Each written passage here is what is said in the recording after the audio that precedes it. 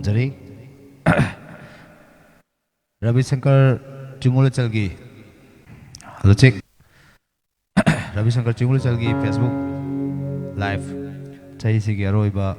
Live सिबु नुक्सिबिदुना चंबिरइबा पुनमपो मदि कोना playback तौबिरकदोइबा पुनमपुसु तरामना उक्चबग लोइनना अगी चानुपी रेस्मायम खोंगो लोइनना इकोनना खुरुमजरी असी से तसेंबगिदि यामना तमथीबा थौदोक कया अमा थोखरब मतुंगदा 2023-24 अनिगी मियोट मिने हाइतारे चाही अनि सिगी मियोट मिने अखोय कया अमा थेंनखरे अदुबु लाकदोरिबा चाही 2025 सिदा इंता तपथबा ओइरसनो हाइबा वफम सिमा हानबा मक्तदा रविशंकर चिंगुलचलगी माइकाइदगी पुनमकी मफमदा नुलुंगना थमजगे असी से नुंसिबिदुना मयामगा पुन्ना मतिक चाजद्रबा रविशंकर चिंगुलचलगी फेसबुक पेज असिगा लोइना आइगी चानुपी रेस्मायम खोंग लोइना असी पुंग 12 फाववा मयामगा पुन्ना अरिबा चाही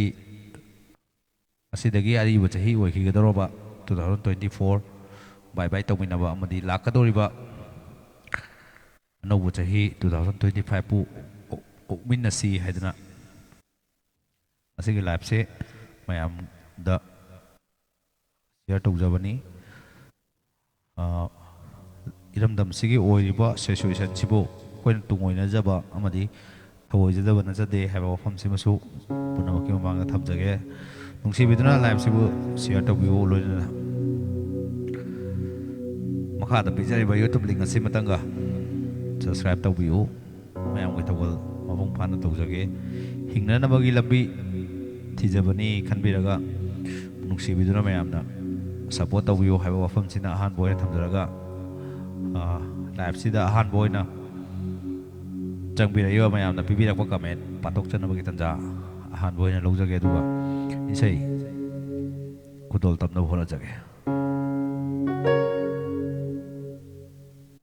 Before Saukat Chai Kringasi Sakla Oche Prem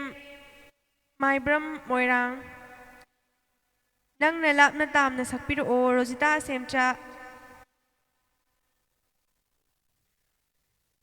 Darabi Amadi Resma ngasi di saklak pa isay kudi magtara doy ni saktara o Devdas Konsam Kungak Lubana Niyam Chumna Len Lengas Chahi Anidi Nayambadi Isay na taragi inaw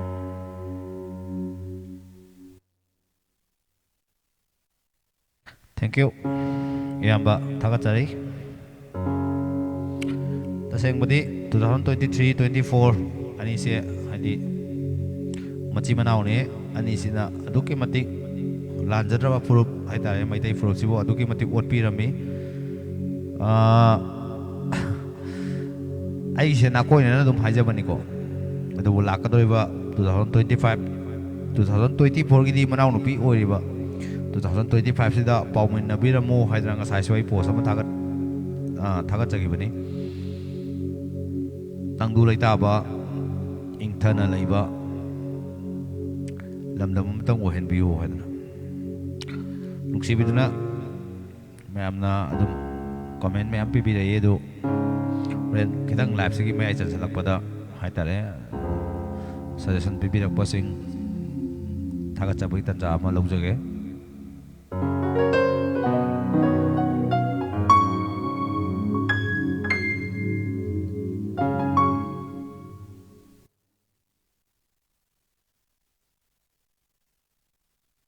Jimmy Sermon yung ngasidi isay kanlagungge tabada oy na layrage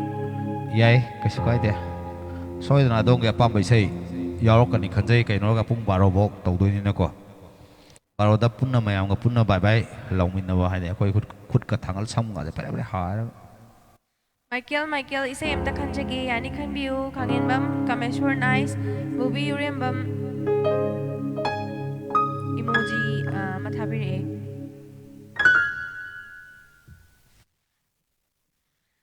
Michael James ki nungsi mitiyeng do yeng lunu tawbudo sakpiro o yengkhom kunjeswari maitai sakpiro o ami sikitang masidi pung 12 bok tawdoini na mi se chama suraka na isai horose mi chama suru isai hawiro je haidi ꯃꯁꯤꯁꯦ ꯌꯥꯝ ꯁꯥꯡꯉꯦ ꯄꯨꯡꯁꯦ ꯑꯗꯨꯅ ꯄꯨꯡ 12 ꯐꯥꯎꯕ ꯂꯦꯞꯆꯔꯣꯏ ꯑꯗꯨ ꯃꯌꯥꯝꯒꯤ ꯍꯥꯏꯗꯤ ꯁꯞꯄꯣꯔꯠ ꯂꯩꯕꯤꯔꯒꯗꯤ ꯍꯥꯏꯇꯥꯔꯦ 12ꯗꯒꯤ ꯃꯈꯥ ꯆꯣꯟꯊꯔꯛꯄꯁꯨ ꯌꯥꯏ ꯑꯗꯨꯕꯨ 12 ꯐꯥꯎꯕꯗꯤ ꯉꯁꯤꯒꯤ ꯂꯥꯏꯐꯁꯦ ꯁꯣꯏꯗꯅ ꯇꯧꯔꯅꯤ Nobin Thaudam Nanau Lakjari Iyamba Ichan Wakhagi Horakpa ꯇꯔꯥꯝꯅ ꯑꯣꯛꯆꯔꯤ Rojit Sanasam Nungsiba Isai Amta Khanjage 2024 Loisilakpasida Soidana Sakpigani Khanjai Khangna Khangaudeko Haugi Matam ꯇꯧꯁꯤ Jehelena Hai Hai Ai Laeko ꯑꯩꯗꯤ ꯀꯤꯍꯦ ꯁꯦ ꯌꯧꯔꯁꯤ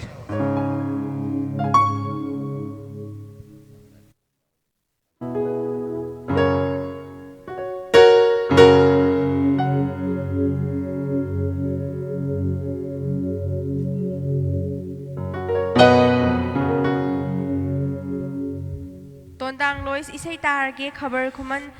Yam Nungai Jai Ichal Gadadaga Unajabase Thank you Priyo Laishram Aroiba Punjana Lakpasida Isai Amta Khanjage Chakhinu Lapkhinu Inaktagi Hinglam Loi Lengam Loi Nang Yaudana Habdu Sakpiro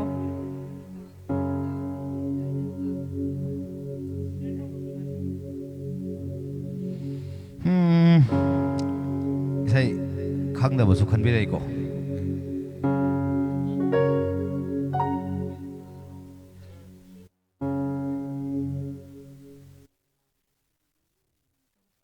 Kangaipak John Manipur Isai Dasurengi Tamaho Rabidom Tasaklo OS Mai Laraba Mukta Kangembam Kameshwar Happy New Year New Year yauꯗ꯭ꯔꯤꯀꯣ New Year yauꯗ꯭ꯔꯤ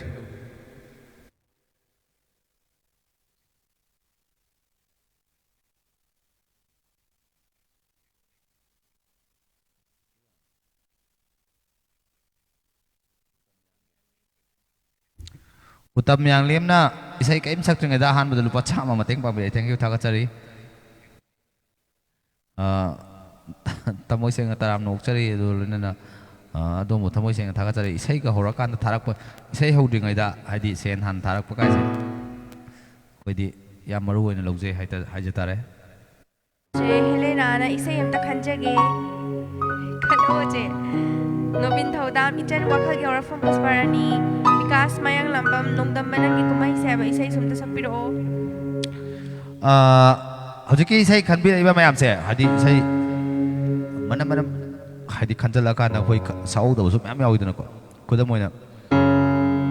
comment je chongwa mung laisalakwa adagi isai su chani mu khanjalakwa da koina live tawsina pung ani ahum ka ada sakpa ngamhodaba singduna warauba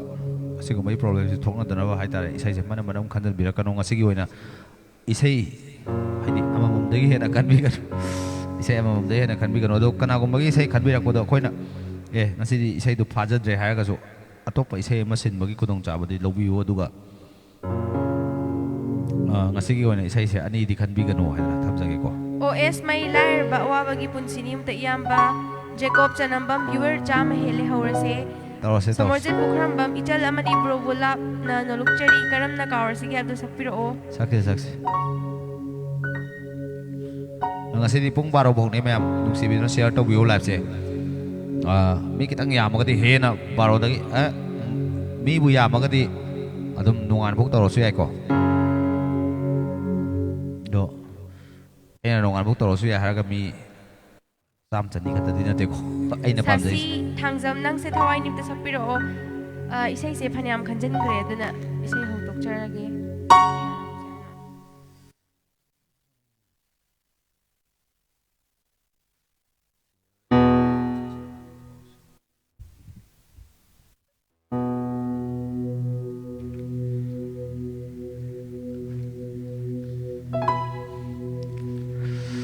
isai se mayamna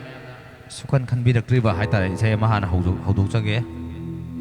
asi sina ngasi gi lebak ngai sai haitare atop isai lebak ngai sai khara dum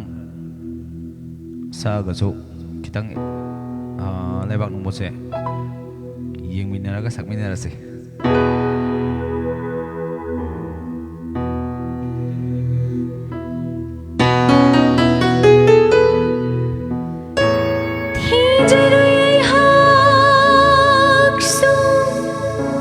Santi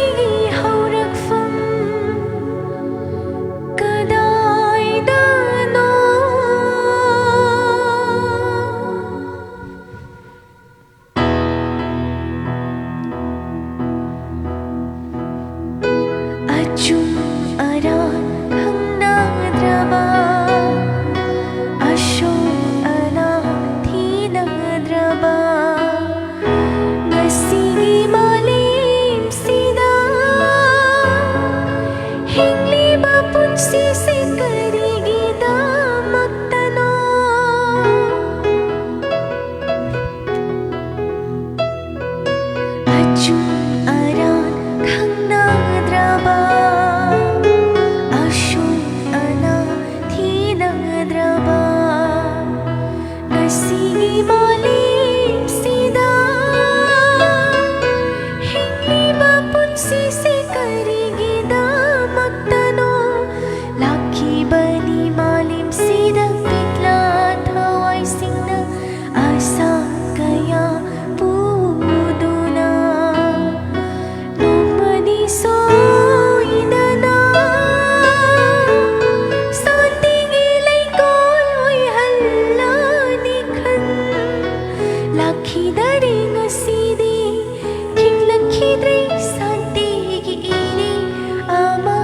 nomatasu punsisida ahanba mangfaunarapag migupna ngaidunang lairami shantige naba kaya kaya malimsida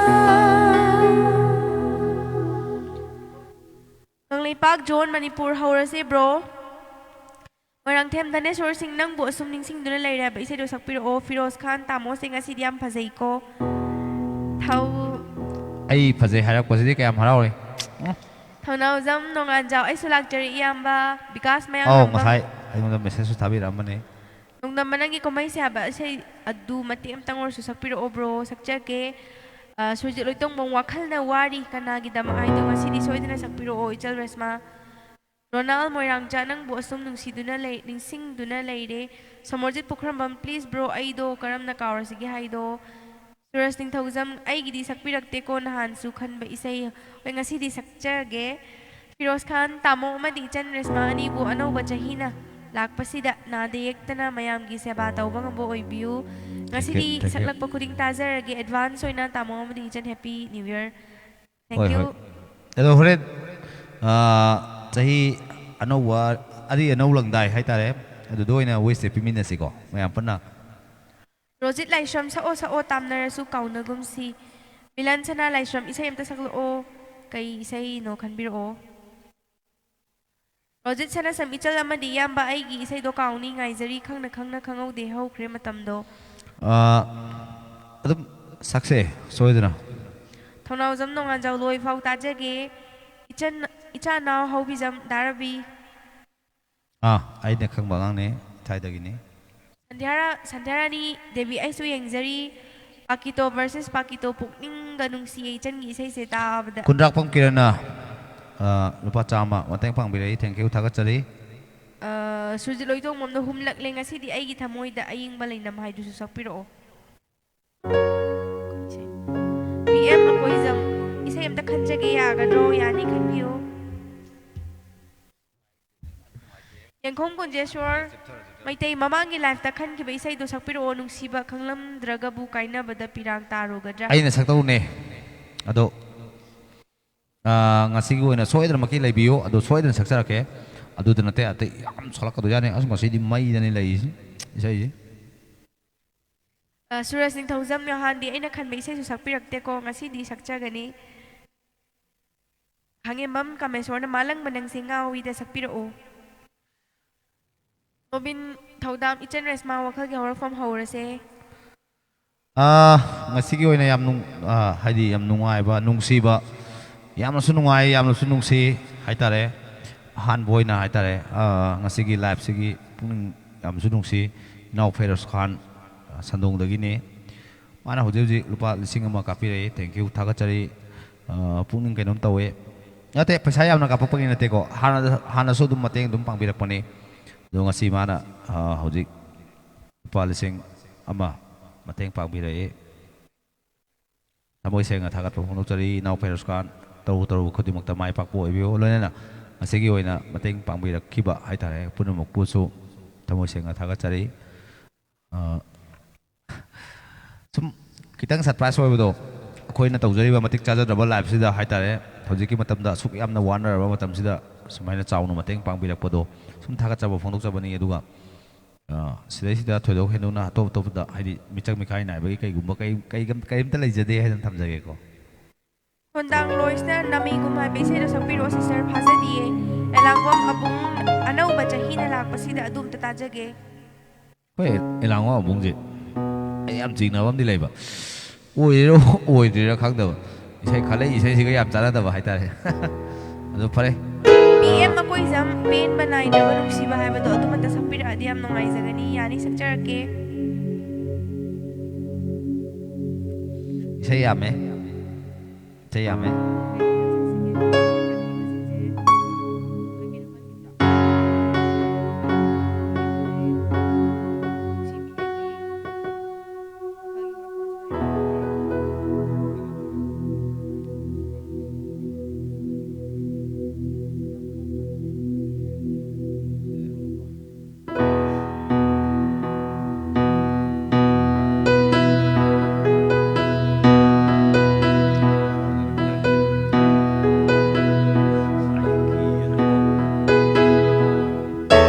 akan manason babuyaybig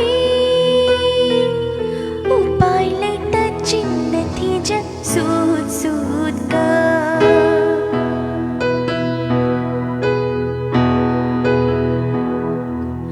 akan manason babuyaybig upay laytadjing natija sud-sud ka khang na khang hau de ko hau khari matam do kalat iko kalat I bidya saki khat na chai na yai na sona mi lai dik tam min na ki tande mane tande mane tande kina I u ayo ima Ujan at tagtok lapun gikani Jat kan at kan tada kan tata Tat kan na kang hau deko Hau kari matang do Kalag iko kalag I Bidya saki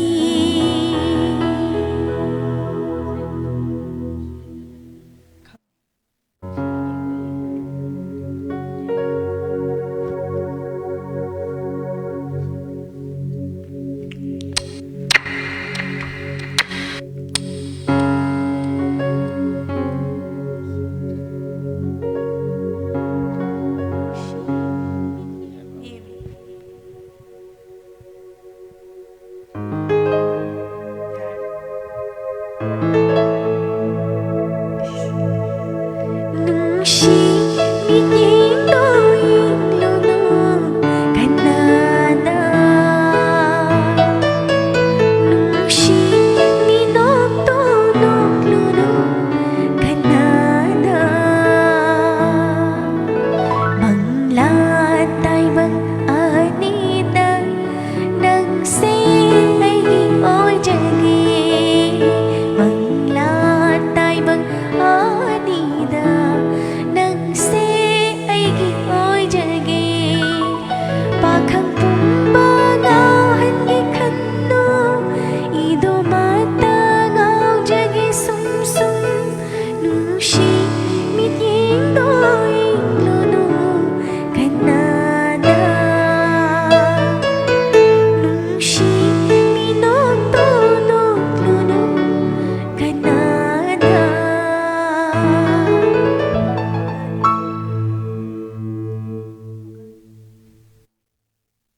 ꯃꯌꯥꯝ ꯏꯁꯩꯁꯦ ꯉꯁꯤꯗꯤ ꯈꯟꯕꯤꯔꯛꯄ ꯌꯥꯝꯕꯅꯤꯅ ꯃꯇꯦꯛ ꯃꯇꯦꯛ ꯈꯛꯇꯪ ꯈꯨꯗꯣ ꯇꯝꯖꯔꯛꯀꯦ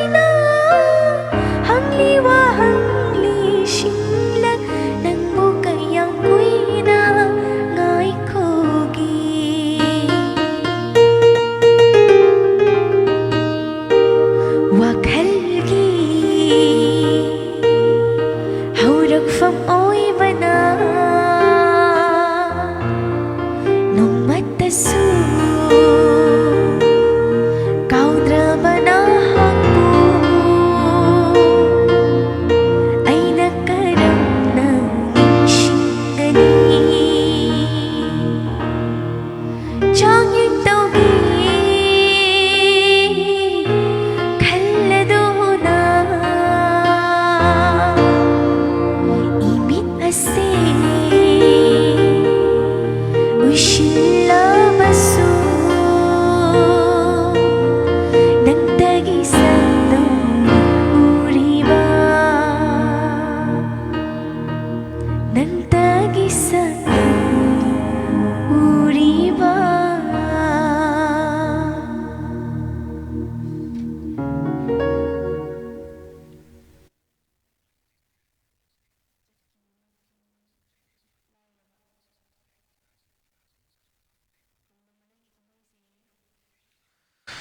Surjit Lotong Mumna so lupa chama mateng pangbirei thank you thagachari ngasi go ina haitare loiselakpada punamak haidi live se loiselakpada mateng pangbirei ba punamak lauthokna boi tanja su loujage ngasi go ina di hoi lauthokpa se kitang ithana da ba yaw ya haidi marakta isaida maru ina focus taujage no comment gumba kai gumba se khara khara so dum Pagi दब यार को सुमा PU है थम जगे दुगा हाइजनिंग बदी इसे अमदगी हेना खनबिकनो मी मी मयाम ने इसे मयाम खंजलप the ngasi gi chai sida hai tare kanamta ki pen daba lehen jaring de ngammingai di mayam gi thogol tum jage khanjari adubu mi oi banina adum khanjari badu oi thokki daba su yai adu mayam na nungsi bidana hai tare isai amadagi hena khanbi gano haidana thamjage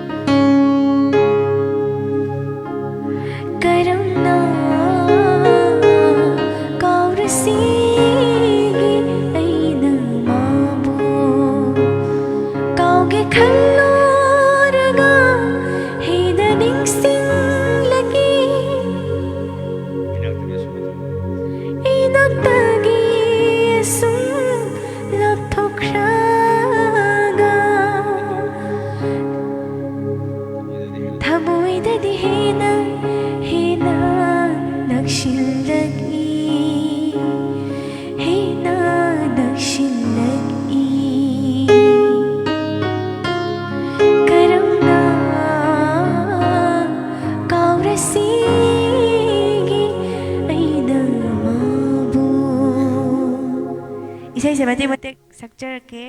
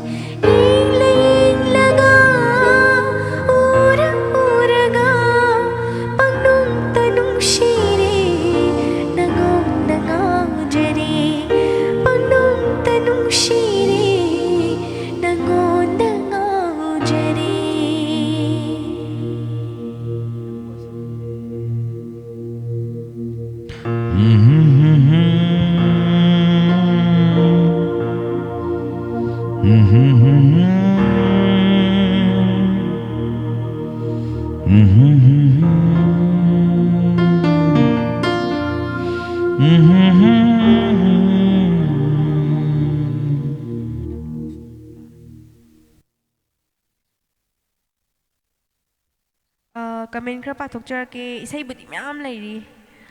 GPay number utpirau screen da GPay number se pin tawjaragadi thamjabane iramdam gidamak 이름담기다막다 이름담기다막 다 여기다죠 이름담기다막나 오빠 양kai penting pagbirai thank you thagachari GPay number se 7005 777798 mari nambiyo do pin tawjaragadi thamjabane sigi chingulai chalgi profile ubasida nambiyo duduga thokpare Premi Laishram na sunang bu osung ningsing dula lai rekhan biri kodol namjarake Samung marang cha yang nugol mai gi ngai khi gadara la laroi da ma bu isei du tajani ta sapiro yam nungsibe si ansa ase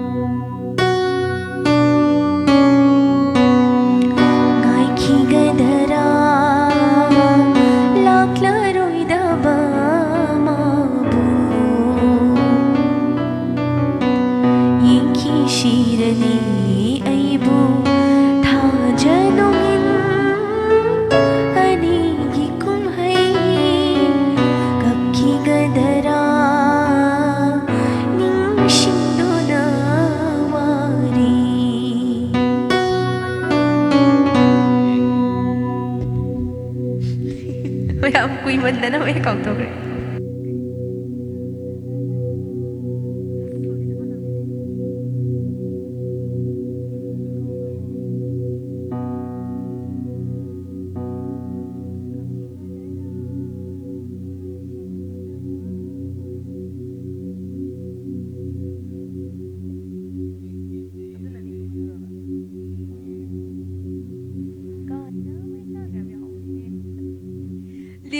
isai kuira angang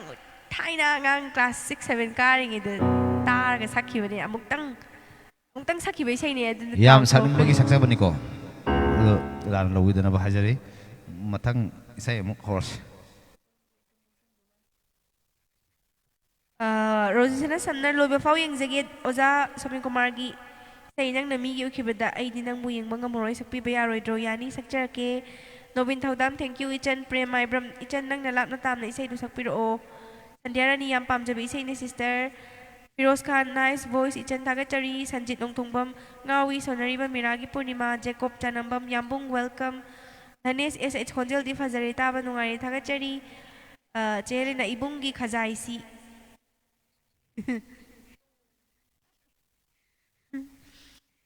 Sujit Loitong Mamgasi di Darabi, Ichal Resma, Ano ari ani gilang dai sida wakal nungai na miyam gi ngak tang wer sepukning musa ari ano lang lagi sai ka salak taw yam wali ko Thongnau jam nongan jaw sa haning bai sai di sakpirak oidra khangde sakchar ke ani bikas na mayang na mamnong damban nang ikomai si amta sakpiro o Realization icha nai gi do sakpir pa kawar bo wa na ngai ri kauzade Michael ai niam pam jabai sai sakpirak pagi thaga chari sister Nabakeshwar si H ano ba chahi na lakpa sida kari ko do na tamgadaba sakpiro o Dudi hulen mi talam da dai sakay Samorjit mo rang jawa hang amagi wakal da pau kumpi gi kan tu namuk tang di sakpiro o punsi gi kau zaroi sakchar ke Surasing Thaujam ꯉꯥꯎꯏ ꯍꯥꯏꯅꯕ ꯅꯨꯡꯁꯤꯕ ꯑꯣꯏꯔꯦ ꯑꯩꯒꯤ ꯑꯉꯥꯎꯕꯤ ꯍꯥꯏꯕꯗꯣ ꯑꯣꯏꯔꯁꯨ ꯌꯥꯏ ꯑꯩꯈꯣꯏꯗꯤ ꯈꯨꯂꯣꯏꯕ ꯏꯁꯩꯅꯤꯀꯣ ꯁꯣꯔꯖꯤꯠ ꯄꯨꯈ꯭ꯔꯝꯕꯝ ꯀꯔꯝꯅ ꯀꯥꯎꯔꯁꯤꯒꯦ ꯁꯛꯆꯈ꯭ꯔꯦ ꯖꯤꯃꯤ ꯁꯔꯃ ꯉꯥꯏꯔꯤ ꯉꯁꯤꯁꯨ ꯉꯥꯏꯈꯤꯒꯅꯤ ꯄꯨꯟꯁꯤꯁꯦ ꯅꯪꯒꯤ ꯃꯪꯂꯥꯅꯤ ꯇꯥꯖꯅꯤꯡꯉꯤꯅ ꯐꯤꯂꯝ ꯃꯃꯤꯡꯗꯤ ꯀꯥꯎꯔꯦ ꯈꯪꯉꯦ ꯈꯪꯉꯦ ꯂꯥꯃꯩ ꯊꯥꯟꯕꯤ ꯐꯤꯂꯝꯒꯤꯅꯤ Naples. Button. ꯏꯁꯩ ꯀꯨꯗ ꯁꯨꯝ ꯆꯒꯦ People hidden. Nangua soundtrack for this. 1%. Red. Naples. Button. Tap to activate. Double tap and hold the people. Device lock.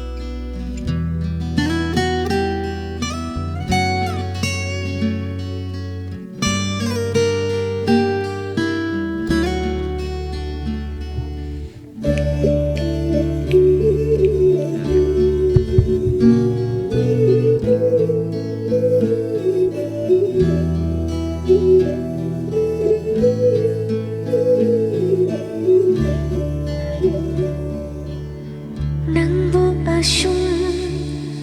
ꯅꯤꯡꯁꯤꯡꯗꯨꯅ ꯂꯩꯔꯦ ꯃꯤꯀꯨꯞ ꯑꯃ ꯅꯪꯕꯨ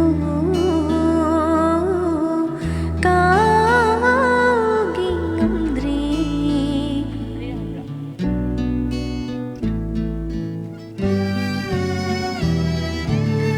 ꯅꯪꯕꯨ ꯑꯁꯨꯝ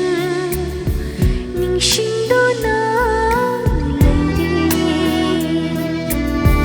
Mikup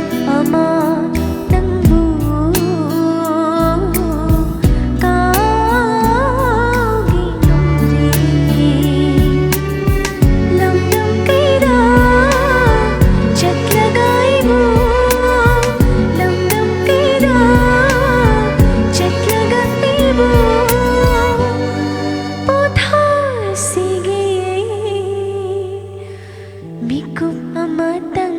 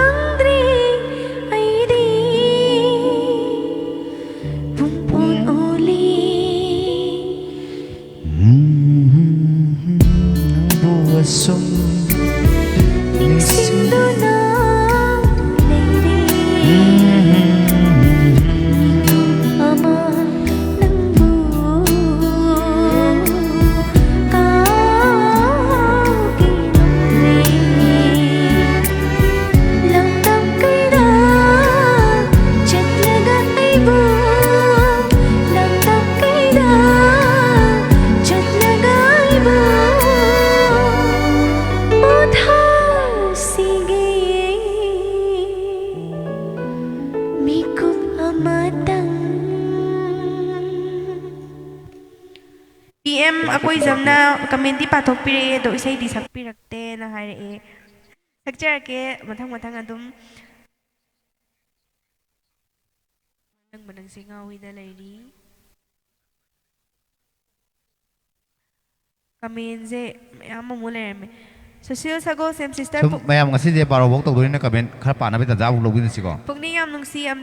ꯑꯃꯠꯇ ꯁꯛꯂꯛꯑꯣ ꯁꯤꯁꯇꯔ ꯃꯃꯤ ꯁꯥꯃꯤ ꯏꯁꯩꯗꯣ ꯅꯥꯎꯕ ꯀ꯭ꯌꯨꯠ ꯑꯣꯏꯕꯝ ꯊꯣꯛꯀꯤꯗꯒꯤ ꯀꯤꯁꯤ ꯐꯤꯂꯝꯒꯤ ꯑꯋꯥꯕ ꯑꯍꯤꯡꯒꯤꯗꯣ ꯁꯛꯄꯤꯔꯛꯑꯣ ꯌꯥꯅꯤ ꯁꯛꯆꯔꯛꯀꯦ ꯔꯥꯅꯥ ꯃꯣꯏꯔꯥꯡꯊꯦꯝ ꯄꯤꯛ ꯃꯥꯏ ꯑꯜꯁꯣ ꯕꯣꯠ ꯁꯤꯁꯤ ꯑꯦꯟ ꯕ꯭ꯔꯣ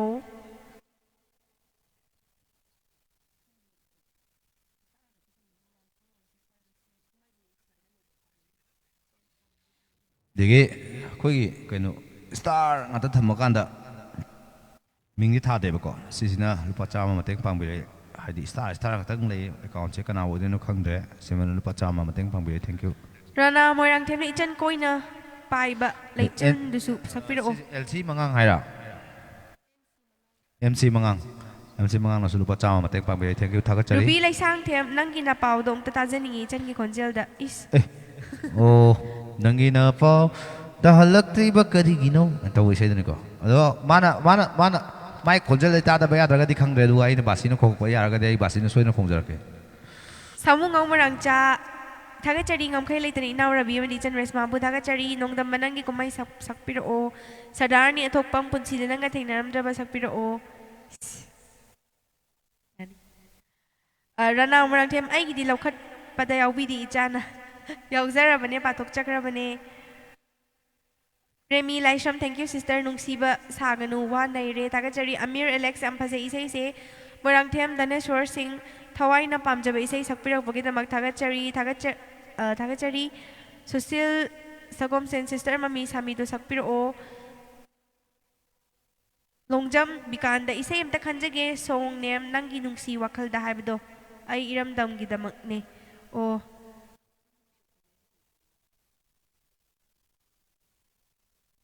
ꯅꯪ ꯀꯨꯟꯇꯤ ꯐꯤꯂꯝꯒꯤ ꯏꯁꯩꯗꯣ ꯑꯣꯏꯗꯣꯏꯔꯥ ꯑꯣꯁꯤꯌꯣ ꯑꯣꯏꯅ ꯋꯥꯈꯜꯒꯤꯗꯣ ꯑꯝꯇ ꯁꯛꯄꯤꯔꯛꯑꯣ ꯋꯥꯈꯜꯒꯤꯁꯦ ꯁꯛꯆꯈ꯭ꯔꯕꯅꯦ ꯃꯇꯦꯛ ꯑꯃ ꯁꯣꯏꯕꯝ ꯕꯤꯗ꯭ꯌꯥꯅꯟꯗ ꯃꯩꯇꯩ ꯑꯔꯤ ꯑꯅꯧ ꯂꯪꯗꯥꯏꯁꯤꯗ ꯏꯌꯥꯝꯕꯒꯤ ꯕꯥꯁꯤꯒꯤ ꯈꯣꯟꯖꯦꯜꯗꯣ ꯇꯥꯅꯤꯡꯉꯦ ꯍꯣꯏ ꯈꯣꯡꯒꯟꯖꯔꯛꯀꯦ ꯅꯨꯔꯩꯅꯨ ꯌꯥꯝꯕꯨꯡꯒꯤ ꯈꯖꯥꯏꯁꯤꯗꯤ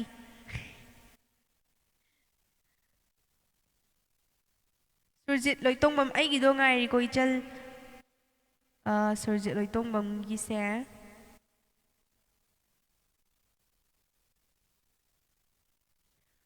ꯄ꯭ꯔꯤꯌꯣ ꯂꯥꯏꯁ꯭ꯔꯝ ꯏꯆꯟ ꯑꯩꯒꯤꯗꯣ ꯁꯛꯄꯤꯔꯛꯄ ꯀꯥꯎꯔꯕ ꯋꯥꯅ ꯉꯥꯏꯖꯔꯤꯌꯦ ꯏꯁꯩꯁꯦ ꯑꯝꯇ ꯆꯤꯡꯈꯠꯂꯒ ꯌꯦꯡꯖꯈꯤꯒꯦ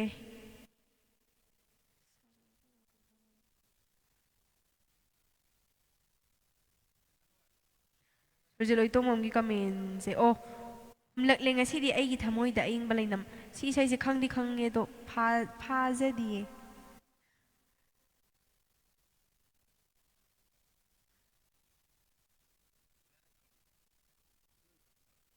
ꯑꯩꯒꯤꯗꯣ ꯁꯣꯏꯗꯅ ꯁꯛꯄꯤꯔꯛꯎꯀꯣ ꯆꯠꯈꯤꯅꯨ ꯂꯥꯞꯈꯤꯅꯨ ꯏꯅꯥꯛꯇꯒꯤ ꯑꯣ ꯄ꯭ꯔꯤꯌꯣ ꯂꯥꯏꯁ꯭ꯔꯝꯒꯤꯁꯦ ꯁꯤꯁꯦ ꯗꯥ ꯑꯦꯖꯦꯒꯤꯗꯣ ꯑꯣꯏꯗꯧ ꯃꯥꯜꯂꯦꯀꯣ ꯑꯗꯣ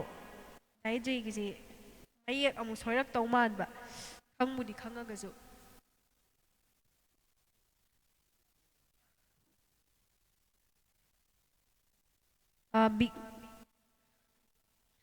ꯆꯦ ꯍꯦꯂꯦꯅ ꯑꯩ ꯂꯩꯔꯤꯌꯦ ꯆꯦ ꯍꯦꯂꯦꯅ ꯏꯁꯩ ꯈꯟꯈ꯭ꯔꯕꯣ ꯀꯃꯦꯟꯗ ꯌꯥꯎꯔꯝꯗꯤꯌꯦ NC ꯃꯉꯥꯡ ꯅꯪꯒꯤ ꯅꯄꯥꯎꯗꯣ ꯕꯥꯛꯁꯤꯗ ꯈꯨꯝꯕꯤꯔꯛꯑꯣ ꯍꯣꯏ ꯈꯨꯝꯍꯟꯖꯔꯛꯀꯦ ꯕꯤꯐꯣꯔ ꯁꯧꯀꯠ ꯅꯣꯡꯃꯇꯁꯨ ꯌꯦꯡꯍꯧꯗꯦ ꯁꯤ ꯏꯁꯩꯁꯦ ꯁꯛꯄꯤꯔꯛꯑꯣ ꯅꯣꯡꯃꯇꯁꯨ ꯌꯦꯡꯍꯧꯗꯦ ꯏꯁꯩꯁꯦ ꯑꯩ ꯈꯪꯗꯤꯌꯦ ꯀꯅꯥꯅ ꯁꯛꯄ ꯑꯣꯏꯗꯣꯏꯅꯣ ꯖꯝꯕꯤꯀꯥꯟꯗ ꯍꯣꯏ ꯃꯥꯅꯦ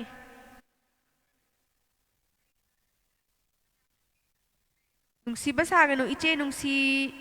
ꯅꯨꯡꯁꯤꯕꯤꯔꯨꯕ ꯊꯃꯣꯏꯁꯤꯅ ꯏꯔꯥꯜ ꯑꯣꯏꯔꯦ ꯍꯥꯏꯕꯗꯨꯝꯇ ꯁꯛꯄꯤꯔꯛꯑꯣ ꯕꯣꯅꯤꯌꯝꯒꯤꯗꯣ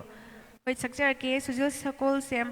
ꯃꯃꯤ ꯁꯥꯃꯤ ꯑꯝꯇ ꯁꯛꯂꯛꯑꯣ ꯉꯥꯏꯔꯤꯀꯣ ꯁꯤꯁꯇꯔ ꯁꯣꯝꯗ ꯁꯤꯁꯇꯔꯒꯤ ꯈꯣꯟꯖꯦꯜꯗꯣ ꯇꯥꯖꯒꯦꯅ ꯁꯛꯆꯔꯛꯀꯦ ꯑꯅꯤ ꯁꯣꯃꯣꯔꯖꯤꯠ ꯃꯣꯏꯔꯥꯡꯆꯠ ꯁꯛꯄꯤꯒꯅꯤꯗꯤ ꯍꯥꯏꯈ꯭ꯔꯦ ꯋꯥꯍꯪ ꯑꯃꯒꯤ ꯋꯥꯈꯜꯗ ꯄꯥꯎꯈꯨꯝ ꯄꯤꯒꯦ ꯈꯟꯗꯨꯅ ꯏꯃꯣ ꯂꯥꯏꯁꯨꯡꯕꯝ ꯅꯨꯡꯉꯥꯏꯕ ꯁꯣꯡ ꯁꯛꯄꯤꯔꯛꯎ ꯁꯛꯆꯔꯛꯀꯦ ꯔꯥꯅꯥ ꯃꯣꯏꯔꯥꯡꯊꯦꯝ ꯑꯩꯒꯤꯗꯣ ꯁꯛꯇ꯭ꯔꯗꯤ ꯑꯩ ꯕꯥꯏ ꯕꯥꯏ ꯀꯣꯟꯅ ꯅꯤꯡꯉꯝꯍꯧꯔꯣꯏꯀꯣ ꯁꯤꯁꯤ ꯕꯤꯀꯥꯁ ꯃꯌꯥꯡꯂꯝꯕꯝ ꯅꯣꯡꯗꯝꯕ ꯅꯪꯒꯤ ꯁꯨꯔꯖꯤꯠ ꯂꯣꯏꯇꯣꯡꯕꯝ ꯋꯥꯈꯜꯅ ꯋꯥꯔꯤ ꯀꯅꯥꯒꯤꯗꯃꯛ ꯍꯥꯏꯗꯨ ꯑꯣꯏꯔꯁꯨ ꯁꯛꯄꯤꯔꯛꯑꯣ ꯁꯤꯃꯗꯤ ꯈꯪꯗꯤ ꯈꯪꯗꯦ ꯁꯤ ꯑꯣꯏꯅ ꯁꯛꯆꯔꯒꯦ ꯑꯩꯈꯣꯏꯗꯤ ꯑꯃꯗꯣ ꯐꯖꯗꯦ ꯕꯥꯏ ꯕꯥꯏꯒꯤ ꯍꯥꯏꯇꯥꯔꯦ ꯕꯥꯏ ꯕꯥꯏꯒꯤ ꯉꯁꯤ 2020ꯒ 4 ꯕꯥꯏ ꯕꯥꯏ 20ꯒ 3 23ꯅ ꯑꯣꯠꯄ ꯌꯥꯕ ꯑꯣꯠꯂꯝꯃ ꯃꯇꯨꯡꯗ 23ꯅ ꯑꯃꯨꯛ 24ꯗ ꯁꯤꯟꯅꯔꯝꯃꯒ ꯅꯪꯅ ꯈꯔ ꯑꯣꯜꯍꯧꯔꯣꯅ ꯇꯧꯔꯒ 24ꯅꯁꯨ ꯑꯃꯨꯛ ꯑꯣꯠꯄꯤꯔꯝꯃꯦ 24ꯁꯦ ꯁꯤꯗ ꯑꯩꯈꯣꯏꯅ ꯃꯦꯟꯅꯗꯣꯏꯁꯦ ꯂꯥꯛꯀꯗꯧꯔꯤꯕ 25ꯁꯤꯗ ꯑꯃꯨꯛ ꯈꯤꯇꯪ ꯇꯪꯗꯨ ꯂꯩꯇꯥꯕ ꯁꯤꯟꯅꯕꯤꯔꯝꯃꯨ ꯍꯥꯏꯗꯅ ꯑꯩꯈꯣꯏꯅ ꯁꯨꯝ ꯁꯤ ꯁꯨꯝ ꯃꯤꯑꯣꯏꯕꯒꯤ ꯁꯥꯏꯀꯣꯂꯣꯖꯤꯀꯦꯜꯂꯤ ꯍꯥꯏꯇꯥꯔꯦ ꯊꯥꯖꯅꯕꯒꯤ ꯃꯇꯨꯡ ꯏꯟꯅ ꯅꯩꯅꯖꯕꯅꯤꯀꯣ ꯁꯥꯏꯠꯇꯒꯤ ꯂꯣꯟꯗ ꯍꯥꯏꯇꯥꯔꯦ ꯃꯌꯥꯝ ꯕꯥꯏ ꯕꯥꯏ ꯐꯥꯎ ꯁꯔꯨꯛ ꯌꯥꯃꯤꯟꯅꯁꯦ ꯁꯛꯍꯧꯗꯕ ꯏꯁꯩꯁꯤꯡ ꯍꯥꯏꯇꯥꯔꯦ ꯉꯁꯤꯗꯤ ꯁꯣꯏꯗꯅ ꯁꯛꯅꯕ ꯍꯣꯠꯅꯖꯒꯦ ꯅꯣꯡꯗꯝꯕ ꯅꯪꯒꯤꯁꯦ ꯌꯥꯝ ꯀꯟꯅ ꯈꯜꯂꯦ ꯃꯤ ꯃꯁꯤꯡ ꯑꯃꯤꯔ ꯑꯦꯂꯦꯛꯁ ꯀꯔꯤꯒꯤ ꯇꯝꯕꯤꯕꯅꯣ ꯅꯨꯡꯁꯤꯕ ꯏꯃꯥ ꯏꯄꯦꯝꯃ ꯀꯔꯤꯒꯤ ꯇꯝꯕꯤꯕꯅꯣ ꯅꯨꯡꯁꯤꯕ ꯍꯥꯏꯗꯨꯗꯤ ꯃꯤ ꯅꯨꯡꯁꯤꯗꯅ ꯇꯝꯕꯤꯔꯤꯅꯤ ꯀꯩꯅꯣ ꯔꯣꯖꯤꯠ ꯁꯅꯥꯁꯝ ꯁꯤꯁꯇꯔ ꯑꯩꯒꯤꯗꯣ ꯋꯥꯅ ꯉꯥꯏꯖꯔꯤꯀꯣ ꯅꯪꯅ ꯃꯤꯒꯤ ꯑꯣꯏꯈꯤꯕꯗ ꯅꯨꯡꯁꯤꯕ ꯁꯥꯒꯅꯨ ꯊꯦꯡꯁ ꯆꯦ ꯑꯩ ꯀꯃꯦꯟ ꯄꯥꯕꯤꯕꯩ ꯍꯣꯏ ꯀꯃꯦꯟꯕꯨꯗꯤ ꯄꯥꯊꯣꯛꯎꯔꯦ ꯑꯗꯣ ꯀꯔꯤ ꯏꯁꯩ ꯈꯟꯈꯤꯕꯅꯣ ꯑꯗꯨꯗꯤ ꯀꯥꯎꯊꯣꯛꯈ꯭ꯔꯦ ꯑꯃꯨꯛ ꯑꯩꯅ ꯏꯁꯩ ꯃꯔꯤ ꯈꯟꯖꯜꯂꯛꯄꯁꯦ ꯄꯥꯗꯤ ꯄꯥꯊꯣꯛ ꯂꯣꯏꯔꯒ ꯀꯥꯎꯋꯦꯕ ꯑꯗꯨꯒ ꯀꯨꯏꯃꯜꯂꯁꯨ ꯑꯃꯨꯛ ꯀꯃꯦꯟꯁꯦ ꯑꯃꯨꯛ ꯃꯥꯡꯊꯣꯛꯈꯤꯕ ꯑꯗꯨꯅ ꯉꯁꯤꯗꯤ ꯑꯗꯨꯝ ꯃꯌꯥꯝꯅ ꯍꯥꯊꯨꯗ꯭ꯔꯒꯁꯨ ꯑꯗꯨꯝ ꯆꯤꯡꯈꯠꯂꯒ ꯏꯁꯩꯁꯤꯡꯗꯣ ꯑꯗꯨꯝ ꯈꯟꯖꯔꯛꯀꯦ ꯀꯨꯏꯅ ꯇꯧꯗꯣꯏꯅꯤꯅ ꯍꯦ ꯕꯥꯔꯣ ꯐꯥꯎꯅꯤꯅꯀꯣ ꯁꯠ ꯈꯟꯖꯟꯕꯤꯔꯛꯈꯤꯅꯨꯕ ꯏꯁꯩ ꯃꯤ ꯑꯃꯅ ꯑꯩꯅ ꯉꯁꯥꯏ ꯍꯥꯏꯖꯕꯗꯣ ꯏꯁꯩ ꯑꯃꯃꯝꯇꯪ ꯀꯟꯕꯤꯌꯣꯅ ꯍꯥꯏꯖꯕꯗꯣ ꯏꯁꯩꯁꯦ ꯇꯪꯈꯥꯏ ꯆꯟꯗ꯭ꯔꯤ ꯁꯛꯄ ꯃꯤ ꯃꯌꯥꯝꯅ ꯈꯟꯕꯤꯔꯛꯏꯁꯦ ꯍꯧꯖꯤꯛꯁꯦ ꯄꯨꯡ 10 ꯇꯥꯕꯇ ꯉꯥꯏꯔꯤ ꯄꯨꯡ 2 ꯋꯥꯠꯂꯤ ꯕꯥꯔꯣ ꯇꯥꯗꯧꯕ ꯑꯗꯣ ꯃꯌꯥꯝꯁꯨ ꯅꯨꯡꯁꯤꯕꯤꯗꯨꯅ ꯍꯥꯏꯇꯥꯔꯦ ꯁꯔꯨꯛ ꯌꯥꯕꯤꯌꯨ ꯑꯗꯨꯒ ꯅꯨꯡꯁꯤꯕꯤꯗꯨꯅ ꯂꯥꯏꯐꯁꯦ ꯁꯤꯌꯔ ꯇꯧꯕꯤꯌꯨ ꯃꯤ ꯈꯔ ꯌꯥꯝꯃꯤꯉꯩ ꯑꯩꯈꯣꯏ ꯉꯁꯤ ꯀꯩꯒꯨꯝꯕ ꯑꯗꯨꯝ ꯄ꯭ꯔꯣꯃꯤꯁ ꯇꯧꯖꯒꯦ ꯀꯩꯒꯨꯝꯕ ꯉꯁꯤꯁꯤꯅ ꯃꯤꯁꯦ 500 ꯑꯕꯞ ꯑꯣꯏꯔꯕ ꯅꯣꯡꯉꯥꯟꯕ ꯑꯣꯏꯔꯁꯨ ꯇꯧꯔꯅꯤ ꯅꯨꯡꯁꯨꯕꯤꯅꯣꯛꯇꯣ ꯅꯣꯛꯂꯨꯅꯨ ꯀꯅꯥꯗ ꯁꯛꯆꯈ꯭ꯔꯦ ꯁꯛꯈ꯭ꯔꯦ ꯉꯁꯥꯏ ꯂꯣꯡꯖꯝ ꯄꯤꯀꯥꯟꯗꯒꯤꯁꯤ ꯀꯨꯟꯇꯤ ꯐꯤꯂꯝꯒꯤꯗꯣ ꯑꯣꯏꯗꯨꯕ ꯍꯣꯏ ꯃꯇꯦꯛ ꯑꯍꯧꯕꯩ ꯃꯇꯦꯛ ꯈꯔꯗꯣ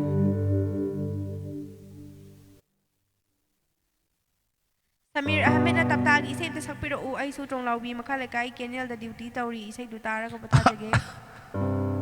ꯇꯞꯇꯥꯒꯤ ꯀꯩ ꯏꯁꯩ ꯁꯛꯁꯤꯒꯦ ꯇꯞꯇꯥꯒꯤ ꯏꯁꯩ ꯍꯥꯏꯔꯛꯑꯣ ꯀꯩ ꯏꯁꯩ ꯁꯛꯁꯤꯒꯦ ꯃꯇꯦꯛ ꯑꯃꯇ ꯑꯣꯏꯔꯁꯨ ꯉꯪꯉꯅꯤ ꯇꯣꯡꯂꯥꯎꯕꯤ ꯃꯈꯥ ꯂꯩꯀꯥꯏꯗ ꯗ꯭ꯌꯨꯇꯤ ꯇꯧꯔꯤ ꯇꯣꯡꯂꯥꯎꯕꯤ ꯍꯥꯏꯁꯦ ꯑꯩꯒꯤ ꯂꯝꯅꯤ ꯑꯗꯣ ꯇꯣꯡꯂꯥꯎꯕꯤ ꯃꯈꯥ ꯂꯩꯀꯥꯏ ꯄ꯭ꯔꯥꯏꯌꯣꯔꯤꯇꯤ ꯁꯣꯝꯗ ꯄꯤꯒ ꯈꯪꯅꯕꯗꯤ ꯅꯠꯇꯦꯀꯣ ꯃꯌꯥꯝ ꯋꯥꯔꯧꯕꯤꯅꯨꯀꯣ ꯑꯗꯨꯝ ꯈꯨꯜ ꯉꯥꯛꯄꯗꯤ ꯁꯣꯏꯗꯅ ꯑꯣꯏꯔꯕꯅꯦꯕꯀꯣ ꯍꯥꯏꯗꯤ ꯇꯣꯡꯂꯥꯎꯕꯤꯁꯦ ꯍꯥꯏꯗꯣꯛꯇꯕꯩ ꯋꯥꯅꯦ ꯀꯩꯒꯨꯝꯕ ꯈꯔ ꯑꯗꯨꯝ ꯂꯩ ꯑꯗꯨ ꯍꯥꯏꯗꯣꯛꯆꯔꯨꯔꯒꯦ ꯀꯅꯥꯒꯨꯝꯕꯅ ꯈꯪꯕꯤꯅꯤꯡꯉꯒꯁꯨ ꯑꯗꯨꯝ ꯀꯣꯜ ꯇꯧꯕꯤꯔꯛꯄ ꯌꯥꯏ ꯀꯩꯁꯨ ꯀꯥꯏꯗꯦ ꯅꯨꯡꯁꯤꯕ ꯁꯥꯒꯅꯨꯒꯤ ꯏꯁꯩꯁꯦ ꯄꯣꯅꯤꯌꯝꯒꯤꯗꯣ ꯑꯣꯏꯗꯣꯏꯕ ꯅꯨꯡꯁꯤꯔꯨꯕ ꯊꯃꯣꯏꯁꯤꯗ ꯑꯣꯀꯦ ꯁꯅꯥꯟꯗ ꯋꯥꯏꯔꯣꯛꯄꯝ ꯑꯆꯤꯛꯄ ꯑꯍꯤꯡꯒꯤ ꯆꯤꯛꯂꯕ ꯊꯥꯕꯜꯗ ꯕꯤ ꯐꯣꯔ ꯁꯧꯀꯠ ꯎꯅ ꯇꯥꯝꯅꯔ ꯄꯨꯟꯁꯤꯅꯤ ꯏꯁꯩꯁꯦ ꯆꯦ ꯔꯥꯖꯨ ꯁꯔꯃ ꯅꯣꯡꯗꯝꯕ ꯅꯪꯅ ꯑꯗꯣ ꯇꯥꯖꯅꯤꯡꯉꯦ ꯁꯤꯅꯥ ꯃꯣꯍꯦꯟ ꯅꯣꯡꯉꯥꯟꯕ ꯐꯥꯎꯕꯗꯤ ꯉꯝꯖꯔꯣꯏ ꯍꯥꯏꯖꯕꯅꯤꯗ ꯁꯨꯝ ꯃꯅꯤ ꯊꯥꯡ ꯆꯥꯟꯅꯕꯤ ꯅꯪꯇꯕꯨ ꯅꯨꯡꯁꯤꯔꯨꯕꯅ ꯑꯩꯈꯣꯏꯗꯤ ꯉꯁꯤꯒꯤ ꯑꯣꯏꯅ ꯍꯥꯏꯇꯥꯔꯦ ꯑꯩꯒꯤ ꯏꯆꯥꯅꯨꯄꯤ ꯔꯁꯃꯥ ꯌꯥꯏꯈꯣꯡꯒ ꯂꯣꯏꯅꯅ ꯑꯩꯒꯤ ꯅꯨꯡꯁꯤꯖꯔꯕ ꯔꯕꯤ ꯁꯪꯀꯔ ꯆꯤꯡꯒꯨꯂꯆꯜꯕꯨ ꯅꯨꯡꯁꯤꯕꯤꯗꯨꯅ ꯐꯣꯂꯣ ꯇꯧꯕꯤꯔꯤꯕ ꯑꯃꯗꯤ ꯀꯣꯟꯅ ꯆꯪꯕꯤꯔꯛꯀꯗꯧꯔꯤꯕ ꯍꯥꯏꯇꯥꯔꯦ ꯆꯪꯕꯤꯔꯛꯏꯕ ꯄꯨꯝꯅꯃꯛꯀꯤꯗꯃꯛꯇ ꯉꯁꯤ ꯑꯍꯤꯡꯁꯤꯃꯗꯤ ꯗꯦꯗꯤꯀꯦꯁꯟ ꯇꯧꯖꯔꯒꯦ ꯊꯧꯒꯜ ꯇꯧꯖꯔꯒꯦ ꯍꯥꯏꯗꯅ ꯉꯁꯤꯒꯤ ꯑꯣꯏꯅꯗꯤ ꯃꯌꯥꯝꯒꯤꯗꯃꯛ ꯍꯥꯏꯇꯥꯔꯦ ꯁꯦꯝ ꯁꯥꯖꯔꯦ ꯂꯥꯏꯁ꯭ꯔꯝ ꯅꯥꯎꯕ ꯏꯆꯜ ꯑꯗꯣ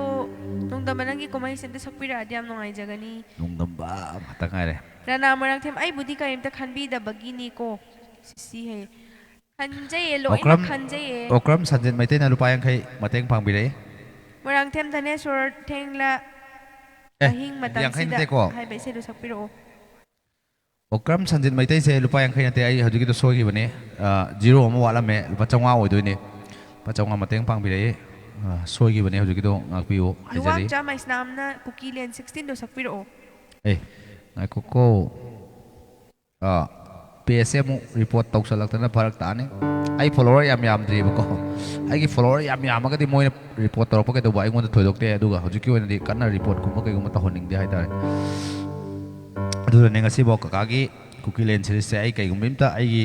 ꯄꯦꯖꯁꯤꯗ ꯉꯁꯤꯐꯥꯎ ꯀꯨꯀꯤꯂꯦꯟ ꯁꯤꯔꯤꯁ ꯑꯃꯐꯥꯎ ꯑꯩ ꯍꯥꯞꯇ꯭ꯔꯤ ꯁꯛꯅꯤꯡꯕꯅꯗꯤ ꯈ꯭ꯔꯣ ꯈ꯭ꯔꯣ ꯈꯣꯠꯂꯕ ꯍꯥꯏꯗꯤ ꯍꯧꯖꯤꯛꯀꯤ ꯍꯥꯏꯔꯤꯕ ꯀꯀꯥꯒꯤ ꯀꯨꯀꯤꯂꯦꯟ ꯁꯤꯔꯤꯁꯁꯦ ꯇ꯭ꯔꯦꯛꯇꯒ ꯀꯔꯤꯗ ꯌꯥꯝ ꯁꯛꯅꯤꯡꯉꯦ ꯍꯦꯛꯇ ꯁꯛꯅꯤꯡꯕꯅ ꯈꯣꯔꯛꯈꯣꯔꯒꯗꯤ ꯈꯣꯜꯂꯕꯅꯦ ꯑꯗꯨ ꯃꯌꯥꯝꯒꯤ ꯁꯞꯄꯣꯔꯠꯀꯤ ꯃꯇꯨꯡ ꯏꯟꯅ ꯁꯣꯏꯗꯅ ꯁꯛꯅꯕ ꯈꯣꯡꯅꯕ ꯔꯦꯗꯤꯗ ꯂꯩꯖꯔꯦ ꯍꯥꯏꯗꯅ ꯊꯝꯖꯒꯦ ꯀꯨꯀꯤꯂꯦꯟ ꯁꯤꯔꯤꯁꯁꯦ ꯑꯃꯨꯛꯇꯪꯗꯤ ꯉꯥꯛꯄꯤꯌꯨ ꯍꯥꯏꯅ ꯍꯥꯏꯖꯒꯦ ꯑꯗꯨꯕꯨ ꯑꯗꯨꯝ ꯁꯛꯄ ꯌꯥꯏ ꯑꯩꯈꯣꯏꯒꯤ ꯀꯀꯥ ꯏꯁꯩ ꯑꯃ ꯂꯩꯀꯣ ꯉꯥꯏꯔꯤꯕꯅꯤ ꯀꯥꯏꯅ ꯌꯥꯝ ꯁꯛꯅꯤꯡꯉꯤ ꯑꯗꯨꯕꯨ ꯎꯄꯥꯏ ꯂꯩꯇꯦ ꯍꯥꯏꯗꯤ ꯃꯤꯅ ꯃꯁꯤꯡ ꯌꯥꯝꯕ ꯍꯦꯟꯕꯅꯤꯅ ꯔꯤꯄꯣꯔꯠ ꯇꯧꯁꯜꯂꯛꯄꯁꯦ ꯑꯩꯉꯣꯟꯗ ꯃꯃꯥꯡꯗꯁꯨ ꯊꯣꯛꯈ꯭ರೆ ꯑꯗꯣ ꯁꯤꯝꯇꯪꯗꯤ ꯉꯥꯛꯄꯤꯌꯨ ꯍꯥꯏꯖꯒꯦ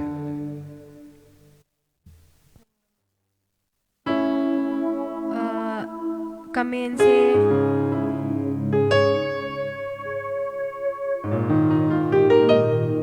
ꯆꯞ ꯃꯥꯟꯅꯕ ꯀꯃꯦꯟ ꯄꯤꯔꯛꯄꯁꯤꯡꯒꯤꯗꯤ ꯄꯥꯊꯣꯛꯆꯔꯔꯣꯏꯒꯦꯀꯣ ꯌꯥꯝꯃꯦꯕ ꯌꯥꯝꯅ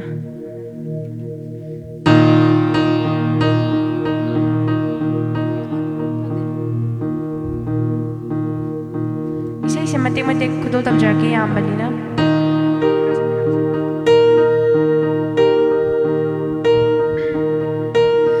ꯅꯣꯡꯗꯝꯕ ꯅꯪꯒꯤ ꯀꯨꯝꯍꯩꯁꯦ ꯀꯔꯝꯕ ꯃꯇꯝꯗ ꯂꯣꯏꯒꯕ ꯀꯔꯤꯁꯨ ꯈꯪꯖ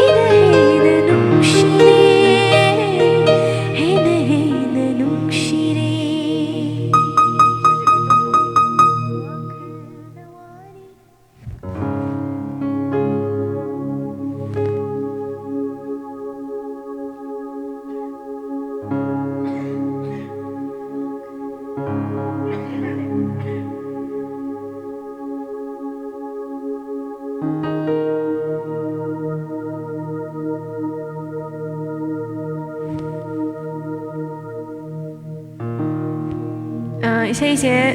ꯃꯇꯦꯛ ꯑꯃꯈꯛꯇꯅꯦ ꯑꯩꯅ ꯐꯥꯕ ꯄꯥꯔꯠꯇꯨꯒ ꯋꯥꯈꯜꯗ ꯋꯥꯔꯤ ꯀꯅꯥꯒꯤꯗꯃꯛ ꯂꯩꯀꯪ ꯂꯥꯎꯅ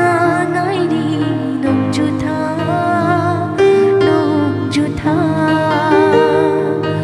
ꯀꯔꯝꯕ ꯅꯣꯡꯗꯝꯒꯤ ꯅꯣꯡꯗꯝ ꯈꯣꯜꯅꯣ ꯇꯝꯂꯔꯤꯕ ꯑꯩꯒꯤ ꯂꯥꯏꯕꯛꯁꯤꯗ ꯃꯇꯦꯛꯁꯤꯒ ꯁꯛꯆꯔꯛꯀꯦ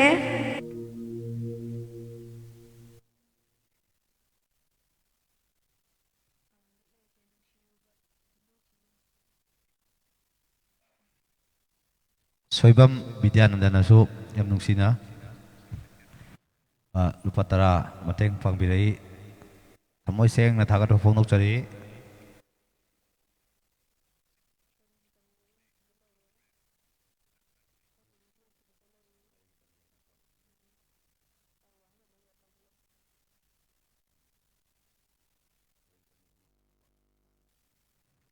ꯏꯁꯩꯁꯦ ꯑꯗꯨꯝ ꯃꯔꯤ ꯃꯔꯤ ꯁꯛꯆꯔꯛꯑꯒꯦ ꯄꯥꯊꯣꯛꯇꯕꯤ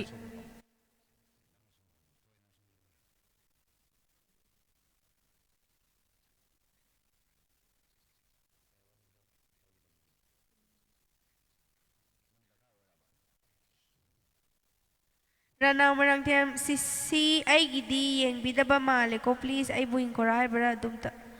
ꯍꯣꯏ ꯁꯛꯆꯔꯛꯀꯦ ꯅꯕꯀꯤꯁꯣꯔ CH ꯀꯥꯏꯅ ꯃꯩꯁꯥ ꯂꯥꯡꯅꯕ ꯅꯨꯡꯁꯤꯕ ꯇꯝꯕꯤꯕ ꯂꯥꯛꯄꯔꯥ ꯏꯆꯦ ꯅꯤꯂꯕꯇꯤꯒꯤꯗꯣ ꯁꯛꯄꯤꯔꯛꯑꯣ ꯅꯍꯥꯟꯁꯨ ꯁꯛꯄꯤꯔꯛꯇꯦ ꯉꯥꯎꯔꯦ ꯑꯩꯗꯤ ꯃꯥꯒꯤ ꯏꯁꯩꯗ ꯏꯆꯜꯒꯤ ꯈꯣꯟꯖꯦꯜꯁꯤꯁꯨ ꯉꯥꯎꯔꯦ ꯅꯤꯡꯖꯕꯒ ꯄꯥꯝꯖꯕꯒ ꯄꯨꯜꯂꯦ ꯑꯗꯨꯅꯤ ꯊꯥꯒꯠꯆꯔꯤ ꯑꯣꯖꯥꯒꯤ ꯏꯁꯩꯁꯦ ꯈꯤꯇꯪ ꯇꯞꯂꯛꯅ ꯁꯛꯆꯔꯛꯀꯦ ꯃꯃꯥꯡꯗ ꯈꯟꯈꯤꯕ ꯏꯁꯩ ꯃꯌꯥꯝ ꯂꯩꯔꯤ ꯑꯗꯨꯗꯨꯅ ꯃꯃꯥꯡꯒꯤ ꯈꯟꯕꯤꯔꯛꯈꯤꯕ ꯏꯁꯩꯁꯤꯡꯗꯣ ꯍꯥꯟꯅ ꯈꯨꯗꯣꯜ ꯇꯝꯖꯈꯤꯒꯦ ꯔꯣꯃꯦꯁ ꯃꯌꯦꯡꯕꯝ ꯎꯅꯔꯔꯦ ꯂꯝꯕꯤꯁꯤꯗ ꯏꯁꯩꯗꯣ ꯑꯝꯇ ꯁꯛꯄꯤꯌꯣ ꯅꯨꯔꯩ ꯅꯨꯔꯩꯅ ꯆꯤꯇ꯭ꯔꯒ ꯑꯔꯕꯤꯟꯒ ꯔꯟꯕꯤꯔ ꯃꯈꯣꯏ ꯑꯍꯨꯝꯅ ꯁꯛꯄ ꯌꯨꯝꯂꯩꯃꯒꯤ ꯐꯤल्मꯒꯤ ꯏꯁꯩꯗꯣ ꯁꯛꯂꯛꯑꯣ ꯄ꯭ꯔꯤꯌꯣ ꯂꯥꯏꯁ꯭ꯔꯝ ꯅꯪꯅ ꯂꯥꯞꯅ ꯇꯥꯝꯅ ꯑꯣꯏꯅ ꯁꯛꯄꯤꯔꯛꯑꯣ ꯑꯃꯗꯣ ꯐꯥꯗ꯭ꯔꯦ ꯍꯥꯏꯔꯕꯅꯤꯅ ꯔꯅꯥ ꯃꯣꯏꯔꯥꯡꯊꯦꯝ ꯑꯩꯕꯨ ꯑꯇꯣꯝꯕꯤ ꯃꯆꯥꯔꯣ ꯑꯁ ꯍꯣꯏ ꯑꯍꯟꯒꯤ ꯃꯆꯥ ꯑꯣꯏꯔꯝꯒꯅꯤ ꯑꯗꯨꯝ ꯁꯛꯆꯔꯛꯀꯦ ꯌꯥꯅꯤ ꯃꯇꯝ ꯉꯥꯏꯊꯣꯛ ꯉꯥꯏꯁꯤꯟ ꯈꯤꯇꯪ ꯇꯧꯃꯤꯟꯅꯁꯦ ꯃꯌꯥꯝ ꯍꯥꯏꯗꯤ ꯄꯨꯡꯁꯨ ꯊꯦꯡꯅ ꯇꯧꯖꯗꯨꯕꯅꯤ나 ꯑꯗꯩꯗꯤ ꯚ꯭ꯌꯨꯋꯔꯁ ꯌꯥꯝꯃꯛꯄꯒꯤ ꯃꯇꯨꯡ ꯏꯟꯅ ꯀꯃꯦꯟꯁꯤꯁꯨ ꯌꯥꯝ ꯄꯤꯁꯜꯂꯛꯑꯦ ꯏꯁꯩ ꯈꯟꯕꯒꯤ ꯑꯣꯏꯔꯁꯨ ꯑꯃꯒꯤ ꯑꯣꯏꯔꯁꯨ ꯏꯔꯛꯄꯅꯤꯅ ꯂꯣꯏꯅ ꯄꯥꯊꯣꯛꯆꯗꯕꯁꯨ ꯅꯨꯡꯉꯥꯏꯖꯗꯦ ꯑꯗꯨꯅ ꯏꯁꯩ ꯑꯃ ꯁꯛꯏꯉꯩꯗ ꯌꯥꯔꯒꯗꯤ ꯑꯇꯣꯞꯄ ꯏꯁꯩ ꯈꯟꯕꯤꯔꯛꯇꯅꯕ ꯍꯥꯏꯖꯔꯤ ꯕꯤꯀꯥꯁ ꯃꯌꯥꯡꯂꯝꯕꯝ ꯊꯥꯒꯠꯆꯔꯤ ꯌꯥꯝꯅ ꯅꯨꯡꯉꯥꯏꯖꯔꯤ ꯅꯣꯡꯗꯝꯕ ꯁꯛꯄꯤꯔꯛꯄꯩ ꯂꯥꯛꯀꯗꯧꯔꯤꯕ 2025ꯇꯒꯤ ꯑꯩꯈꯣꯏ ꯃꯤꯑꯣꯏꯕꯕꯨ ꯑꯐꯕꯇ ꯑꯣꯏꯍꯟꯕꯤꯌꯨ ꯄꯨꯟꯁꯤ ꯅꯨꯡꯁꯥꯡꯅ ꯄꯤꯅꯕꯤꯕ ꯑꯣꯏꯔꯁꯅꯨ ꯏꯁꯣꯔꯗ ꯈꯨꯔꯨꯝꯖꯔꯤ ꯊꯥꯒꯠꯆꯔꯤ ꯅꯨꯡꯁꯤꯕ ꯁꯥꯒꯅꯨ ꯏꯃꯥ ꯂꯣꯟꯗ ꯀꯃꯦꯟꯁꯤ ꯏꯕꯤꯔꯛꯂꯕꯗꯤ ꯌꯥꯝ ꯅꯨꯡꯉꯥꯏꯖꯒꯅꯤ ꯃꯔꯝꯗꯤ ꯑꯩꯈꯣꯏ ꯏꯔꯩꯆꯥꯕꯨ ꯁꯛ ꯇꯥꯛꯅꯕ ꯀꯅꯥ ꯏꯪꯂꯤꯁꯇ ꯏꯈꯤꯕ ꯌꯥꯎꯈꯤꯕ꯭ꯔꯣ ꯑꯩꯗꯤ ꯈꯪꯍꯧꯗ꯭ꯔꯦ ꯁꯥꯟꯇꯤꯀꯨꯃꯥꯔ ꯁꯂꯥꯝ BVF ꯁꯥꯏꯠꯇ ꯅꯪꯅ ꯅꯣꯛꯄꯗ ꯅꯣꯛꯂꯤ ꯊꯃꯣꯏꯅ ꯊꯧꯅꯥꯎꯖꯝ ꯅꯣꯡꯉꯥꯟꯖꯥꯎ ꯑꯩꯒꯤ ꯃꯣꯠꯅꯤ ꯏꯁꯩꯁꯦ ꯁꯛꯅꯤꯡꯕ ꯏꯁꯩ ꯐꯨꯜ ꯁꯛꯍꯟꯅꯤꯡꯉꯦ ꯁꯤꯡꯒꯔꯁꯤꯡꯅ ꯁꯛꯄꯗꯧꯅ ꯉꯁꯤ ꯍꯌꯦꯡ ꯐꯥꯎꯗꯤ ꯑꯩꯒꯤ ꯃꯣꯠꯅꯤ ꯋꯥꯔꯧꯕꯤꯅꯨ ꯍꯣꯏ ꯑꯩꯈꯣꯏꯅ ꯍꯦꯟꯅ ꯐꯨꯜꯗ ꯁꯛꯆꯅꯤꯡꯉꯦ ꯑꯗꯣ ꯐꯥꯗꯕ ꯏꯁꯩ ꯍꯥꯏꯗꯤ ꯃꯇꯦꯛ ꯑꯃꯇꯪ ꯈꯟꯕ ꯏꯁꯩꯁꯨ ꯌꯥꯎꯕꯤꯔꯛꯑꯦ ꯑꯗꯨꯅ ꯃꯇꯦꯛ ꯑꯃꯇꯪ ꯑꯣꯏꯁꯨ ꯁꯛꯇ꯭ꯔꯒꯗꯤ ꯅꯨꯡꯉꯥꯏꯖꯗꯕ ꯑꯗꯨꯒ ꯂꯣꯏꯅꯃꯛ ꯐꯨꯜꯗ ꯂꯣꯏ ꯈꯟꯕꯤꯔꯛꯂꯤꯕ ꯏꯁꯩꯁꯤꯡꯁꯦ ꯂꯣꯏ ꯐꯨꯜꯗ ꯁꯛ ꯂꯩꯔꯒꯗꯤ ꯃꯇꯝꯁꯦ ꯌꯥꯝ ꯀꯨꯏꯅ ꯆꯪꯉꯅꯤ ꯏꯁꯩ ꯑꯃꯗ ꯃꯤꯅꯤꯠ 5 ꯑꯗꯨꯃꯥꯏꯅ ꯑꯗꯨꯝ ꯆꯪꯉꯅꯤ ꯑꯗꯨꯅ ꯃꯤꯅꯤꯠ 5ꯗꯣ ꯀꯟꯊꯣꯛꯈꯤꯕꯗꯗꯤ ꯏꯁꯩ 19 ꯈꯟꯖꯜꯂꯝꯃꯅꯦꯕ ꯑꯗꯨꯗꯨꯅ ꯁꯛꯄꯩ ꯃꯇꯝ ꯁꯨꯡꯂꯩ ꯂꯩꯇꯦ ꯑꯝꯇꯁꯨ ꯀꯣꯟꯅꯔꯣꯏ ꯑꯗꯨꯗꯨꯅ ꯏꯁꯩꯁꯦ ꯃꯇꯦꯛ ꯃꯇꯦꯛ ꯁꯛꯆꯕꯅꯦ ꯋꯥꯔꯧꯕꯤꯔꯣꯏ ꯁꯨꯁꯤꯜ ꯁꯒꯣꯜꯁꯦꯝ ꯊꯦꯡꯛ ꯌꯨ ꯁꯤꯁꯇꯔ ꯊꯥꯒꯠꯆꯔꯤ ꯔꯅꯥ ꯃꯣꯏꯔꯥꯡꯊꯦꯝꯁꯦ ꯏꯁꯩꯕꯨꯗꯤ ꯈꯟꯕꯤꯈ꯭ꯔꯦ ꯑꯗꯨꯒ ꯀꯃꯦꯟ ꯌꯥꯝ ꯏꯕꯤꯔꯛꯑꯦ ꯀꯃꯦꯟ ꯈꯤꯇꯪ ꯁ꯭ꯀꯤꯞ ꯇꯧꯖꯒꯦ ꯌꯦꯡꯈꯣꯝ ꯀꯨꯟꯖꯦꯁꯣꯔ ꯂꯣꯏꯕ ꯐꯥꯎꯕ ꯌꯦꯡꯂꯒꯦ ꯉꯁꯤꯗꯤ ꯖꯦꯃꯤꯁꯟ ꯏꯔꯤꯁ ꯋꯤꯁ ꯃꯤꯅꯥ ꯄꯣꯀ꯭ꯔꯦꯜꯒꯤ ꯏꯁꯩ ꯑꯝꯇꯪ ꯁꯛꯄꯤꯌꯣ ꯀꯨꯏꯗꯤ ꯀꯨꯏꯔꯕꯅꯦ ꯍꯥꯏꯖꯕ ꯅꯨꯃꯤꯠ ꯃꯁꯤꯡ ꯌꯥꯝꯃꯤꯀꯣ ꯄ꯭ꯂꯤꯖ ꯏꯆꯟ ꯅꯍꯥꯟ ꯂꯥꯏꯐꯇ ꯆꯪꯉꯛꯄꯗꯤ ꯎꯖꯍꯧꯗ꯭ꯔꯦ ꯃꯤꯅꯥ ꯄꯣꯀ꯭ꯔꯦꯜꯒꯤ ꯏꯁꯩꯁꯦ ꯃꯌꯥꯝꯕꯨꯗꯤ ꯂꯩ ꯑꯗꯣ ꯑꯩꯅ ꯈꯪꯕ ꯑꯃꯍꯦꯛꯇ ꯑꯗꯨꯝ ꯁꯛꯆꯔꯛꯑꯒꯦ ꯐꯥꯖꯕ ꯏꯁꯩ ꯑꯃ ꯑꯗꯣ ꯈꯤꯇꯪꯗꯤ ꯊꯦꯡꯅ ꯁꯛꯆꯔꯛꯀꯦ ꯀꯩꯒꯤꯅꯣ ꯍꯥꯏꯔꯒꯗꯤ ꯀꯃꯦꯟꯁꯦ ꯀꯣꯟꯅ ꯄꯤꯔꯛꯄ ꯀꯃꯦꯟꯁꯤꯡ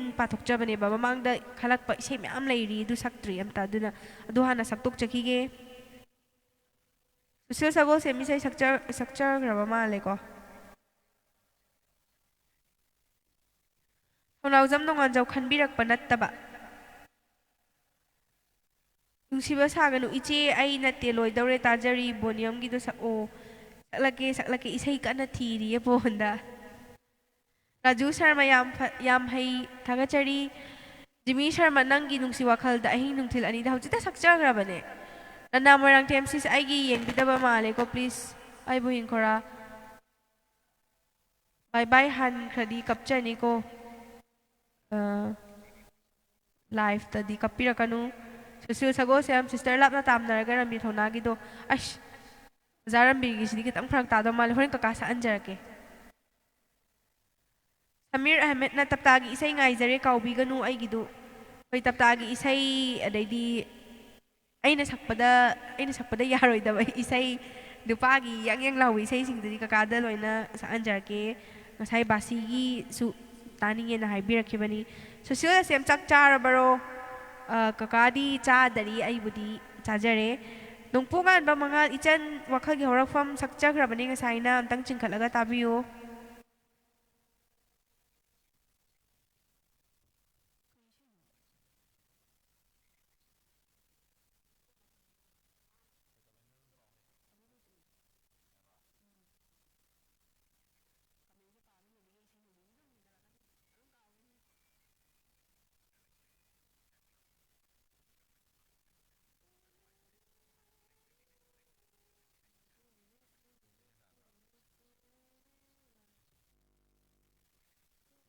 %58.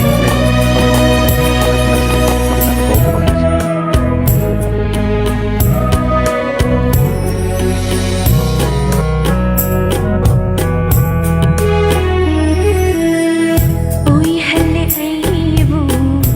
agawi nandagi wakhalda gaurabi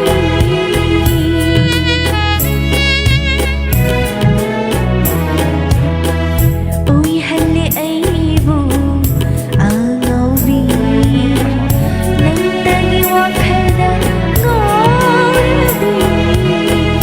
Hudo na pukramale thamoise Hudo na pukramale thamoise Kayada ngakrawali chatno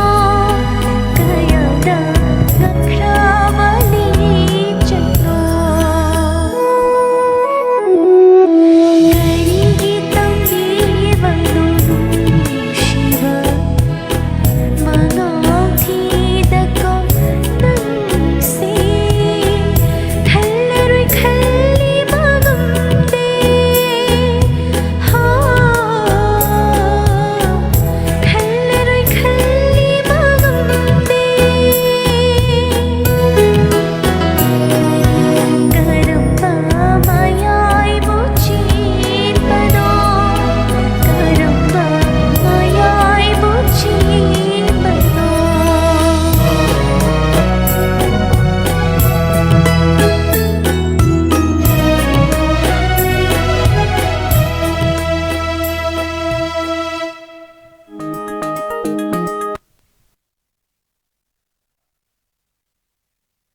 Rojit ꯂꯥꯏꯁ꯭ꯔꯝ ꯇꯥꯝꯅꯔꯁꯨ ꯀꯥꯎꯅꯒꯨꯝꯁꯤ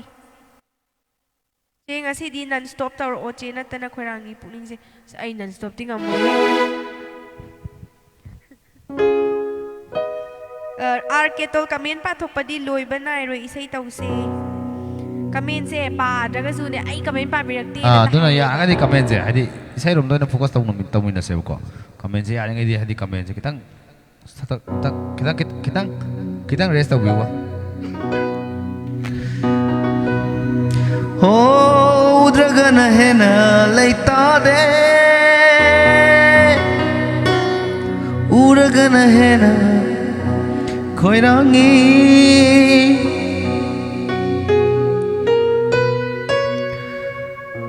जानवी नंगी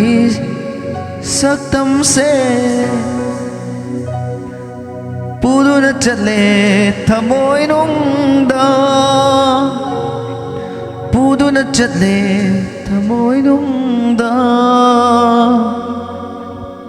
ꯅꯪꯇꯅ ꯍꯦꯜꯂꯤ ꯅꯪꯇꯅ ꯍꯦꯜꯂꯤ ꯅꯪꯇꯅ ꯍꯦꯜꯂꯤ ꯅꯨꯡꯁꯤꯕ ꯅꯪꯇꯅ ꯍꯦꯜꯂꯤ ꯅꯪꯇꯅ ꯍꯦꯜꯂꯤ ꯅꯪꯇꯅ ꯍꯦꯜꯂꯤ ꯅꯨꯡꯁꯤꯕ ꯇꯥꯎꯅꯔꯁꯨ ꯀꯥꯎꯅꯒꯨꯝꯁꯤꯀꯣ ꯅꯤꯡꯁꯤꯡꯅꯁꯤ ꯄꯨꯟꯁꯤ ꯆꯨꯞꯄ ꯇꯥꯎꯅꯔꯁꯨ ꯀꯥꯎꯅꯒꯨꯝꯁꯤꯀꯣ ꯅꯤꯡꯁꯤꯡꯅꯁꯤ ꯄꯨꯟꯁꯤ ꯆꯨꯞꯄ ꯎꯅꯗꯔꯦ ꯈꯟꯗꯨꯅ ꯃꯤꯔꯥꯏꯕꯤꯒꯤ ꯅꯤꯡꯕꯤꯗꯨ ꯂꯣꯏꯅꯃꯛꯅꯤ ꯈꯟꯕꯤꯅꯨ ꯎꯗ꯭ꯔꯒꯅ ꯍꯦꯟꯅ ꯂꯩꯇꯥꯗꯦ ꯎꯔꯒꯅ ꯍꯦꯟꯅ ꯈꯣꯏꯔꯥꯡꯉꯤ ꯇꯥꯔꯝꯕꯩꯅ ꯍꯥꯠꯀꯦ ꯍꯥꯏꯗꯅꯅꯦ ꯆꯥꯅꯕꯤ ꯅꯪꯒꯤ ꯁꯛꯇꯝꯁꯦ ꯄꯨꯗꯨꯅ ꯆꯠꯂꯦ ꯊꯃꯣꯏꯅꯨꯡꯗ ꯄꯨꯗꯨꯅ ꯆꯠꯂꯦ ꯊꯃꯣꯏꯅꯨꯡꯗ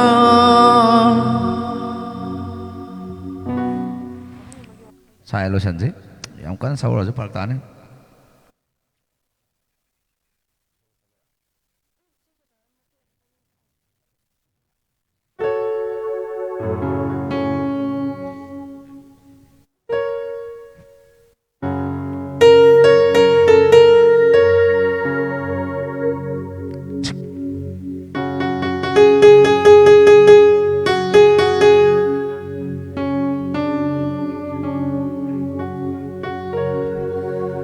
ꯋꯥꯍꯪ ꯑꯃꯒꯤ ꯋꯥꯈꯜꯗ ꯄꯥꯎꯈꯨꯝ ꯄꯤꯒꯦ ꯈꯟꯗꯨꯅ ꯃꯔꯝ ꯂꯩꯅ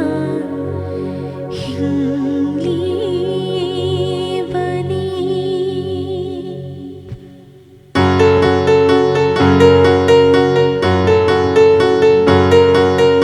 ꯋꯥꯍꯪ ꯑꯃꯒꯤ ꯋꯥꯈꯜꯗ ꯄꯥꯎꯈꯨꯝ ꯄꯤꯒꯦ ꯈꯟꯗꯨꯅ ꯃꯔꯝ ꯂꯩꯅ ꯍꯤꯡꯂꯤꯕꯅꯤ ꯃꯔꯝ ꯂꯩꯅ ꯍꯤꯡꯂꯤꯕꯅꯤ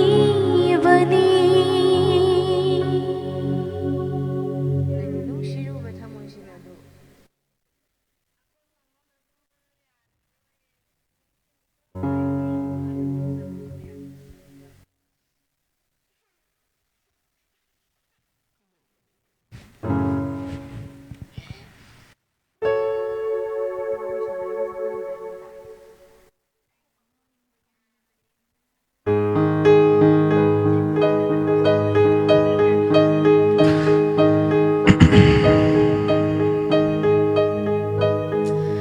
ꯅꯨꯡꯁꯤꯔꯨꯕ ꯊꯃꯣꯏꯁꯤꯅ ꯏꯔꯥꯜ ꯑꯣꯏꯔꯦ ꯋꯥꯔꯛꯆꯕ ꯉꯝꯗ꯭ꯔ ꯊꯃꯣꯏꯁꯤꯒꯤ ꯃꯔꯥꯜꯅꯤ ꯅꯨꯡꯁꯤꯔꯨꯕ ꯊꯃꯣꯏꯁꯤꯅ ꯏꯔꯥꯜ ꯑꯣꯏꯔꯦ ꯋꯥꯔꯛꯆꯕ ꯉꯝꯗ꯭ꯔ ꯊꯃꯣꯏꯁꯤꯒꯤ ꯃꯔꯥꯜꯅꯤ ꯂꯥꯟꯖꯔꯦ ꯅꯉꯣꯟꯗ ꯂꯥꯟꯖꯔꯦ ꯆꯩꯕꯤꯔꯝꯃꯣ ꯑꯩꯕꯨ ꯅꯆꯤꯜꯄꯤꯅꯕ ꯃꯄꯣꯛ ꯇꯔꯦꯠꯂꯛ ꯃꯤꯑꯣꯏꯅ ꯄꯣꯛꯇꯅꯕ ꯅꯨꯡꯁꯤ ꯍꯥꯏꯕꯁꯤꯃꯇꯪ ꯌꯥꯕꯤꯌꯨ ꯅꯪꯒꯤ ꯌꯥꯏꯐꯅꯕꯇꯪ ꯈꯟꯖꯔꯤꯕꯤ ꯑꯩꯅꯤ ꯄꯥꯡꯒꯜ ꯁꯣꯟꯕꯤ ꯅꯨꯄꯤꯒꯤ ꯃꯄꯣꯛꯁꯤꯅ ꯅꯪꯅ ꯄꯤꯔꯤꯕ ꯑꯋꯥꯕꯁꯤ ꯀꯔꯤꯅꯣ ꯃꯠꯇ꯭ꯔꯕ ꯑꯩꯒꯤ ꯄꯨꯟꯁꯤ ꯋꯥꯔꯤꯗ 이곳만나 무만대 심제리 람망다리 이 푸시 람야이시다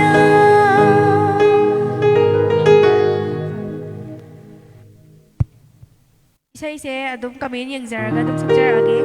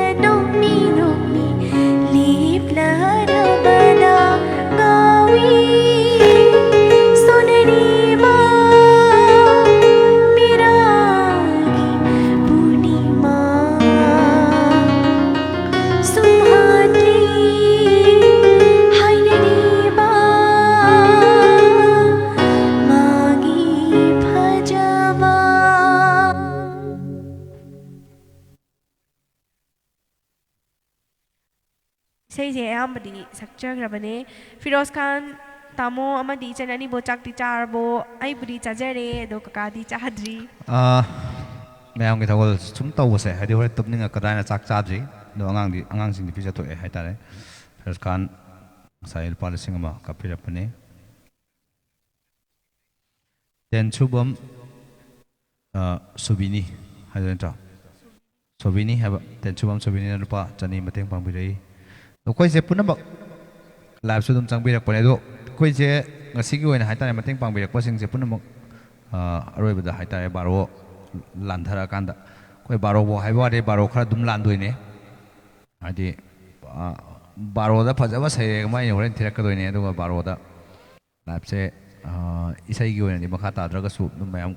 ꯉꯁꯤꯒꯤ ꯃꯇꯦꯡ ꯄꯥꯡꯕꯤꯔꯛꯄ ꯃꯌꯥꯝ ꯄꯨꯝꯅꯃꯛ ꯍꯥꯏꯇꯥꯔꯦ ꯉꯁꯤꯒꯤ ꯑꯣꯏꯅ ꯁꯨꯝ ꯃꯔꯛꯇ ꯂꯥꯎꯊꯣꯛꯎꯗꯕꯁꯨ ꯑꯗꯨꯝ ꯌꯥꯎꯈꯤꯕꯁꯤꯡꯗꯣ ꯕꯥꯔꯣꯗ ꯄꯨꯝꯅꯃꯛ ꯂꯥꯎꯊꯣꯛꯆꯔꯝꯒꯦ ꯍꯥꯏꯅ ꯊꯝꯖꯒꯦ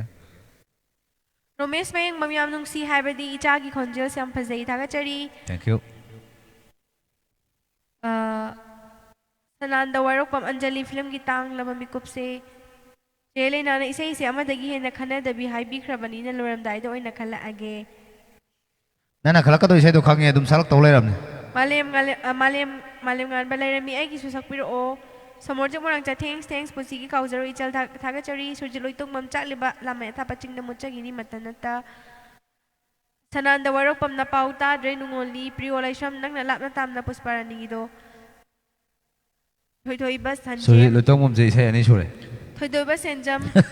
ꯔꯟꯕꯤꯔꯒꯤ ꯂꯥꯞꯅ ꯋꯥꯔꯧꯅꯔꯣꯏꯁꯤꯀꯣ ꯇꯥꯝꯅꯔꯒ ꯍꯔꯤꯗꯥꯁ ꯍꯥꯏꯗꯤ ꯍꯪꯂꯦꯝ ꯌꯥꯔꯤꯉꯩ ꯉꯁꯤꯗꯤ ꯏꯁꯩ ꯑꯃꯃꯝꯗ ꯍꯦꯟꯅ ꯈꯟꯅꯔꯣꯏꯁꯤ ꯍꯔꯤꯗꯥꯁ ꯍꯪꯂꯦꯝꯅ ꯆꯥꯛꯂꯤꯕ ꯂꯥꯃꯩ ꯁꯃꯤꯔ ꯑꯍꯃꯦꯠ ꯇꯣꯡꯂꯥꯎꯕꯤ ꯃꯈꯥ ꯂꯩꯀꯥꯏ ꯕꯪꯀꯔꯗ ꯗ꯭ꯌꯨꯇꯤ ꯇꯧꯕ ꯑꯩꯈꯣꯏꯒꯤꯁꯨ ꯇꯞꯇꯥꯒꯤ ꯏꯁꯩꯗꯣ ꯉꯥꯏꯖꯔꯤ ꯀꯔꯤ ꯏꯁꯩ ꯁꯛꯎ ꯍꯥꯏꯅꯣ ꯇꯞꯇꯥꯒꯤꯗꯣ ꯇꯞꯇꯥꯒꯤ ꯏꯁꯩ ꯑꯃ ꯍꯦꯛꯇ ꯁꯛꯂꯛꯑꯁꯨ ꯌꯥꯔꯕ꯭ꯔꯥ ꯁꯃꯤꯔꯒꯤꯗꯣ ꯀꯔꯤ ꯏꯁꯩ ꯁꯛꯂꯧꯒꯦ ꯇꯞꯇꯥꯒꯤ ꯏꯁꯩꯗꯣ ꯑꯐꯥꯕ ꯑꯣꯏꯔꯒꯗꯤ ꯁꯛꯆꯔꯛꯀꯦ ꯊꯣꯏꯊꯣꯏꯕ ꯁꯦꯟꯖꯝ ꯑꯉꯣꯝꯅ ꯕ꯭ꯔꯣꯗ ꯔꯤꯀ꯭ꯋꯦꯁ ꯇꯧꯖꯔꯤ ꯂꯥꯞꯅ ꯇꯥꯝꯅꯔꯒ ꯃꯇꯦꯛ ꯑꯃꯇ ꯑꯣꯀꯦ ꯉꯁꯥꯏ ꯕꯥꯁꯤꯒꯤꯁꯨ ꯈꯔꯗꯤ ꯈꯟꯕꯤꯔꯛꯈꯤꯕꯅꯦ ꯈꯨꯃꯟ ꯁꯂꯥꯏꯅ ꯂꯨꯄꯥ 50 ꯑꯃꯁꯨ ꯃꯇꯦꯡ ꯄꯥꯡꯕꯤꯔꯛꯏ ꯊꯥꯒꯠꯆꯔꯤ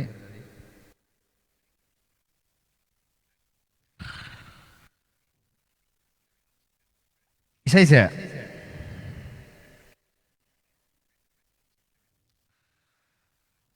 ꯁꯛꯇꯤ ꯌꯥꯝ ꯁꯛꯅꯤꯡꯉꯦ ꯑꯗꯣ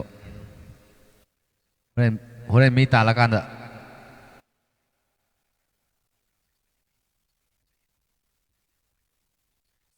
ꯁꯃꯤꯔ ꯑꯍꯃꯦꯠꯅ ꯑꯃ ꯍꯦꯛꯇ ꯌꯥꯔꯦ ꯑꯣꯀꯦ ꯂꯦꯝꯕ ꯏꯀ꯭ꯔꯨꯖꯝ ꯏꯗꯣꯝꯕꯤ ꯏꯁꯩ ꯑꯝꯇ ꯈꯟꯖꯒꯦ ꯌꯥꯒꯗ꯭ꯔꯣ ꯀꯨꯏꯔꯕꯒꯤ ꯇꯨꯡꯗ ꯌꯥꯅꯤ ꯈꯟꯕꯤꯌꯣ ꯃꯩꯇꯩ ꯂꯩꯃ ꯇꯞꯅ ꯇꯞꯅ ꯊꯥꯡꯕꯤꯌꯨ ꯈꯣꯡꯊꯥꯡꯗꯣ ꯑꯣꯖꯥꯔꯝꯕꯤꯒꯤ ꯏꯁꯩꯗꯣ ꯁꯨꯔꯖꯤꯠ ꯂꯣꯏꯇꯣꯡꯕꯝ ꯑꯔꯣꯏꯕꯗ ꯑꯣꯏꯔꯁꯨ ꯌꯥꯏ ꯍꯣꯏ ꯍꯣꯔꯦꯟ ꯏꯁꯩ ꯂꯣꯏꯅ ꯁꯛꯄ ꯂꯣꯏꯕ ꯉꯝꯖꯔꯒꯗꯤ ꯁꯛꯆꯔꯛꯀꯦ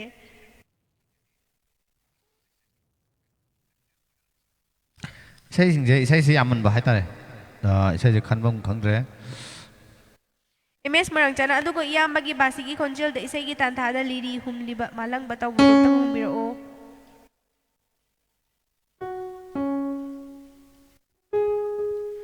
ꯏꯆꯟ ꯑꯩꯒꯤꯗꯣꯝꯇ ꯁꯛꯂꯛꯑꯣ ꯅꯨꯔꯩꯒꯤ ꯏꯁꯩ ꯑꯝꯇ ꯌꯦꯡꯖꯒꯦ ꯆꯤꯡꯈꯠꯂꯒ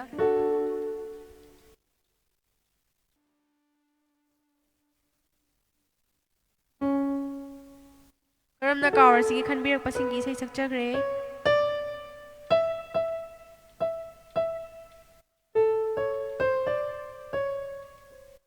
ꯅꯣꯡꯄꯣꯛꯉꯝꯕ ꯃꯉꯥꯜ ꯋꯥꯈꯜꯒꯤ ꯍꯧꯔꯛꯐꯝ ꯁꯛꯆꯈ꯭ꯔꯦ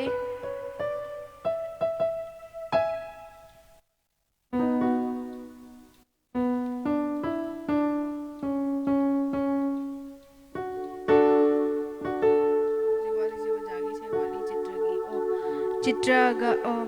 ꯌꯨꯝꯂꯩꯃ ꯐꯤꯂꯝꯒꯤ ꯏꯁꯩ ꯑꯣꯏꯗꯣꯏꯕꯀꯣ ꯍꯣꯏ ꯌꯥꯅꯤ ꯁꯛꯆꯔꯛꯀꯦ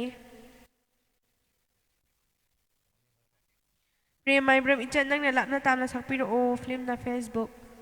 ꯅꯪꯅ ꯂꯥꯞꯅ ꯇꯥꯝꯅꯁꯦ ꯉꯁꯥꯏ ꯌꯥꯝ ꯈꯟꯕꯤꯈꯤꯕꯅꯦ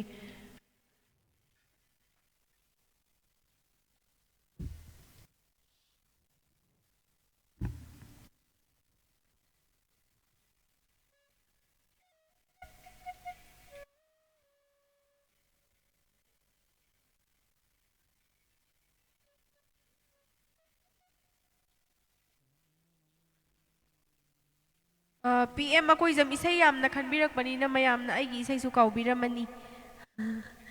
ꯑꯧ ꯑꯁꯦꯡꯕꯩ ꯀꯥꯎꯊꯣꯛꯆꯈ꯭ꯔꯦ ꯑꯗꯣ say horse ꯉꯁꯥꯏꯗꯤ ꯈꯟꯗꯤ ꯈꯟꯕꯤꯈꯤꯕꯅꯤ ꯑꯩꯗꯤ Showing ꯈꯪꯖꯩꯕ items ꯑꯗꯣ 5 to ꯀꯔꯝꯕ 11 ꯏꯁꯩ 11. ꯈꯟꯈꯤꯕꯅꯣꯗꯣ ꯀꯥꯎꯊꯣꯛꯆꯈ꯭ꯔꯦ ꯑꯝꯇꯪꯒ ꯈꯟꯕꯤꯔꯛꯑꯣ ꯁꯛꯇꯤ ꯁꯛꯇ꯭ꯔꯤꯕꯅꯤ 0%. PM ꯑꯩꯈꯣꯏꯖꯝꯒꯤ Labels. ꯏꯁꯩꯁꯦ ꯁꯛꯇ꯭ꯔꯤꯕꯣ ꯁꯔꯨꯛ ꯌꯥꯕꯤꯔꯤꯕ ꯏꯌꯥꯝꯕꯅꯤ ꯀꯣꯟꯅ ꯄ꯭ꯂꯦꯕꯦꯛ ꯇꯧꯕꯤꯔꯛꯄ ꯃꯇꯝꯗꯁꯨ ꯏꯌꯥꯝꯕꯅ ꯁ꯭ꯄꯦꯁꯤꯌꯥꯂꯤ ꯏꯁꯩꯁꯤꯃ ꯉꯁꯤꯒꯤ ꯆꯍꯤ ꯑꯔꯣꯏꯕ ꯅꯨꯃꯤꯠꯁꯤꯗ ꯏꯁꯩꯁꯤꯃ ꯏꯌꯥꯝꯕꯗ ꯗꯦꯗꯤꯀꯦꯠ ꯇꯧꯖꯔꯤ ꯍꯥꯏꯗꯅ ꯊꯝꯖꯍꯧꯒꯦ ꯅꯨꯔꯩ ꯅꯨꯔꯩ ꯌꯥꯝꯕꯨꯡꯒꯤ ꯕꯥꯁꯤ ꯃꯈꯣꯜꯁꯤ ꯇꯥꯕ ꯌꯥꯝ ꯅꯨꯡꯉꯥꯏ Shantibala ꯂꯩꯇꯥꯟ ꯊꯦꯝ Thank wow you. Very nice ꯀꯀꯥ ꯊꯦꯡꯛ ꯌꯨ ꯊꯣꯏꯊꯣꯏꯕ ꯁꯦꯟꯖꯝ ꯑꯉꯣꯝ ꯑꯩꯗꯤ ꯈꯪꯗꯦꯀꯣ ꯁꯨꯔꯁꯦ ꯀꯌꯥꯝ ꯍꯥꯠ ꯐꯖꯕꯅꯣ ꯀꯥꯏꯔꯦ ꯃꯩꯇꯩꯂꯩꯃ ꯌꯥꯏꯐꯔꯦ ꯏꯌꯥꯝꯕꯅ ꯂꯦꯝꯕ ꯀꯥꯏꯀ꯭ꯔꯨꯖꯝ ꯏꯗꯣꯝꯕꯤ ꯈꯣꯏꯃꯨ ꯅꯝꯕꯔ 1 ꯍꯣ ꯄꯥꯈꯪ ꯅꯝꯕꯔ 1 ꯅꯪꯕꯨꯅꯦ ꯑꯩꯅ ꯉꯥꯎꯔꯤꯁꯦ ꯍꯥꯏꯔꯤꯕ ꯏꯁꯩꯗꯣ ꯑꯝꯇ ꯁꯛꯂꯛꯑꯣ ꯄ꯭ꯂꯤꯖ ꯁꯤ ꯏꯁꯩꯁꯤꯗꯤ ꯑꯩ ꯁꯤꯒꯨꯝꯕ ꯏꯁꯩꯁꯤꯗꯤ ꯐꯥꯖꯗꯤꯌꯦ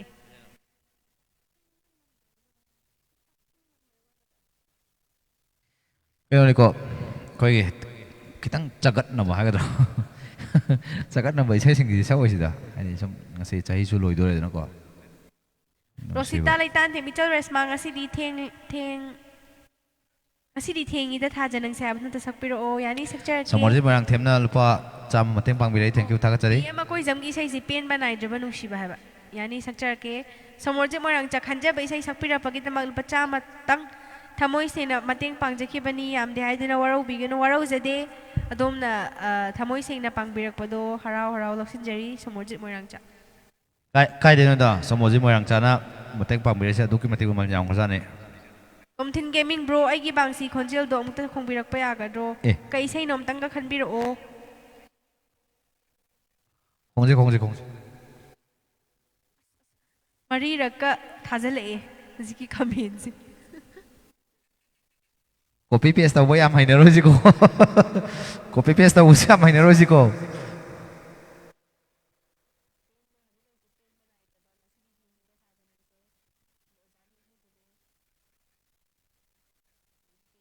ꯍꯞꯇꯥꯒꯤ ꯏꯁꯩ ꯑꯃꯒ ꯂꯩꯔꯤꯀꯣ ꯉꯁꯥꯏꯒꯤ ꯁꯃꯤꯔꯒꯤ ꯁꯃꯤꯔ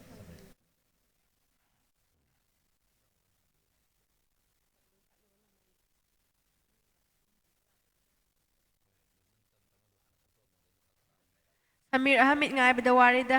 ꯕ꯭ꯔꯣ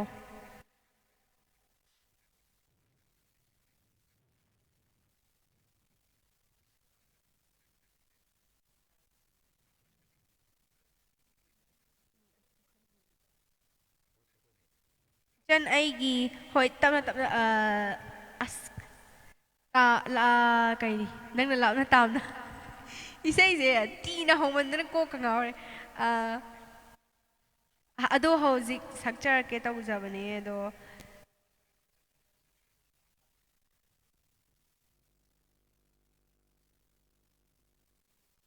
ꯔꯤꯑꯣꯂꯥꯏꯁꯝꯅ 2024 ꯂꯣꯏꯈꯤꯕꯅ ꯍꯥꯟꯈꯤꯕ ꯇꯥꯔꯦ ꯉꯥꯏꯖꯔꯤꯀꯣ ꯍꯧꯖꯤꯛ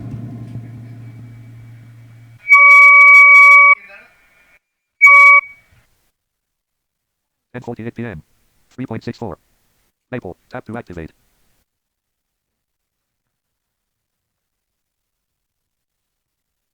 ꯏꯔꯣꯝ ꯎꯍꯟꯕ ꯃꯩꯇꯩꯅ ꯏꯔꯨꯞ ꯑꯃꯗ ꯁꯩꯊꯥꯕ ꯑꯃ ꯈꯤꯇ ꯁꯛꯄꯤꯌꯨ ꯏꯃꯥ ꯌꯥꯝꯅ ꯅꯤꯡꯁꯤꯡꯉꯦ ꯉꯁꯤꯗꯤ ꯌꯥꯅꯤ ꯁꯛꯆꯔꯛꯀꯦ ꯅꯦꯅꯥ ꯁꯥꯏꯈꯣꯝ ꯅꯦꯅꯥ ꯍꯥꯏ ꯀꯀꯥ ꯔꯕꯤ ꯑꯦꯟ ꯔꯦꯁꯃꯥ ꯑꯅꯤꯒꯤ ꯂꯥꯏꯐ ꯀꯨꯏꯔꯦ ꯆꯪꯈꯤꯗꯕ ꯉꯁꯤꯗꯤ ꯑꯃꯨꯛ ꯊꯦꯡꯅꯖꯔꯦ ꯊꯥꯒꯠꯆꯔꯤ ꯀꯩ ꯃꯊꯦꯜ ꯆꯥꯔꯒꯦ ꯀꯀꯥ ꯑꯃꯗꯤ ꯔꯦꯁꯃꯥ ꯀꯀꯥꯗꯤ ꯆꯥꯗ꯭ꯔꯤꯌꯦ ꯑꯩꯗꯤ ꯆꯥꯖꯔꯦ ꯉꯁꯤꯗꯣ ꯏꯟꯖꯥꯡ ꯑꯍꯥꯎꯕ ꯑꯃ ꯊꯣꯡꯉꯒ ꯆꯥꯖꯔꯦ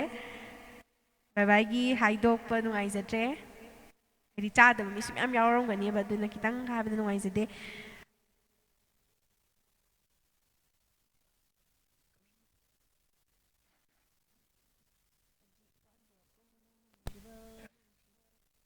ꯉꯁꯥꯏꯒꯤ ꯑꯉꯥꯡ ꯉꯥꯛ ꯄꯣꯊꯥꯅ ꯑꯣꯏꯅ ꯈꯟꯕꯤꯔꯛꯄ ꯏꯁꯩ ꯍꯥꯏꯇꯥꯔꯦ ꯁꯛꯇꯤ ꯌꯥꯝ ꯁꯛꯅꯤꯡꯗꯕꯅꯦ ꯑꯗꯨ ꯃꯌꯥꯝ ꯀꯥꯏꯗꯤ ꯀꯥꯏꯅꯔꯣꯏꯁꯦ ꯑꯩꯅ ꯁꯛꯄ ꯏꯁꯩꯁꯦ ꯑꯗꯨꯝ ꯃꯤꯗꯤ ꯇꯥꯟꯒꯟꯕꯅꯦꯕꯀꯣ ꯑꯗꯨ ꯃꯌꯥꯝ ꯋꯥꯔꯧꯅꯔꯣꯏꯁꯤ ꯑꯗꯨꯝ ꯏꯁꯩ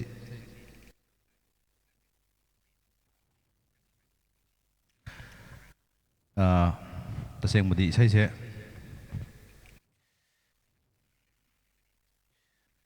ꯉꯁꯥꯏ ꯇꯞꯇꯥꯒꯤ ꯏꯁꯩ ꯑꯅ ꯌꯥꯝ ꯀꯟꯅ ꯈꯟꯕꯤꯔꯛꯈꯤꯕꯗꯣ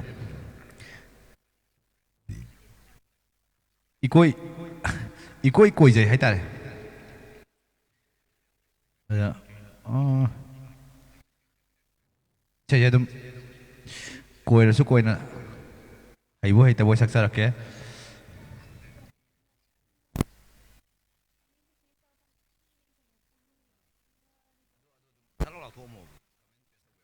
ꯀꯃꯦꯟꯁꯦ ꯄꯦꯁ ꯇꯧꯔꯒ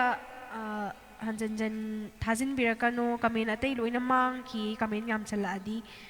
ꯕ꯭ꯔꯣꯅ ꯑꯩꯒꯤ ꯏꯁꯩꯕꯨ ꯀꯥꯎꯕꯤꯔꯝꯕ ꯊꯋꯥꯏ ꯅꯨꯡꯉꯥꯏꯇꯦ ꯍꯟꯖꯟ ꯍꯟꯖꯟ ꯕ꯭ꯔꯣꯒꯤ ꯋꯥꯡꯁꯤ ꯈꯣꯟꯖꯦꯜꯗ ꯉꯥꯎꯖꯈꯤꯕ ꯅꯅꯥꯎꯒꯤ ꯏꯁꯩꯕꯨ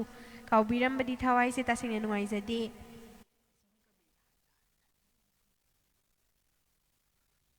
ꯀꯔꯤ ꯏꯁꯩꯅꯣ ꯍꯥꯏꯗꯤ ꯏꯁꯩ ꯀꯥꯎꯕꯤꯔꯝꯕ ꯅꯨꯡꯉꯥꯏꯇꯦ ꯍꯥꯏꯗꯣ ꯀꯔꯤ ꯏꯁꯩꯅꯣꯕ ꯊꯣꯏꯊꯣꯏꯕ ꯁꯦꯟꯖꯝ ꯑꯉꯣꯝ ꯁꯤꯁꯇꯔ ꯈꯨꯟꯖꯥꯎꯅꯕ ꯁꯥꯁꯦ ꯂꯩꯆꯥꯎꯅꯕ ꯁꯥꯁꯦ ꯉꯥꯏꯈꯣ ꯁꯛꯄꯤꯔꯛꯑꯣ ꯉꯥꯏꯈꯣ ꯈꯨꯟꯖꯥꯎꯈꯤꯔꯣꯏꯁꯤ ꯂꯩꯆꯥꯎꯈꯤꯔꯣꯏꯁꯤ ꯑꯩꯈꯣꯏ ꯑꯔꯤꯕ ꯆꯍꯤꯁꯦ ꯍꯥꯟꯅ ꯑꯝꯇꯪ ꯕꯥꯏ ꯕꯥꯏ ꯄꯤꯃꯤꯟꯅꯈꯤꯁꯦ ꯑꯗꯨꯒ ꯑꯅꯧꯕ ꯆꯍꯤ ꯂꯥꯛꯄꯗ ꯈꯨꯟꯖꯥꯎꯁꯤ ꯂꯩꯆꯥꯎꯁꯤ ꯍꯧꯖꯤꯛꯀꯤ ꯑꯣꯏꯅꯗꯤ ꯑꯩꯈꯣꯏ ꯈꯨꯟꯖꯥꯎꯈꯤꯔꯣꯏꯁꯤ ꯅꯤꯅꯥ ꯁꯥꯏꯈꯣꯝ ꯌꯥꯝ ꯅꯤꯅꯥ ꯋꯥꯔꯧꯅ ꯍꯥꯏꯇꯥꯔꯦ ꯀꯣꯄꯤ ꯄꯦꯁ ꯇꯧꯕꯤꯔꯛꯏꯕ ꯏꯁꯩꯁꯦ ꯀꯔꯤ ꯏꯁꯩꯅꯣ ꯑꯝꯇ ꯇꯧꯕꯤꯔꯛꯑꯣ ꯍꯥꯏꯕꯤꯔꯛꯑꯣꯀꯣ ꯅꯅꯥꯎꯒꯤ ꯏꯁꯩ ꯀꯥꯎꯕꯤꯔꯝꯕ ꯅꯨꯡꯉꯥꯏꯖꯗꯦꯅ ꯍꯥꯏꯕꯗꯣ ngasi bye bye ni na ne kamen su nuai nuai pirakani Play pause. Next. Play pause. Button.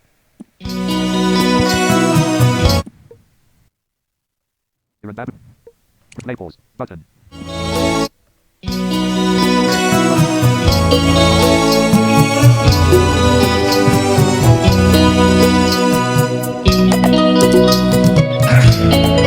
lepaga asadi nuai nuai nungsiba khang lamdagabu kainabada pirang tarudara thamoi palamdragabu karigi mai cha khang lukhini nungsiba khang lamdagabu kainabada pirang tarudara thamoi palamdragabu karigi mai sa khang lukhini unari gaida sakhiba wasa thengnadraduda kau khramale mari laibakta tamlam labani khan tai sin nong dabba mangonda unari gaida sakhiba wasa thengnadraduda kau khramale mari laibakta tamlam labani khan tai sile nong dabba mangonda nong su nong sitsu kalli uplamba una supai ki nalamba leitum sutumki nungsiba khang lamdragabu kainabada pirang tarudara thamoi palamdragabu karigi mai sa khang lukhini aina haiba nate kaga jendana haiba ne unaga leitumga maru oibagi isai se koi leitumga unaga nong churakpa matamda unaduna leitumdo pokthoktanaba kha kopi aduga nungsit silakpa matamda mo unado paigidanaba leitumduna nallaga thamme adubu nonglai nungsit yam kalakpa matamdadi kaya thamoi ngaura wakhal tuminado leibadi amangba nongna thembaira kaya thamoi ngaura wakhal tuminado leibadi amangba nongna thembaira maisa puba nongni madi ngairunu churakpa mana maisa puba nongni madi ngairunu churakpa mana khamu maisa do nang ngayu ingagi long singjau kona sakni bala mai gi mai putli bra yeng hawi ai hinglik lana sakli bra hang hawi ayuk lik lana taram loi piram lava bidai thamoi पालमद्रगबु करिगी मैसा खांलुखिनी नुंसिबा खंगलमद्रगबु कायनबद पिरांग तारुदर थमोय पालमद्रगबु करिगी मैसा खांलुखिनी उनरिङैदा सकिबा वासक थेंनगदुदा काउख्रमाले मादि लाइबक्ता तमलमलबनि खन ताइसिले नोंदम्बा मंगोंदा नोंसु नुंसित्सु कल्ली उपलम्बा उनासु पाइखि नलम्बा लैतुम सुतुमखि उनागा लैतुमगा मरुम ओइबा नोंग चुरकपदना लैतुमदो तुमगिबा अदुगा नुंसित सिलकपदना उनादो पाइगिबा हाइरिबा situation अनि सिदा base तौबो इसैनि हेदरा काकाना काका तताना हाइबदु आइना मतौ तमजबनि को सिदि आइगी कोकना हाइबना चदे काकाना हाइबदु सुम आइना मतौ तमजबनि नुंगा येरुंगा ओइरमदि काउथतनादना फरक तानानेबको अदु लैतुमगा उनागा ओइगिबा लैतुम मसिदि लेबाक्तगी ओइरकपनिना लेबाक्तुदि नोंग चुरकु मतमदा पेथोरए अदुगा लैतुमदा तुमचनगिबा अदुगा मु उनादुसु लैतुमदु कुपमे नोंग चुरकु मतमदना ngसाइगी उनादुना कुपिरमबनेबा उनादुना कुपगा लैतुमदु तुमहंदे अदुबु नोंगलै नुंसि याम कलक्पा मतमदि उनादुसु खांग मंगमक्तबा अदुदगी मु उनादुसु पाइग्रे लैतुमदुसु तुमहौरे उनादुदि गाय जकिनो खंगौदबनि इसैसिना थमनिंगिबा पॉइंट तसेंबगिदि कमाय तौगेदा लाइरबा अमसुंग इना खुनबा अनिगी मरक्ता लैरिबा खेनबा दुगा उनादुना कनानो लैतुमदुना कनानो हाइबदि आइबुदि खांगे काकादगी हंगागा अदो कनागुम खंबा याविरगदि कमेंट तौबिरो उनादुना कना ओइदनो लाइरबा इना खुनबा अनिदुगी मरक्ता हाइतारे उनादुना कना ओइदनो लैतुमदुना कना ओइदनो सिस बारो तारमदाइदिगो तोमथिन गेमिंग ना खनबी बैसे दुलेरमी ऐगिसु सी सही सेने नेना सखम नेना ऐगी कमेंट पाबा होरमलगा तोखिबसिदि नुंगाइते फजर के रेस्मा थोंगाम लक्ष्मी की कनागी थोंजिंद बुली लेपलुनी है तो ताजगे हाइबा अदुदमा चिरोम नापियो हाजरगे चिरोम उहानबा मैतै रुपीस 300 जीपे कापचखिबने प्लीज इमादा से थाबा इसे एमतंग सकपियो तोमथिन वाइखोम नहानगी खनबदुने नहानगी खन अस ngasi खनबजिबो कार काज नहानगी दुदि खवाइ निंसिंगदा अक्तंग खनबिरो सनानदा वाइरोक पमची ऐसु इसे अनितंग खनजखिबने सिगी बिरान बाबू मैतै 300 ना मतेंग पांबिरै बिरान बाबू मैतै ना 300 सिसे चिरोम उहानबासे ओइदोइरा हाइबिरो सिसे ओइदोइरा अमता हाइबिरो इसे एमता सकपिरो इचेगी इसे तारगा पथाजरी नेमता सकपिरो चेंगा साइडिंग आइ जबने सकपिरक्ते ना पाउ ताद्रे नुंगोली और तांगलबा मिकुपसे अमता खंगदी सी सही सिदे अनिमा अमता खंगदे अदुना अतोपा मसिल्लगा अमा खनबिरो दुदोइना सकजरगे सरो खाइबम ऋषिके सिंह पुंग ओना बदुदा लाइफ टावरोइड्राना थेंगदोख्रे पोस्ट तौजखिबनिको लाइफ से पुंग खतंग थेंगलपना हौनी दुगा थेंगना लोइसनगनीना चेले नाना पुंसी ngakla पुंसी एमते सकसे फोन ऑफ तौइदुना कइनो हो फोन ऑफ तौरी कइनो आइ चेलेना स्कॉल पेरा मगा फोन ऑफ तौइदो कइनो तोमथिन वाइखोम हेंजुन हाम त सकपिरो मेधावी मोइरांग सिस्टर सेगाय रेफ्यूजेट सेट पदो बे सेदो सकपिरो अस आईडी अखो हे आईडी दु सेदुदी हैरोये सेगाय रेफ्यूजेट ओ ऑफ तो बोइरमदे माइजे ऑन नौं तौरे बेसन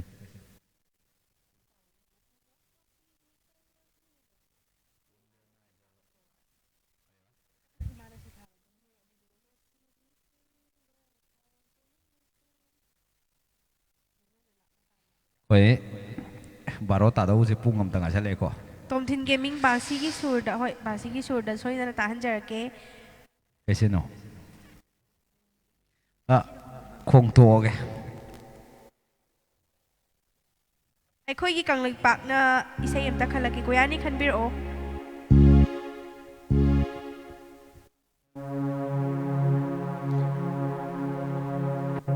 ꯑꯩꯅꯦ ꯖꯤꯄꯦ ꯃꯤꯡꯗꯤ ꯕꯤꯔꯟ ꯕꯥꯕꯨ ꯍꯥꯏꯅ ꯂꯩꯕꯅꯤ ꯑꯣꯀꯦ Thank you, ꯊꯥꯒꯠꯆꯔꯤ thank you. ꯑꯣꯐꯇꯤ ꯇꯧꯗꯦ ꯔꯤꯁꯇꯥꯔꯠ ꯇꯧꯕꯩꯅꯦ ꯍꯥꯏ ꯑꯣ ꯑꯩꯁꯨ ꯍꯥꯏꯗꯨꯗꯤ ꯁꯣꯔꯣꯛ ꯈꯥꯏꯕꯔ ꯃꯁꯤꯀꯦꯁ ꯄꯨꯡ 12ꯐꯥꯎ ꯇꯧꯅꯤ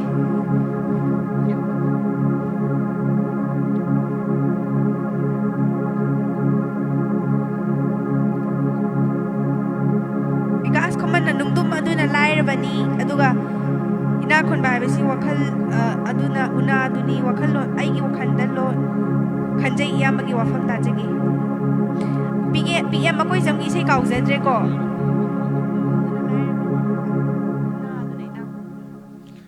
ꯂꯥꯜꯂꯦ ꯅꯨꯡꯗꯨꯝꯗꯨꯅ ꯂꯥꯏꯔꯕꯅꯤ ꯑꯗꯨꯒ ꯎꯅꯥꯗꯨꯅ ꯏꯅꯥꯛ ꯈꯨꯟꯕꯅꯦ ꯑꯗꯣ ꯑꯗꯨꯁꯨ ꯂꯥꯜꯂꯦꯀꯣ ꯂꯥꯜꯂꯦ ꯋꯥꯍꯟꯊꯣꯛꯇꯣ ꯂꯥꯜꯂꯦ ꯀꯀꯥꯅ ꯍꯟꯕꯗꯣ ꯂꯥꯜꯂꯦ ꯍꯥꯏꯖꯕꯅꯤꯀꯣ ꯑꯩꯅ ꯂꯥꯜꯂꯦ ꯍꯥꯏꯕ ꯅꯠꯇꯦꯀꯣ ꯑꯩꯅ ꯁꯨꯝ ꯍꯪꯕ ꯍꯥꯏꯇꯥꯔꯦ ꯂꯥꯏꯔꯕꯅ ꯀꯅꯥꯅꯣ ꯏꯅꯥꯛ ꯈꯨꯟꯕꯅ ꯀꯅꯥꯅꯣꯅ ꯍꯪꯉꯨꯕꯗ ꯍꯥꯏꯇꯥꯔꯦ ꯑꯗꯨꯒ ꯍꯧꯖꯤꯛꯀꯤ ꯍꯜꯂꯤꯕ ꯋꯥꯍꯟꯊꯣꯛꯇꯣ ꯂꯥꯜꯂꯦ ꯅꯨꯡꯗꯨꯝꯗꯣ ꯉꯁꯥꯏꯒꯤ ꯑꯩꯅ ꯍꯥꯏꯈꯤꯕꯗꯣ ꯑꯩꯈꯣꯏꯒꯤ ꯂꯩꯇꯨꯝꯗꯨꯅ ꯇꯨꯝꯈꯤ ꯑꯗꯨ ꯎꯅꯥꯗꯨꯅ ꯄꯥꯏꯈꯤ ꯍꯥꯏꯕꯗꯨꯗ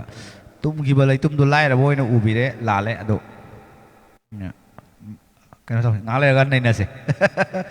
ꯄꯤꯑꯦꯝ ꯃꯈꯣꯏꯖꯝꯒꯤ ꯏꯁꯩ ꯀꯥꯎꯖꯗꯦ ꯀꯀꯥꯒꯤ ꯕꯥꯁꯤ ꯏꯁꯥꯅ ꯈꯨꯗꯣꯜ ꯇꯝꯍꯟꯖꯒꯦ ꯑꯗꯨ ꯂꯣꯏꯔꯒ ꯁꯛꯆꯔꯛꯀꯦ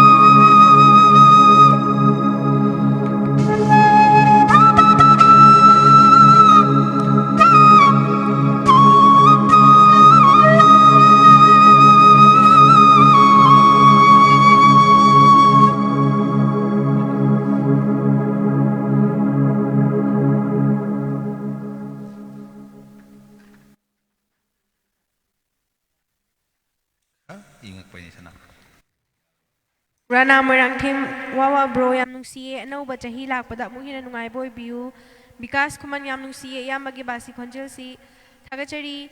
ꯇꯣꯟ ꯑꯦꯝ ꯀꯦ ꯈꯨꯃꯟ ꯍꯥꯏꯐꯝ ꯈꯪꯗꯦ ꯄꯨꯛꯅꯤꯡꯒꯤ ꯅꯨꯡꯁꯤꯕ ꯑꯝꯇ ꯁꯛꯄꯤꯔꯛꯑꯣ ꯁꯨꯅꯤꯕꯂꯥ ꯑꯀꯣꯏꯖꯝ ꯑꯋꯥꯕ ꯄꯨꯝꯅꯃꯛ ꯆꯍꯤꯁꯤꯅ ꯄꯨꯈ꯭ꯔꯁꯅꯨ ꯁꯣꯃꯣꯔꯖꯤꯠ ꯃꯣꯏꯔꯥꯡ ꯆꯥꯛꯂꯤꯕ ꯂꯥꯃꯩ ꯑꯊꯥꯞꯄ ꯆꯤꯡꯗ ꯇꯣꯝꯊꯤꯟ ꯋꯥꯏꯈꯣꯝ ꯍꯦꯟꯖꯨ ꯅꯍꯥꯗꯨ ꯁꯛꯄꯤꯔꯛꯑꯗꯤ ꯌꯥꯝ ꯅꯨꯡꯉꯥꯏꯖꯒꯅꯤ ꯂꯣꯏꯕꯁꯤꯡꯅ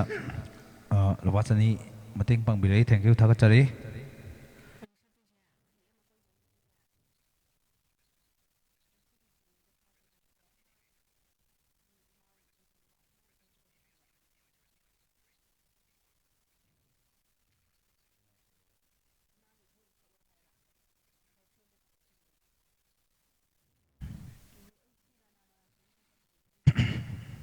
ꯑꯩꯈꯣꯏ 11ꯒ ꯃꯤꯅꯤꯠ 6 ꯆꯠꯁꯜꯂꯛꯑꯦ ꯑꯗꯒꯤ ꯑꯩꯈꯣꯏꯅ ꯆꯍꯤ ꯂꯣꯏꯔꯝꯗꯥꯏꯒꯤ ꯍꯥꯏꯇꯥꯔꯦ ꯏꯁꯩ ꯈꯔꯁꯨ ꯑꯦꯔꯦꯟꯖ ꯇꯧꯖꯔꯤ ꯁꯔꯄ꯭ꯔꯥꯏꯖ ꯑꯣꯏꯅ ꯍꯥꯏꯇꯥꯔꯦ ꯏꯁꯩꯁꯤꯃꯁꯨ ꯏꯁꯩ ꯈꯔꯁꯤꯃꯁꯨ ꯈꯨꯗꯣꯜ ꯇꯝꯅꯕ ꯁꯨꯝ ꯍꯣꯠꯅꯖꯕꯅꯤ ꯑꯗꯣ ꯑꯩꯈꯣꯏꯅ ꯉꯁꯤ ꯏꯁꯀꯤꯞ ꯇꯧꯖꯔꯤꯕ ꯏꯁꯩꯁꯤꯡꯁꯦ ꯑꯌꯥꯝꯕꯅ ꯍꯥꯏꯇꯥꯔꯦ ꯁꯤ ꯋꯥꯔꯧꯕꯤꯅꯨꯀꯣ ꯑꯗꯣꯝꯅ ꯈꯟꯕꯤꯔꯛꯄꯒꯤ ꯅꯠꯇꯦ ꯏꯁꯩꯁꯦ ꯑꯩꯈꯣꯏꯒꯤ ꯂꯥꯏꯐꯇ ꯇꯣꯏꯅ ꯁꯛꯄ ꯏꯁꯩ ꯍꯥꯏꯇꯥꯔꯦ ꯌꯥꯝ ꯂꯥꯏꯐꯇ ꯑꯩꯈꯣꯏꯒꯤ ꯂꯥꯏꯐꯁꯤꯗ ꯐꯦꯁꯕꯨꯛ ꯔꯕꯤꯁꯪꯀꯔ ꯆꯤꯡꯉꯨ ꯂꯩꯆꯜꯁꯦ ꯁꯦꯞꯇꯦꯝꯕꯔꯒꯤ ꯗꯦꯠ 16ꯗꯒꯤ 2023ꯒꯤ ꯂꯥꯏꯐ ꯍꯧꯖꯔꯛꯄꯅꯤ ꯌꯥꯝ ꯀꯟꯅ ꯂꯥꯟ ꯀꯜꯂꯤꯉꯩ ꯃꯇꯝ ꯍꯥꯏꯇꯥꯔꯦ ꯍꯤꯡꯅꯕꯒꯤ ꯂꯝꯕꯤ ꯊꯤꯖꯕꯅꯤ ꯍꯥꯏꯅ ꯑꯗꯨꯗꯒꯤ ꯉꯁꯤ ꯐꯥꯎꯕ ꯑꯗꯨꯝ ꯂꯥꯏꯐꯁꯦ ꯇꯧꯖꯔꯛꯄꯁꯤꯗ ꯍꯥꯏꯇꯥꯔꯦ ꯇꯣꯏꯅ ꯁꯛꯈꯤꯕ ꯏꯁꯩ ꯈꯔꯗꯤ ꯑꯦꯁꯀꯦꯞ ꯇꯧꯖꯔꯦ ꯑꯗꯣꯝꯅ ꯈꯟꯕꯤꯔꯛꯑꯒꯁꯨ ꯑꯩꯈꯣꯏꯅ ꯁꯤ ꯏꯁꯩꯁꯤꯗꯤ ꯌꯥꯝ ꯇꯣꯏꯅ ꯁꯛꯏ ꯀꯥꯏꯅ ꯈꯤꯇꯪ ꯉꯁꯤꯒꯤ ꯑꯣꯏꯅ ꯑꯦꯁꯀꯦꯞ ꯇꯧꯖꯔꯦ ꯁꯤꯒꯤꯗꯃꯛꯇ ꯋꯥꯔꯧꯕꯤꯅꯨ ꯉꯥꯛꯄꯤꯌꯨ ꯍꯥꯏꯇꯥꯔꯦ ꯈꯣꯏꯔꯥꯡꯒꯤ ꯄꯨꯛꯅꯤꯡꯁꯦ ꯀ ꯍꯥꯏꯕ ꯈꯨꯗꯝ ꯑꯣꯏꯅꯀꯣ ꯑꯗꯒꯤ ꯅꯪꯅ ꯃꯤꯒꯤ ꯑꯣꯏꯈꯤꯕꯗ ꯑꯩꯗꯤ ꯅꯪꯕꯨ ꯌꯦꯡꯕ ꯉꯝꯍꯧꯔꯣꯏ ꯀ ꯍꯥꯏꯕ ꯁꯤꯒꯨꯝꯕ ꯏꯁꯩꯁꯦ ꯉꯔꯥꯡ ꯅꯍꯥꯟꯇꯁꯨ ꯑꯗꯨꯝ ꯁꯛꯈꯤꯗ ꯉꯥꯏꯔꯦ ꯑꯁꯤꯒꯨꯝꯕ ꯏꯁꯩꯁꯤꯡꯁꯤꯗꯤ ꯈꯤꯇꯪ ꯈꯤꯇꯪ ꯑꯦꯁꯀꯦꯞ ꯇꯧꯖꯔꯦ ꯋꯥꯔꯧꯕꯤꯅꯨ ꯁꯤꯒꯤꯗꯃꯛꯇ ꯑꯩꯈꯣꯏꯅꯁꯨ ꯏꯁꯩ ꯈꯔ ꯍꯥꯏꯗꯤ ꯆꯍꯤ ꯑꯔꯤꯕ ꯉꯁꯤꯗꯒꯤꯗꯤ ꯑꯔꯤꯕ ꯆꯍꯤ ꯆꯤꯡꯒꯗꯧꯔꯕ ꯍꯥꯏꯇꯥꯔꯦ 2024 ꯂꯣꯏꯁꯤꯜꯂꯝꯗꯥꯏꯁꯤꯗ ꯍꯥꯏꯇꯥꯔꯦ ꯑꯩꯈꯣꯏꯅꯁꯨ ꯏꯁꯩ ꯑꯃꯅꯤꯇꯪ ꯈꯨꯗꯣꯜ ꯇꯝꯖꯒꯦ ꯍꯥꯏꯗꯨꯅ ꯁꯦꯝ ꯁꯥꯖꯔꯤ ꯁꯤꯒꯤꯗꯃꯛꯇ ꯃꯌꯥꯝꯁꯨ ꯉꯥꯛꯄꯤꯌꯨ ꯍꯥꯏꯗꯅ ꯊꯝꯖꯒꯦ ꯁꯅꯟꯗ ꯋꯥꯏꯔꯣꯛꯄꯝꯅ ꯈꯪꯗ꯭ꯔꯦ ꯏꯁꯩꯁꯦ ꯀꯔꯝꯕ ꯈꯟꯗꯣꯏꯅꯣ ꯉꯁꯤ ꯐꯥꯎ ꯑꯝꯇ ꯁꯛꯂꯛꯇꯦ ꯀꯩ ꯄꯦꯟꯗꯕ ꯂꯩꯒꯦ ꯍꯩꯇꯦꯗ ꯍꯥꯏ ꯑꯍꯩꯕ ꯑꯃ ꯁꯛꯂꯛꯑꯣ ꯏꯁꯩꯁꯦ ꯃꯄꯥ ꯆꯥꯅꯈꯤꯕꯩꯅꯦ ꯑꯩꯅ ꯐꯥꯗꯕꯒꯨꯝꯕ ꯑꯗꯩꯗꯤ ꯑꯩꯅ ꯈꯪꯗꯕ ꯏꯁꯩꯒꯨꯝꯕ ꯈꯟꯕꯤꯔꯛꯄꯗ ꯃꯄꯥ ꯆꯥꯅꯈꯤꯕ ꯅꯥꯎꯔꯦꯝ ꯊꯣꯛꯄꯩꯅꯦ ꯋꯥꯔꯧꯕꯤꯒꯅꯨ ꯅꯥꯎꯔꯦꯝ ꯔꯥꯖꯦꯟꯗ꯭ꯔꯣ ꯁꯤ ꯅꯠꯇ꯭ꯔꯣ ꯅꯥꯎꯔꯦꯝ ꯕ꯭ꯔꯥꯖꯦꯟꯗ꯭ꯔ ꯍꯥꯏꯗꯣꯏꯅꯤꯀꯣ ꯅꯥꯎꯔꯦꯝ ꯕ꯭ꯔꯥꯖꯦꯟꯗ꯭ꯔꯁꯤꯅ ꯂꯨꯄꯥ 900 ꯃꯇꯦꯡ ꯄꯥꯡꯕꯤꯔꯛꯏ ꯊꯦꯡꯛ ꯌꯨ ꯊꯥꯒꯠꯆꯔꯤ ꯔꯥꯅꯥ ꯃꯣꯏꯔꯥꯡꯊꯦꯝ ꯑꯩꯒꯤꯗꯨꯁꯨ ꯊꯦꯡꯉꯁꯨ ꯊꯦꯡꯅ ꯁꯛꯄꯤꯔꯛꯑꯣꯀꯣ ꯍꯣꯏ ꯁꯛꯆꯔꯛꯀꯦ ꯅꯍꯥꯟꯈꯩ ꯈꯜꯂꯛꯇꯕ ꯏꯁꯩꯁꯤꯡꯒꯤ ꯃꯅꯨꯡꯗ ꯍꯥꯏꯇꯥꯔꯦ ꯑꯗꯨꯝ ꯑꯩꯈꯣꯏꯅ ꯁꯣꯔꯣꯈꯥꯏꯕꯔ ꯃꯤꯁꯤꯀꯦꯁ ꯉꯁꯤꯁꯦ ꯀꯥꯏꯅꯕꯒꯤ ꯏꯁꯩ ꯈꯟꯁꯤꯔꯥ ꯅꯨꯡꯉꯥꯏꯕꯒꯤ ꯈꯟꯁꯤꯔꯥ ꯈꯪꯗ꯭ꯔꯦꯅꯦ ꯔꯤꯖꯤꯀꯦꯁ ꯑꯄꯥꯝꯕ ꯇꯧꯕꯤꯌꯨ ꯅꯍꯥꯟꯈꯩ ꯃꯌꯥꯝꯅ ꯁꯨꯝ ꯈꯜꯂꯛꯄꯗ ꯍꯥꯏꯇꯥꯔꯦ ꯌꯥꯎꯗꯕ ꯏꯁꯩ ꯑꯃ ꯀꯅꯥꯅ ꯈꯜꯂꯛꯈꯤꯕꯅꯣꯗꯤ ꯈꯪꯗ꯭ꯔꯕ ꯑꯗꯨꯒ ꯏꯁꯩꯁꯤꯗꯤ ꯃꯌꯥꯝꯅ ꯍꯥꯟꯅꯗꯤ ꯇꯣꯏꯅ ꯈꯜꯂꯛꯄ ꯑꯩꯈꯣꯏꯅꯗꯤ ꯁꯛꯈꯤꯗꯕ ꯍꯥꯏꯇꯥꯔꯦ ꯏꯁꯩ ꯈꯨꯗꯣꯜ ꯇꯝꯖꯒꯦ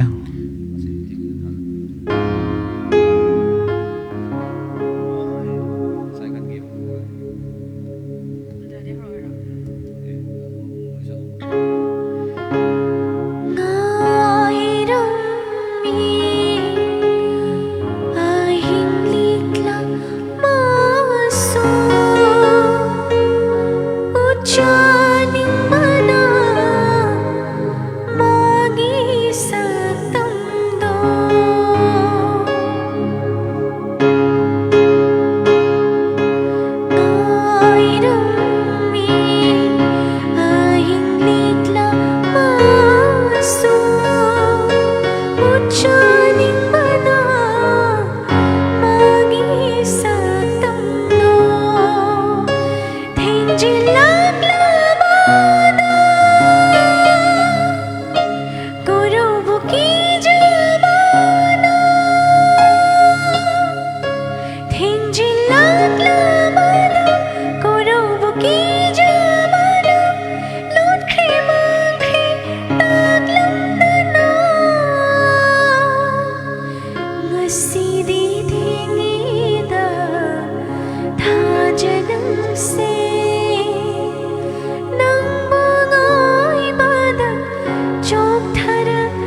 Krishna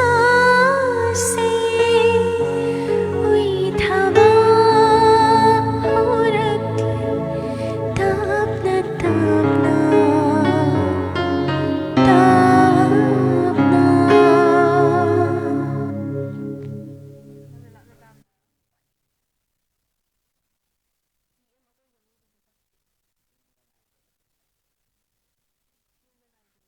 sum hai tare isai khar toy toy sakki bisai sin khar accept tau jage adi da moina nang la ma tam na ka hai bisai koi toy se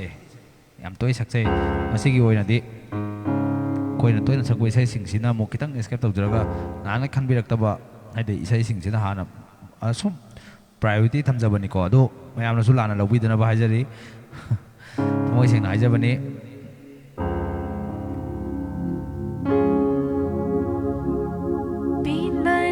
जवान शिवा बिलहन बिरोइवु मपोक्षी मगी उरा उरगानु शिवा हेलवी माई थोंदो लेररो इनाक्ता लिंदना मपोक्षी मगी मथंग मपोकी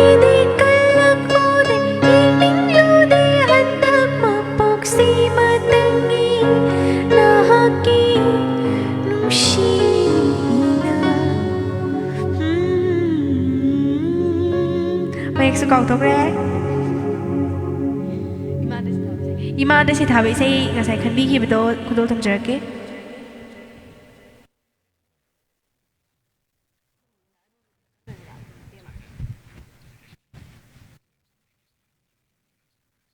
Imada si thabi say se mayam leibani na karam basaktoino khangje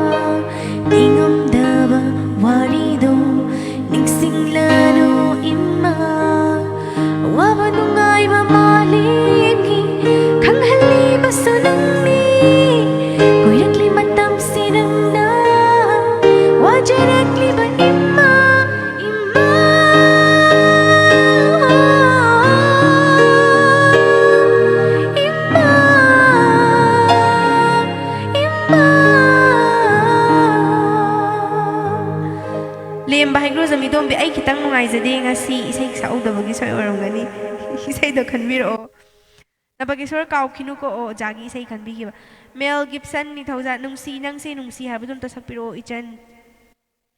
Ekhoi gi kang leipak chairak lone nang gi nungjing do khanjage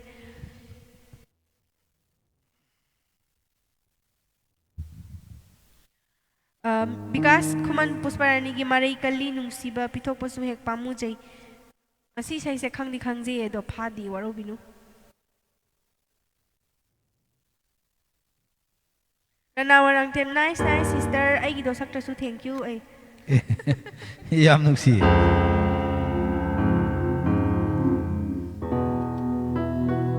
Priyo lai sham isay ni khanja wa hom ta sakpirak te handak ti sakpirak ta basugya yaro he milu pirang pusparani sa se Ton em ke kuman haifam khangde pukning gi nungsibam ta sakpiro o ichan ngasi gi oina Le micro sam isay se ta khanbiro Dol kek na pai riba Liri humba malangba Ay gita mo'y gi yawase I ꯍꯥꯏꯐꯝ ꯈꯪꯗꯦ ꯄꯨꯛꯅꯤꯡꯒꯤ ꯅꯨꯡꯁꯤꯕ ꯆꯤꯝꯕꯥꯜ ꯊꯣꯛꯅ ꯆꯤꯝꯕꯥꯜꯁꯤꯅ ꯐꯣꯡꯗꯣꯛꯄ ꯉꯝꯗꯦ ꯐꯣꯡꯗꯣꯛꯇꯅ ꯅꯨꯡꯁꯤꯕ 옴짝나할래 타모이 아이폰 강다너 아이폰 강다너 아이폰 강다너 ไอ้คุยกังลีปักนะถอยเบสิงโดไอ้กินเย็นเคซีอามากีมาทั้งเลยนะฮะปังงเก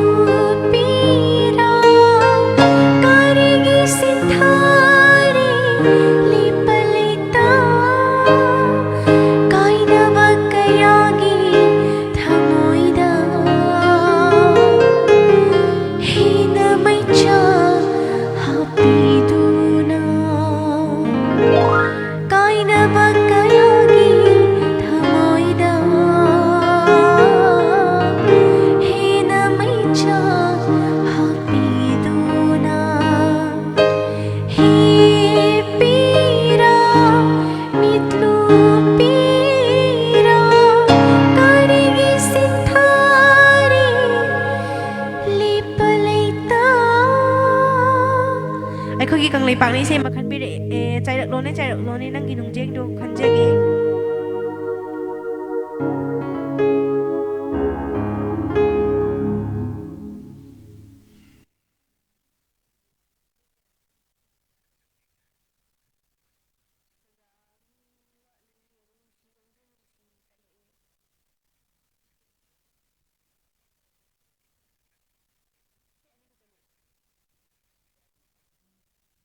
ꯁꯨꯔꯖ ꯅꯤꯡꯊꯧꯖꯝ ꯏꯆꯟ ꯅꯪꯗꯤ ꯅꯕꯨꯡꯒꯤ ꯏꯁꯩ ꯈꯜꯂꯁꯨ ꯁꯛꯄꯤꯔꯛꯇꯦꯀꯣ ꯁꯨꯔꯖ ꯅꯤꯡꯊꯧꯖꯝꯒꯤꯁꯦ ꯄꯥꯗꯤ ꯄꯥꯊꯣꯛꯆꯈꯤꯕꯅꯦ ꯑꯗꯣ ꯀꯃꯦꯟ ꯃꯥꯡꯊꯣꯛꯈ꯭ꯔꯦꯕ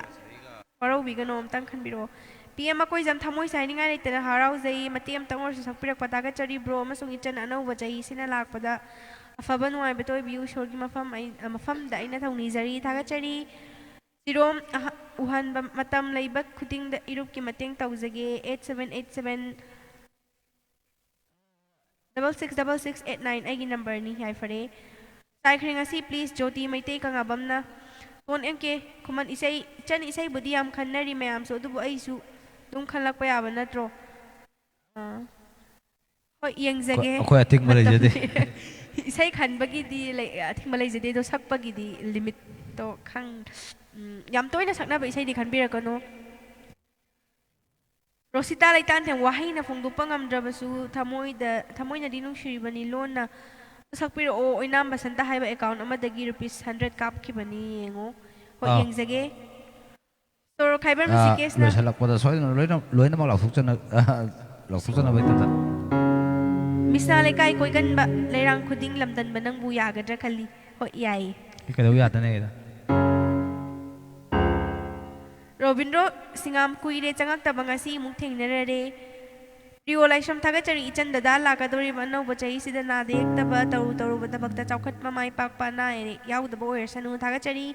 ꯔꯅꯥ ꯃꯣꯏꯔꯥꯡꯊꯦꯝ ꯑꯩꯒꯤ ꯏꯁꯩꯗꯣ ꯃꯊꯪꯒꯤꯗ ꯁꯛꯄꯤꯔꯛꯑꯣ ꯁꯤꯁꯇꯔ ꯂꯤꯁꯇ ꯑꯣꯏꯅ ꯊꯝꯕꯤꯌꯨ ꯑꯩꯕꯨ ꯍꯤꯡꯈꯣꯔꯥ ꯁꯤꯈꯣꯔꯥ ꯍꯥꯏꯗꯣ ꯃꯊꯪꯒꯤꯗ ꯉꯥꯏꯈꯣ ꯃꯁꯤ ꯁꯛꯇꯣꯛꯑꯁꯤ ꯂꯤꯁꯇ ꯊꯝꯖꯔꯔꯣꯏ ꯍꯧꯖꯤꯛ ꯑꯗꯨꯝ ꯁꯠꯇꯣꯛꯆꯔꯒꯦ ꯄꯦꯟꯗꯤꯡ ꯊꯝꯕꯁꯦ ꯅꯨꯡꯉꯥꯏꯖꯗꯦ ꯄꯦꯟꯗꯤꯡ ꯌꯥꯝꯃꯤꯒꯩ ꯃꯊꯪꯒꯤ ꯂꯥꯏꯐꯇ ꯋꯥꯗꯣꯏꯅꯦ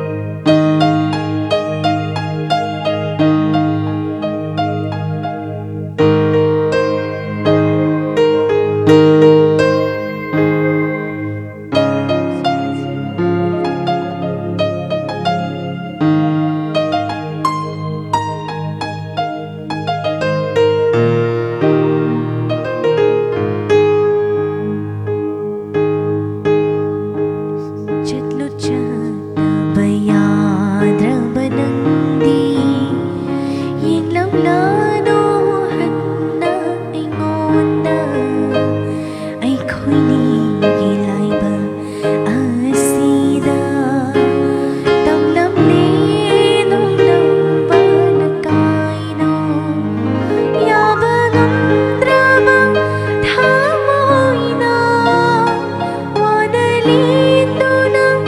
ꯂꯩꯍꯧꯔꯤ ꯌꯥꯕ ꯉꯝꯗ꯭ꯔꯕ ꯊꯃꯣꯏꯅ ꯋꯥꯅ ꯂꯦꯟꯗꯨꯅ ꯂꯩꯍꯧꯔꯤ ꯑꯁꯤꯃꯇꯪꯗꯤ ꯍꯥꯏꯔꯝꯈꯣ ꯅꯪꯅ ꯑꯩꯕꯨ ꯍꯤꯡꯈꯣꯔꯥ ꯑꯩꯕꯨ ꯁꯤꯈ꯭ꯔꯣꯔꯥ ꯑꯩꯕꯨ ꯍꯤꯡꯈꯣꯔꯥ ꯑꯩꯕꯨ ꯁꯤꯈ꯭ꯔꯣꯔꯥ 이제 ꯌꯥꯝ ꯁꯥꯡꯕꯅꯤꯅꯀꯣ ꯃꯇꯦꯛ ꯁꯛꯄꯁꯤꯅ ꯄꯦꯟꯕꯤꯌꯨ ꯍꯥꯏꯗꯅ ꯊꯝꯖꯒꯦ.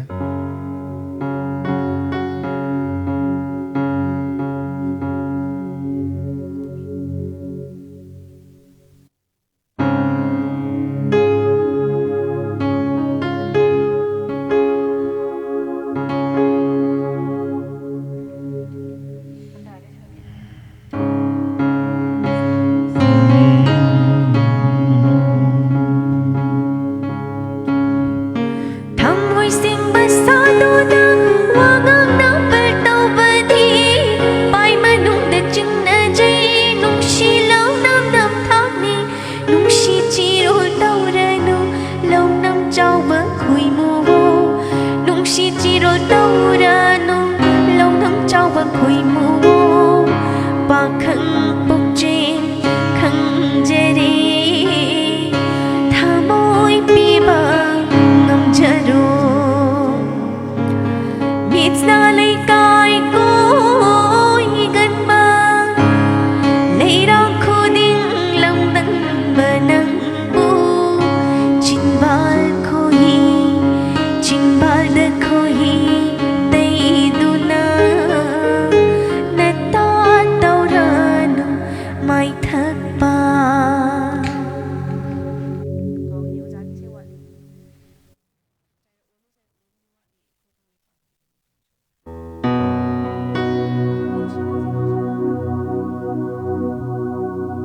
ꯂꯩꯆꯤꯜ ꯎꯔꯨꯔꯦ ꯂꯩꯆꯤꯜ ꯎꯔꯨꯔꯦ ꯅꯣꯡꯉꯣꯜꯂꯤ ꯊꯥꯖ ꯌꯦꯡꯂꯨꯔꯦ ꯈꯣꯏꯔꯥꯡꯉꯦ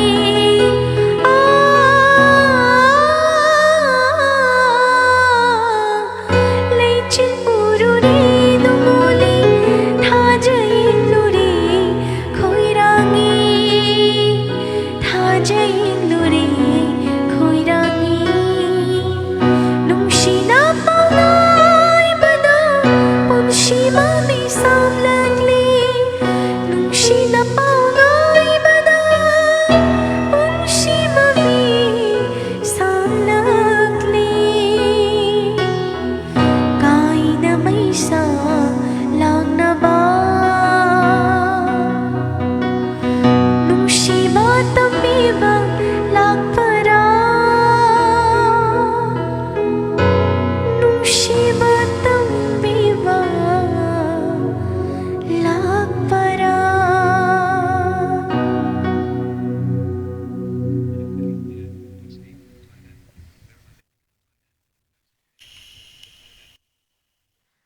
ꯆꯦꯍꯦꯂꯦꯅ ꯅꯨꯡꯁꯤꯠꯅ ꯂꯤꯔꯤ ꯂꯤꯔꯤ ꯁꯤꯠꯂꯛꯄꯗ ꯏꯕꯨꯡꯒꯤ ꯆꯨꯖꯥꯏꯅꯔꯕ ꯁꯝꯂꯥꯡꯁꯦ ꯌꯥꯝ ꯄꯛꯆꯩ ꯆꯨꯖꯥꯏꯅ ꯁꯝꯂꯥꯡꯁꯦ ꯐꯔꯥ ꯐꯔꯥ ꯍꯨꯝꯅꯤꯡ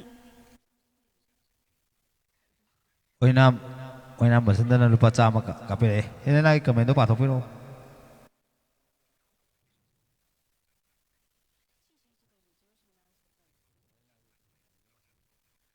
ꯐꯔꯥ ꯐꯔꯥ ꯍꯨꯝꯅꯤꯡ ꯂꯣꯟꯅ ꯆꯤꯡꯍꯤ ꯁꯝꯕꯥꯜꯅ ꯍꯩꯅꯝ ꯂꯩꯅꯝ ꯆꯨꯔꯕ ꯁꯝꯂꯥꯡꯁꯤꯅ ꯄꯨꯟꯂꯒꯦ ꯄꯥꯈꯪ ꯊꯃꯣꯏꯗꯣ ꯆꯦꯠꯅ ꯆꯦꯔꯣ ꯁꯤꯕꯤꯅꯥꯒꯤ ꯏꯁꯩꯗꯣ ꯅꯤꯡꯁꯤꯡꯉꯦ. ꯅꯪ ꯑꯩ ꯁꯣꯏꯗꯅ ꯑꯗꯨꯝ ꯁꯥꯎꯔꯛꯀꯗꯣꯏꯅꯤꯀꯣ ꯀꯣ ꯈꯪꯗ꯭ꯔꯗꯤꯅꯦ ꯏꯁꯩꯗꯣ ꯀꯅꯥꯅ ꯁꯛꯏꯅꯣꯗꯣ ꯍꯥꯟꯅ ꯊꯤꯌꯣꯕꯀꯣ ꯏꯁꯩꯗꯣ ꯀꯅꯥꯅ ꯁꯛꯏꯅꯣꯗꯣ ꯍꯥꯟꯅ ꯊꯤꯌꯣ. ꯅꯪ 3ꯂꯛ ꯁꯨꯔꯦꯀꯣ ꯉꯁꯤꯒ 3ꯂꯛ ꯁꯨꯔꯦ. ꯃꯊꯪꯗꯒꯤꯗꯤ ꯑꯩꯅ ꯅꯪ ꯌꯥꯝ ꯊꯤꯅ ꯁꯥꯎꯔꯛꯑꯅꯤ. 이세이도 가나나 사이노와도 하나 티요 거의 모이고 아파오고 이세 삭대 지롬 우한바 마이테니 이세이세 가나나 사이노세 낭게 암 강간만 해봐고 너 더워인 떠오긴 떠고 말라고 뭐 야오락바 고 아인 사오라 이세 아이암 디 사오라가니까 아이는 폰 떠오라가 허지 마야 망시다네 낭그 가나라디 팔다니 아이암 사오라가니까 더워인 떠오긴 떠고 말해 마야 망다 मागी इसे सकपी बगी रुपीस 300 अमसु कापचखिबनी आइफरे थागचरी Thank you. रोजिता सेमचांग असिदि ngairagadaबने सेमतदि खलमुदना जे ज्योति मैतै कांगाबम अमुक्तंगनि सकपिर उ चाइख्रि ngasi अथौबसिंगदा कथोकपोइना नुरै पेंजर इचन सोरो खबर मिसिके हाई चाही लोइरमदाई सिदि नुगाय फबाना यावदा बोय बियुको इयाम इचन ओइजरगे थागचरी रोसिता लैतान नेम आइगिदो अनि खंजबने अमदि सकपिर ओ वाहैना फुंदोपा ngamdrabasu अमोइनदि नुसिरिबनि लोना सकलो इचल ngaibदा वारे दोसाने को है पेले पेले थमोय थागचरी लेम्बा हाइक्रोजम इदोंबी आई इसै सकलक्ते मिचंग मिखाइना इसै दो आइना ngasai सिगिसे पादी पाजखराबने इसै दो काउथोकचखरे अमतंग खनबिरोना अदो इसै ममिंग ओइन इबिरो कमेंट सिदा इसै ममिंग तो हापचनबिरो मतम मांगदनबा चेहेलेना आइदि इसै खनबा नत्तिको Kalan trokono.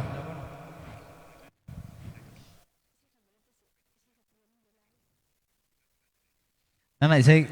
kan mo na te haraga so isay sa pila dudi, maming la dudi, maming do irak pada la dudi. ज्योति मैतै कांगाबा अमुक्तंग नि सकपिरो ओ चाइख्रि ngasi अथौबसिंगदा कथोकपोइना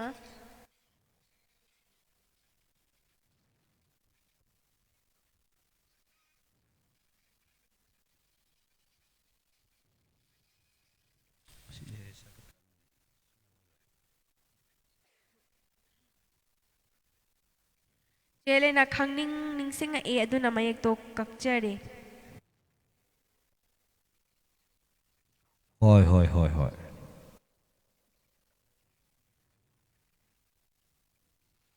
Say nung ay sakse, ma'am.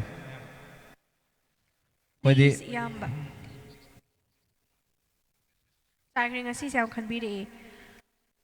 ओ लेम हाइक्रोजम इसै से अंगौ बलेचल ना फिजंग खनबा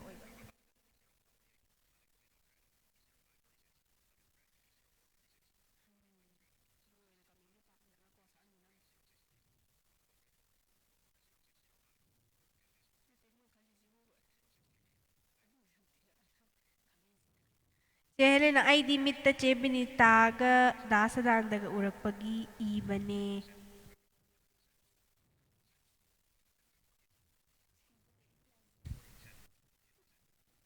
Yare.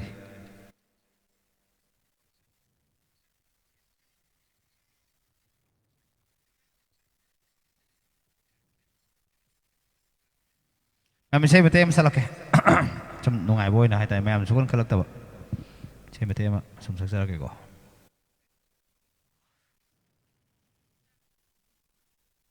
Labels. Button. Showing items 5 to 11 of 11. Tap to add. Device lock.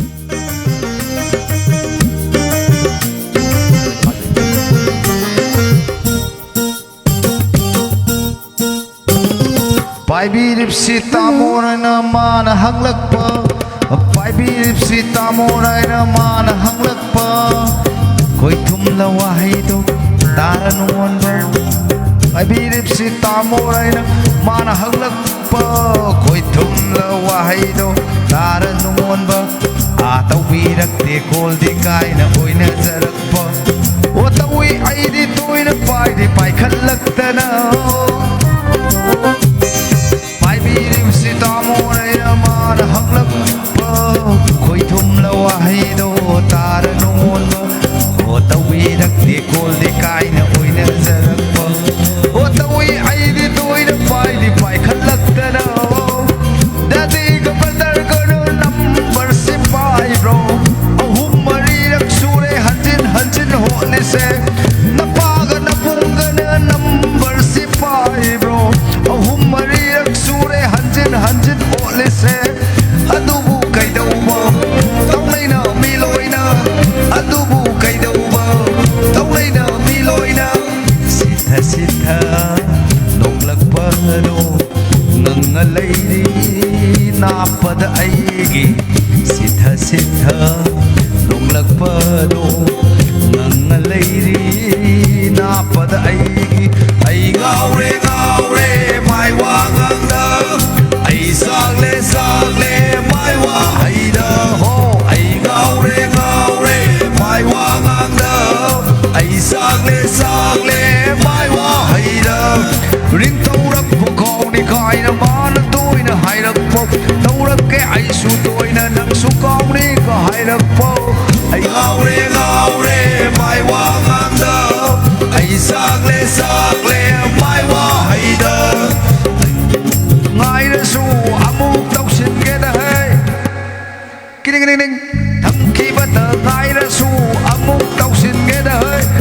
पैसा युदि कैसु नते इमादै हुरानी ओ पैसा युदि कैसु नते इमादै हुरानी ममानबी सार इचलदा हंगनगे wrong number नि हाइरक्प्रा आई यंथोके ममानबी सार इचलदा हंगनगे wrong number नि हाइरक्प्रा आई यंथोके ओ तारिये गसीनी पापाउ तारे मतम कुइना नाइरक्पा मोबाइल खोंजेल तारे ओ तारिये इसल की पापाउ तारे मतम कुइना नाइरक्पा मोबाइल खोंजेल तारे नंबर पिरम्बे माइदु सुपिरुकी युम हे युवग आइना तौरुई पाइरक्पदु खंजै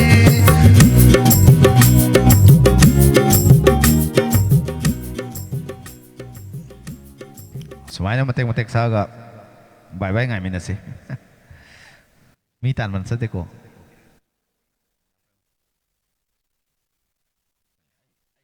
Rosita Laitan Deo, Oina Basanta Rupis. kamen pare bang ai sai ngau le ram hi Rupis Chama Kau Kibado, Ainani, Isai Sapirak De Jalna,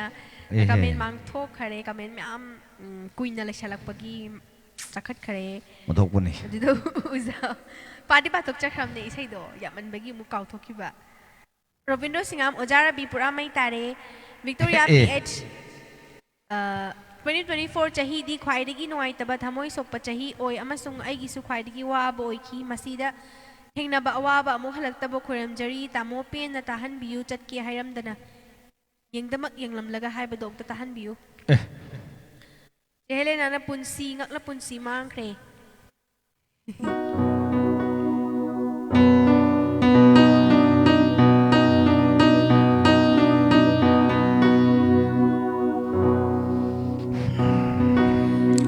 ke hairam dana yengdamak yenglamlaga tumina chatke vado chakne yeng howani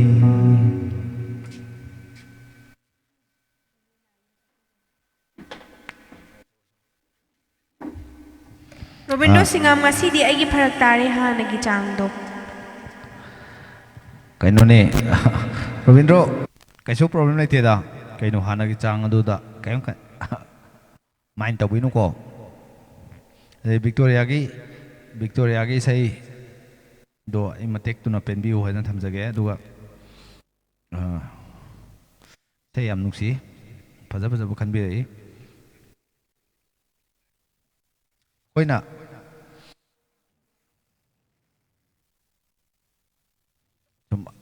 hojik se minute kun ga taruk ka ngai re minute kun ga taruk ki matung dagi di 2024 gi manau no pi 25 ong la ni si koi punna min na raga hai ta re taun ni min se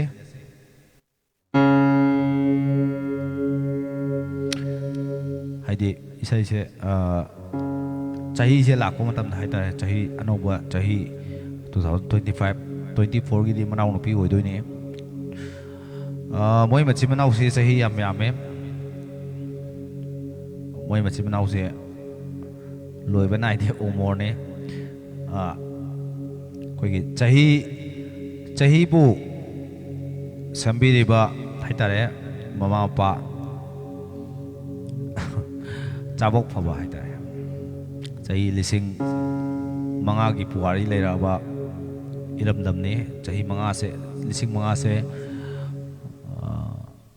chahi lising manga se bu pokpi ri ba mama pa do yam chak thok chani ngai ne taw tabu ipurup sigi oina hai ta re koina hojik ki hingi ba generation sigi mamang na hingi ba generation da adum awa mayam nangre adu hojik ki oiba generation sigi oina di 2023-24 se adu ke matik wagre aduga lakadoi ba 25 si madi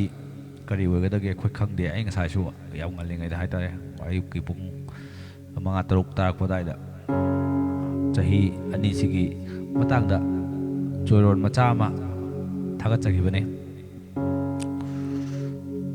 lakadoi wa 2025 sidadi ingta taptaba amadi tangdu leitaba sinabiramu 2024 haidi 2024 sina machi oidoine aduga 25 sina manau nupi oidoine nako 25 sida sinabiramu Rosita Leitan Themgi isay si wahina phongdokpa ngamdrabasu oiramba. Okay. Si isay si jaikhri nga si isay si ana kudo tamjaki gi nga sayam khanbirambani.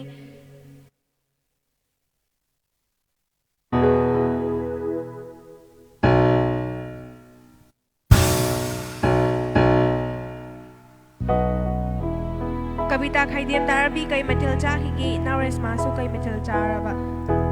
Chadre, Kabita. Chadari. Ai budi chajare chang hauba ma thonga chajare. Chang tu haijara roigi.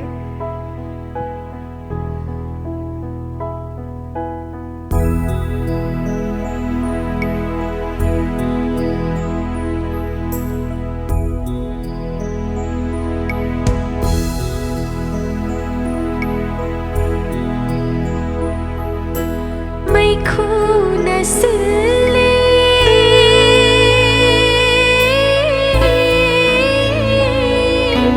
nangi nong do se mai khu na sille nangi nong do se na cha singi chita dag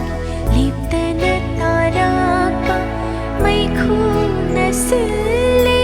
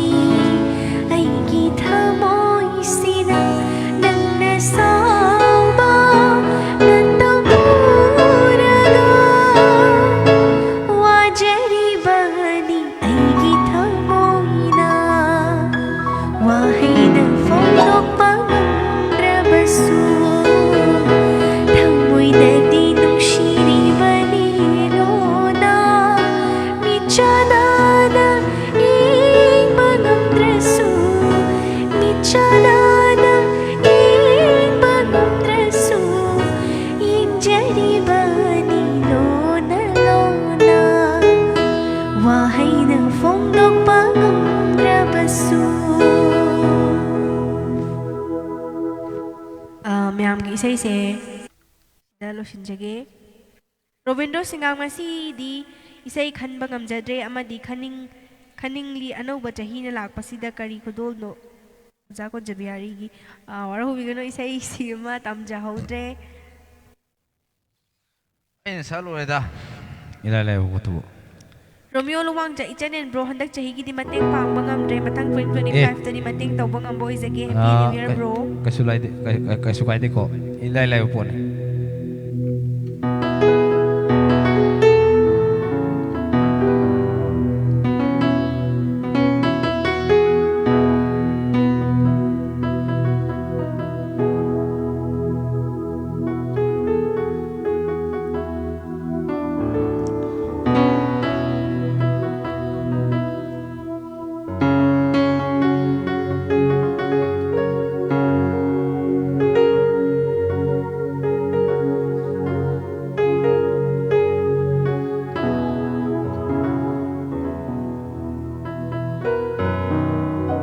Damcha Kendrick Jana hu tu na yeng liba mi tu na saklo o ichal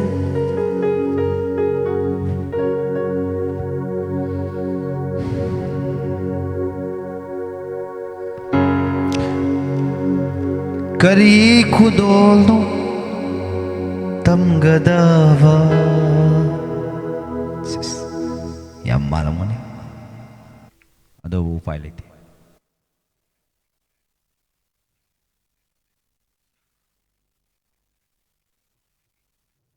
Robert Salai,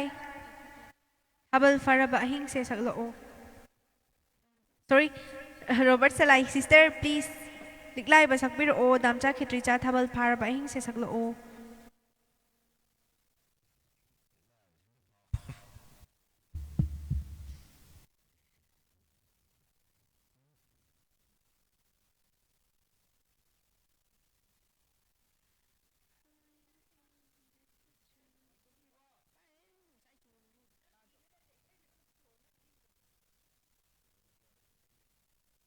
yam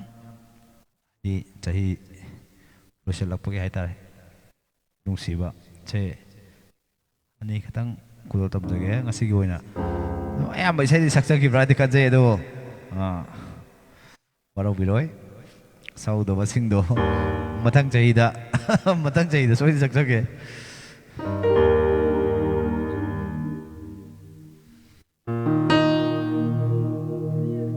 check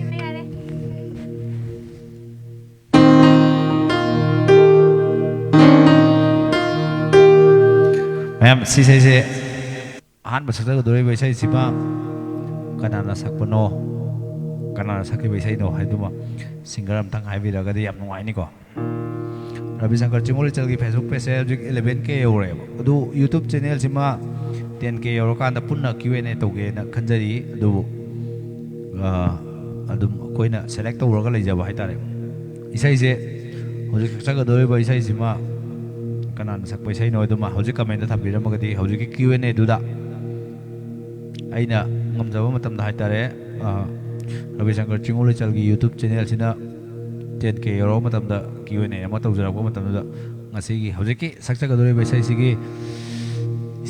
सिगी singer सिना सकपनी हाइदना comment पिबिरकपा मियोइदो consolation तोरसु अइना ngамजबा कैगुमम तोरसु रुमाल अम तोरसु सोइदना खुदोल तमजगे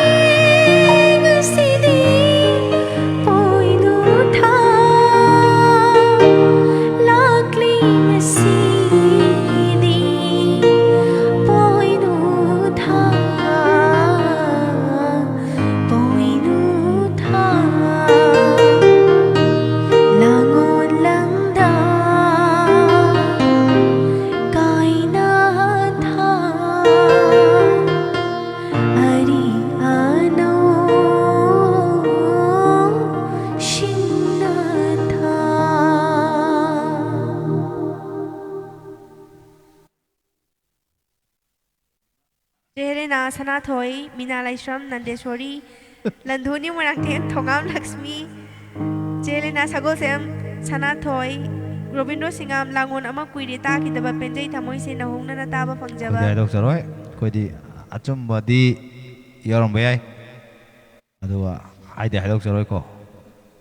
When Barota could I Dr. Mangizao, Narem, yes, Sanathoi, maintain a Sakpa Isai Male.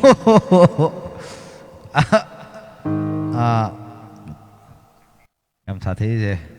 Lai ba se mathang soi dana phajar kai aseng bagi Lagi kui ro bani ko saya mathang live ta soi dana sakcha ge masi madi ngakpi gani ngasi de thengi da thaja nang se sakcha khra bani Yamba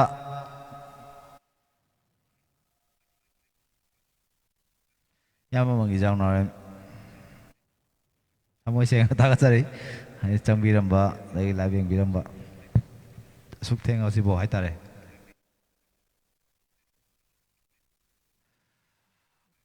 comment samorje morang cha chak lebal la me tha pa ching ba sakse ga ko do hojik se minute 30 ta ngai re haidi ari ba chahi loi ki dawa do sem ta ka khodol tab jaram ge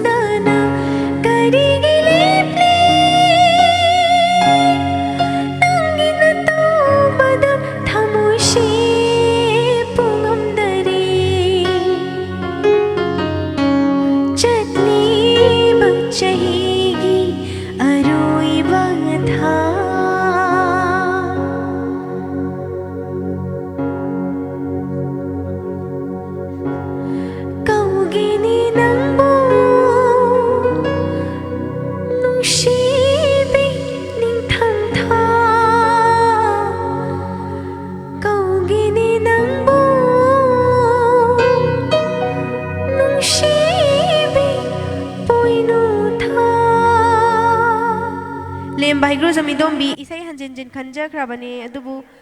Sapirakte, Adubai Waro Balai Bro, Amani Jan Bohaninga Ladana Tagachari, Matang Ano, Chahi 2025 na Lakpada, Tauru Kuding Magtamay Pak Poersano, Bromadi Jan ꯁꯣꯔꯣꯛ ꯈꯥꯏꯕꯝ ꯔꯤꯁꯤꯀꯦꯁꯤꯡ ꯅꯍꯥꯟꯃꯨꯛ ꯍꯥꯏꯈꯤꯕꯗꯣ ꯕꯥꯏ ꯕꯥꯏ ꯅꯨꯃꯤꯠꯇꯤ ꯊꯥꯕꯜꯒꯤ music ꯇꯧꯅꯤꯅ ꯇꯧꯈ꯭ꯔꯕꯣ ꯏꯌꯥꯝꯕ ꯉꯁꯤꯗꯤ ꯂꯥꯏꯚꯁꯦ ꯃꯄꯨꯡ ꯐꯥꯅ ꯌꯦꯡꯕ ꯉꯝꯗ꯭ꯔꯦꯅꯤ ꯇꯧꯖꯗ꯭ꯔꯤ ꯃꯆꯥ ꯔꯣꯡꯃꯩ ꯀꯕꯨꯏꯒꯤ ꯏꯁꯩ ꯁꯛꯄꯤꯌꯣ ꯐꯔꯛ ꯇꯥꯏꯍꯦ ꯖꯣꯅꯤ ꯊꯣꯛꯆꯣꯝ ꯅꯥꯎꯕꯣꯏꯒꯤꯅꯦ ꯆꯦ ꯍꯦꯂꯦꯅꯥ ꯗꯥ ꯅꯥꯎꯕꯣꯏꯒꯤ ꯏꯁꯩ ꯆꯠꯂꯤꯕ ꯆꯍꯤꯒꯤ ꯑꯔꯣꯏꯕ ꯊꯥꯁꯦ ꯁꯠꯂꯛꯀꯅꯤ ꯈꯪꯕꯩ ꯈꯟꯕꯤꯗꯕꯅꯤ ꯌꯥꯔꯦ ꯌꯥꯔꯦ ꯍꯩꯄꯥꯛ ꯀꯩꯁꯤꯡ ꯔꯣꯕꯤꯟꯗ꯭ꯔꯣ ꯁꯤꯡꯉꯥꯝ ꯀꯣ ꯑꯩꯅ ꯍꯩꯄꯥꯛ ꯀꯩꯁꯤꯡ ꯍꯥꯏꯁꯤꯅ ꯑꯩ ꯀꯥꯏꯅ ꯏꯁꯩ ꯅꯪ ꯌꯥꯝ ꯇꯥꯕꯁꯤꯗꯤ ꯁꯥꯎꯔꯛꯀꯅꯤꯀꯣ ꯋꯥꯈꯜꯒꯁꯦ ꯀꯩꯅꯣꯝ ꯈꯜꯂꯤ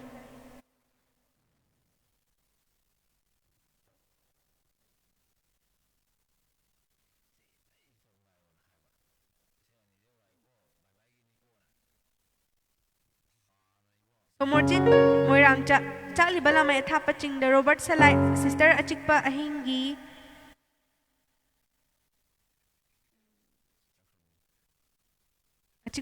ꯁꯛꯆꯈ꯭ꯔꯕꯅꯦ ꯃꯤꯅꯤꯠ ꯗꯥꯝꯆꯥ 3 ꯈꯛꯇ ꯉꯥꯏꯔꯦ ꯃꯪꯒꯤꯖꯥꯎ ꯅꯥꯎꯔꯦꯝ ꯆꯠꯈ꯭ꯔꯁꯅꯨ ꯑꯔꯤꯕꯤ ꯆꯍꯤ ꯃꯍꯥꯛꯁꯨ ꯄꯨꯈ꯭ꯔꯁꯅꯨ ꯑꯩꯈꯣꯏꯒꯤ ꯑꯋꯥꯕ ꯃꯤꯀꯞ ꯃꯤꯔꯥꯎꯈꯨꯜ ꯀꯌꯥꯁꯦ ꯖꯣꯅꯤ ꯊꯣꯛꯆꯣꯝ ꯇꯥꯃꯣꯗꯒꯤ ꯏꯀꯥꯏꯅ ꯌꯦꯡꯂꯛꯄ ꯃꯤꯠꯌꯦꯡꯅ ꯇꯧꯕ ꯏꯁꯩꯗꯣ ꯁꯛꯄꯤꯔꯛꯑꯣ ꯏꯌꯥꯝꯕ ꯑꯃꯒꯤ ꯅꯥꯎꯔꯦꯝꯅ ꯆꯠꯈ꯭ꯔꯁꯅꯨ ꯑꯔꯤꯕ ꯆꯍꯤ ꯍꯥꯏꯁꯦ ꯌꯥꯝ ꯆꯨꯝꯃꯦ ꯑꯁꯦꯡꯕꯗꯤ ꯑꯩꯅ ꯉꯁꯥꯏꯁꯨ ꯌꯥꯝ ꯉꯜꯂꯤꯉꯩꯗ ꯍꯥꯏꯇꯥꯔꯦ 2023 24 ꯑꯅꯤꯒꯤ ꯃꯔꯝꯗ ꯃꯆꯤꯟ ꯃꯅꯥꯎ ꯍꯥꯏꯇꯥꯔꯦ ꯑꯩꯈꯣꯏꯅ ꯁꯨꯝ ꯁꯥꯏꯠꯇꯒꯤ ꯂꯣꯟꯗ ꯅꯩꯅꯕꯗꯅꯤꯀꯣ 2023 24 ꯀꯥꯏ ꯁꯨꯝ ꯃꯆꯤꯟ ꯃꯅꯥꯎꯅꯤ ꯀꯥꯏꯅ ꯍꯥꯏꯅꯕꯗꯣ ꯑꯗꯨꯒꯤ ꯄꯣꯁ ꯑꯃ ꯊꯥꯒꯠꯆꯈꯤꯕꯅꯤ ꯌꯥꯝ ꯇꯝꯊꯤꯕ ꯁꯛꯂꯣꯟ ꯑꯃ ꯂꯧꯔꯝꯃꯒ 2023 24 ꯑꯅꯤꯁꯤꯅ ꯑꯗꯨ 24ꯗ ꯑꯩꯈꯣꯏꯅ ꯁꯨꯝ ꯂꯥꯛꯀꯗꯧꯔꯤꯕ 2025 ꯁꯤꯗꯗꯤ ꯄꯥꯎꯃꯤꯟꯅꯕꯤꯔꯝꯃꯨ ꯇꯪꯗꯨ ꯂꯩꯇꯥꯕ ꯏꯪꯊ ꯇꯞꯇꯕ ꯁꯥꯟꯇꯤ ꯑꯣꯏꯕ ꯂꯝꯗꯝ ꯑꯃ ꯑꯣꯏꯍꯟꯕꯤꯔꯝꯃꯨ ꯍꯥꯏꯗꯅ ꯑꯩꯈꯣꯏꯅ ꯅꯤꯖꯒꯗꯧꯔꯤꯕ ꯇꯥꯏꯃꯤꯡ ꯑꯁꯤ ꯌꯥꯝ ꯅꯛꯁꯜꯂꯛꯑꯦ ꯃꯤꯅꯤꯠ 10 ꯈꯛꯇ ꯉꯥꯏꯔꯦ ꯃꯤꯅꯤꯠ 10ꯁꯦ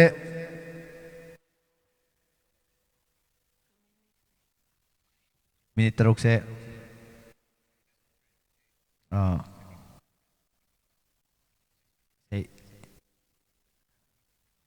ꯃꯇꯦꯛ ꯑꯃ ꯁꯛꯑ ꯉꯥꯏꯃꯤꯟꯅꯔꯁꯦ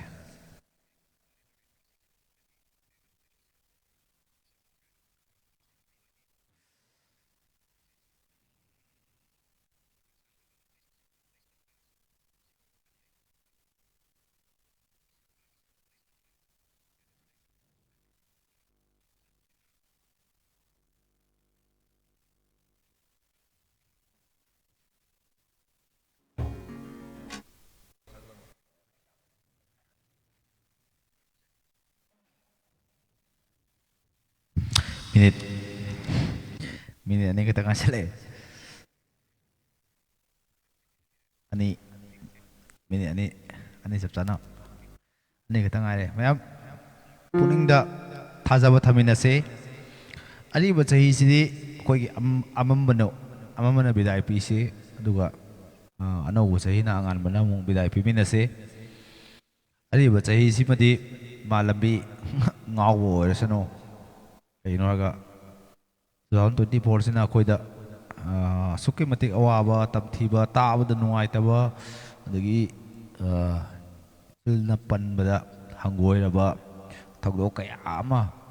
2024 ꯁꯤꯅ ꯑꯩꯈꯣꯏꯒꯤ ꯏꯔꯝꯗꯝꯁꯤꯒꯤ ꯏꯔꯩꯆꯥ ꯃꯌꯥꯝ ꯑꯃꯗ ꯁꯤꯟꯅꯕꯤꯔꯝꯃꯦ ꯑꯗꯨꯕꯨ ꯑꯩꯈꯣꯏ ꯑꯗꯨꯝ ꯈꯥꯡꯉ ꯂꯥꯛꯑꯦ ꯑꯗꯨꯕꯨ 2024 bidai piramdai simadi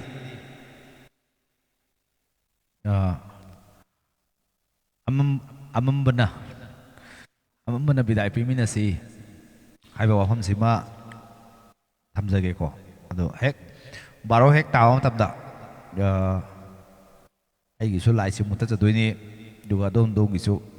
ngaktang haidi ka da thanbiriba lai tum thatpiraga sei sima bidai pimina se do baroga minute ama hek chatpadagi amuk light thanminaraga anawa chahi omina si haiba wafam sima thamjage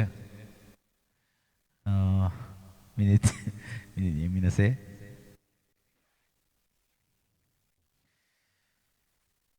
wa koi mutalo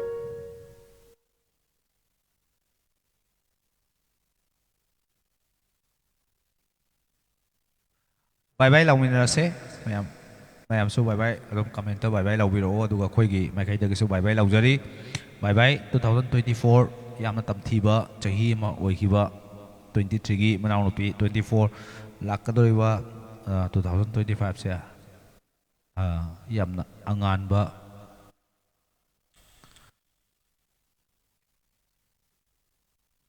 ꯑꯩꯈꯣꯏꯁꯨ ꯑꯩꯈꯣꯏ ꯃꯈꯣꯟꯒ ꯊꯣꯛꯄ ꯍꯧꯔꯦ ꯑꯩꯈꯣꯏ ꯕꯥꯏ ꯕꯥꯏꯒꯤ ꯑꯣꯏꯗꯣꯏꯅꯦ ꯃꯈꯣꯟ ꯊꯣꯛꯏꯁꯦ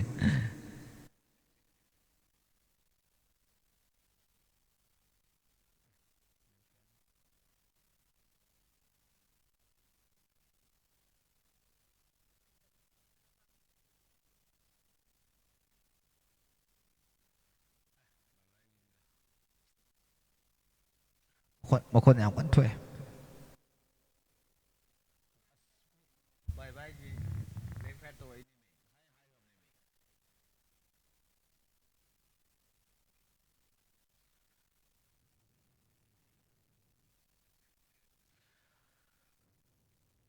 ꯇꯔꯥꯝꯅ ꯑꯣꯛꯄ 2021 25 2025 ꯇꯔꯥꯝꯅ ꯑꯣꯛꯃꯤꯟꯅꯁꯦ ꯑꯗꯨ ꯑꯩꯈꯣꯏꯗꯤ ꯃꯈꯣꯟꯒ ꯌꯥꯝ ꯀꯟꯅ ꯊꯣꯛꯑꯦ ꯕ꯭ꯂꯦꯛ ꯐꯥꯌꯔ ꯇꯧꯔꯛꯏꯔꯥ ꯉꯁꯥꯏꯗꯤ ꯑꯗꯨꯝ ꯕꯥꯏ ꯕꯥꯏꯒꯤ ꯍꯥꯏꯇꯥꯔꯦ ꯕꯥꯏ ꯕꯥꯏꯒꯤ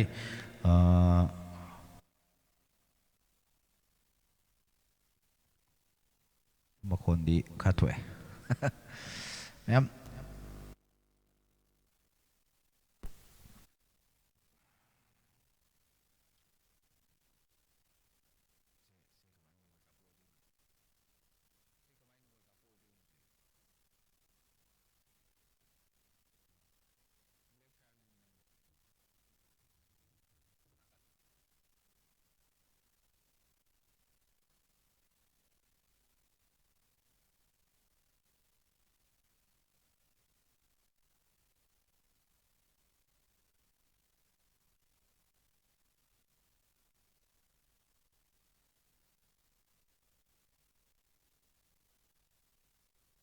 Johnny thok chom ikai ni ang lapami ang nasakpiwa tamo.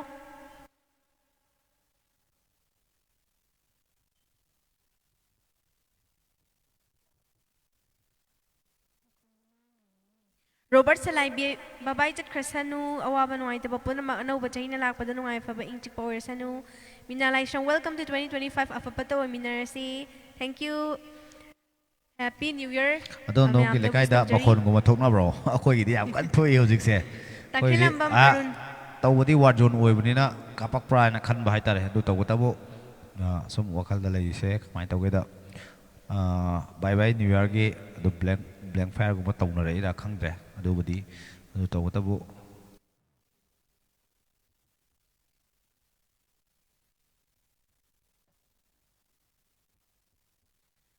Che Helena na sa Happy New Year wish tawbiri nanaw chong tham na su tawbiri minalay shram na su tawbiri Rosita Laitan them na bye bye to 2024 takil lambam arun tamo madi chan ya familiarity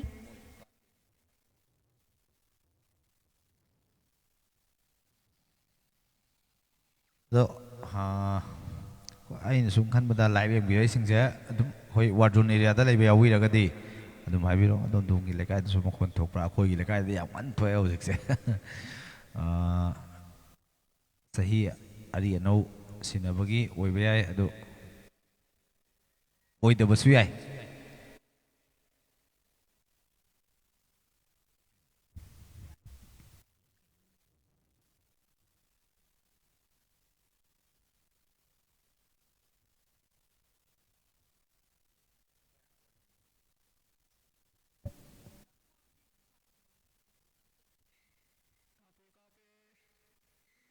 Dum dam kan na tawri som da su mahes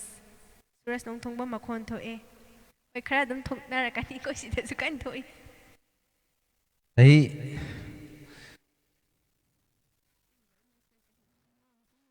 ꯆꯍꯤ ꯑꯔꯤ ꯑꯅꯧ ꯁꯤꯟꯅꯔꯛꯄꯒꯤ ꯁꯨꯝ ꯇꯧꯅꯩꯖꯥꯠꯅꯤ Say ari ano sinarapaki kay hay tare Ug ta kitang tawam su yawi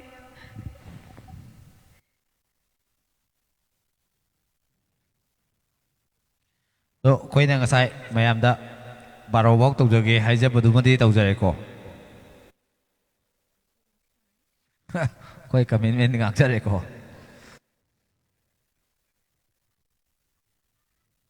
ꯃꯌꯥꯝ ꯀꯩꯗꯧ ꯁꯨꯝ ꯑꯩꯈꯣꯏꯒꯤ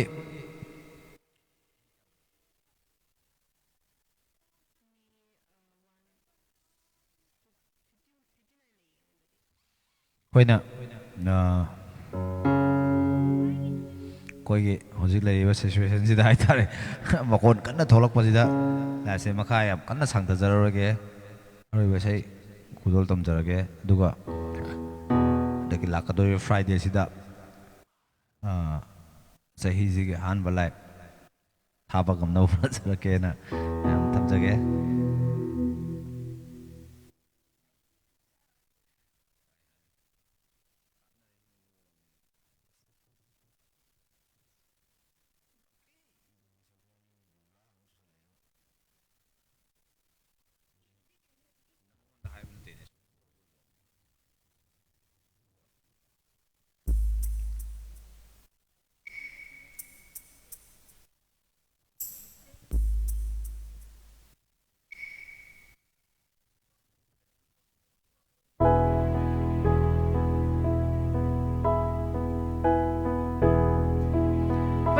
Robindro Singam 25 equal to 7 chang thokle nungai mabada pumirak lo no bajai na lakpasida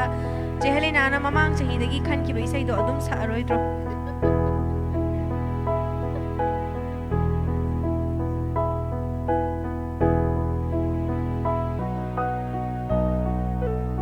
Suras ning thawjam noi ga khoi ga maning pulle makhon se.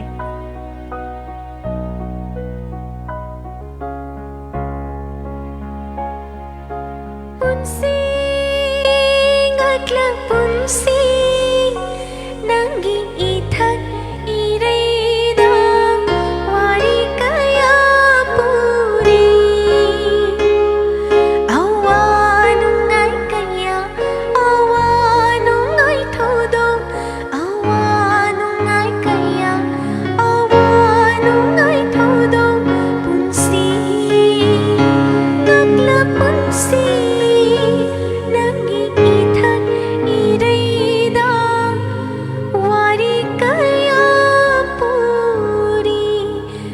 Sina khanbirak pai sai sing gi oina di aroi boy jage nana mamang chahida khalakpado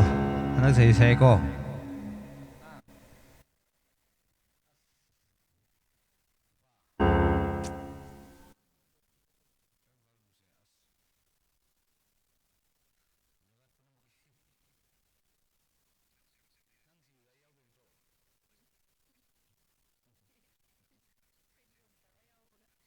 Good night, good morning, Rishikesh na. Rishikesh na siya. Ako'y kanna makon tuwi ko hojikse. Adudagi. Duduna kitang ID matum marang haure. Marawi ano mayam masi je live se. Okay. Mayam ay inang sa haijagi budo. Yang maka taba kamen. Pajaroroge duga gasigi oina mateng pangbirakiba ang ngasi teng nga 2024 2024 dagi 25 poki manungda mateng pangbirakiba sing amtang mayamda tamjarongge.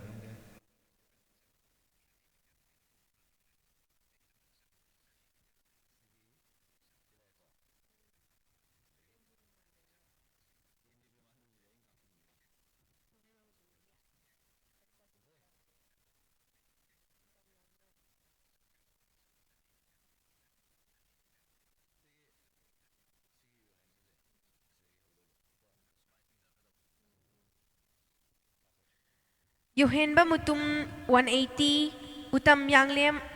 100, Firoz Khan Lisingama, Surjit Loitongbam Lupachama, Iramdam Gidamak Lupayangkai, NC Mangang Lupachama, Okram Sanjit Maitei Lupa Chaunga, Soibam Bidyananda Lupatara, Ten Subam Sovini Lupachani, Kuman Salai Lupayangkai, Somorjit Moirangtem Lupachama, Rajkumari Sunita Lupachaunga, Biran Babu Maitei Lupachahum, Toibasing Lupachani Yangkai, Naurem Brazendra, Lupa Chatret, Oinam Basanta Singh Lupa Chama, Biran Babu Maitain, Amkas Lupa Chahum, Rishikesh na Lupa Chonga Kapire, Tagachari, Nungsibiduna, Pesa Kapirok Pasing, Wahani Alita na Tagat Pafong Cheri.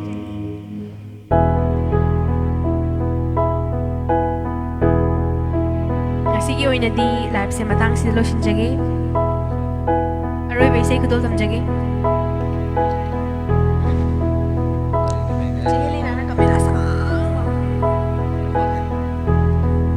ꯀꯃꯦꯟ ꯌꯥꯝ ꯁꯥꯡꯕ ꯆꯦ ꯍꯦꯂꯦꯅꯥꯒꯤ ꯁꯤꯁꯤꯅ ꯑꯔꯣꯏꯕ ꯑꯣꯏꯅ ꯄꯥꯖꯔꯝꯒꯦ ꯃꯒꯨꯟ ꯌꯥꯝ ꯂꯩꯕ ꯏꯁꯩꯅꯦ ꯃꯃꯥꯡ ꯆꯍꯤꯗꯒꯤ ꯈꯟꯖꯕ ꯏꯁꯩ ꯍꯟꯗꯛ ꯆꯍꯤꯒꯤ ꯑꯍꯥꯟꯕ ꯈꯨꯗꯣꯜ ꯄꯤꯕꯤꯔꯛꯄ ꯏꯕꯨꯡ ꯑꯃꯒꯤ ꯑꯃꯗꯤ ꯏꯅꯥꯎꯕꯨ ꯊꯥꯒꯠꯆꯔꯤ ꯑꯅꯧꯕ ꯆꯍꯤꯅ ꯂꯥꯛꯄꯗ ꯏꯕꯨꯡꯒꯤ ꯄꯦꯖ ꯑꯁꯤ ꯍꯦꯟꯅ ꯍꯦꯟꯅ ꯐꯕ ꯃꯌꯥꯝꯅ ꯍꯦꯟꯅ ꯅꯨꯡꯁꯤꯕꯤꯔꯛꯇꯨꯅ ꯃꯇꯣꯟ ꯂꯣꯝꯅ ꯁꯦꯕꯥ ꯇꯧꯕ ꯉꯝꯕ ꯄꯤꯅꯕꯤꯕ ꯑꯣꯏꯔꯁꯅꯨ ꯆꯤꯡꯃꯨ ꯂꯩꯆꯜꯅ ꯌꯥꯏꯐꯕ ꯑꯣꯏꯃꯤꯟꯅꯔꯁꯦ ꯌꯥꯝ ꯆꯨꯝꯃꯦ ꯊꯥꯒꯠꯆꯔꯤ ꯆꯦ ꯏꯆꯜꯒꯤ ꯂꯃꯟ ꯌꯥꯝ ꯇꯣꯜꯂꯦ ꯑꯩꯒꯤ ꯄꯦꯖꯁꯦ ꯍꯧꯗꯣꯔꯛꯄꯗ ꯍꯥꯏꯇꯥꯔꯦ ꯍꯧꯗꯣꯔꯛꯄꯗꯒꯤ ꯍꯧꯔꯒ ꯏꯆꯜꯁꯦ ꯑꯗꯨꯛꯀꯤ ꯃꯇꯤꯛ ꯑꯩꯒꯤꯗꯃꯛꯇ ꯌꯥꯝ ꯆꯥꯎꯅ ꯃꯇꯦꯡ ꯄꯥꯡꯕꯤꯔꯛꯄ ꯏꯆꯜꯅꯤ ꯑꯩꯅ ꯃꯉꯣꯟꯗ ꯈꯔ ꯈꯔ ꯊꯤꯅ ꯉꯥꯡꯉꯤꯁꯤꯗꯤ ꯀꯣꯏꯅꯗꯕꯩ ꯉꯥꯡꯖꯕꯅꯤ ꯃꯌꯥꯝ ꯋꯥꯔꯧꯕꯤꯅꯨꯀꯣ ꯑꯗꯨꯒ ꯅꯉꯣꯟꯗ ꯑꯩꯅ ꯋꯥꯔꯧꯕ ꯑꯃꯅ ꯅꯪꯅ ꯈꯜꯂꯛꯄ ꯏꯁꯩꯁꯤꯡꯁꯦ ꯉꯔꯥꯡꯗꯒꯤꯅ ꯉꯁꯤꯐꯥꯎ ꯑꯩ ꯊꯃꯣꯏꯗ ꯇꯤꯡ ꯇꯤꯡ ꯂꯥꯎꯕ ꯌꯥꯝ ꯁꯥꯎꯅꯤꯡꯕ ꯏꯁꯩ ꯈꯜꯂꯛꯏꯀꯣ ꯑꯗꯣ ꯅꯪ ꯆꯦꯛꯁꯤꯜꯂꯨ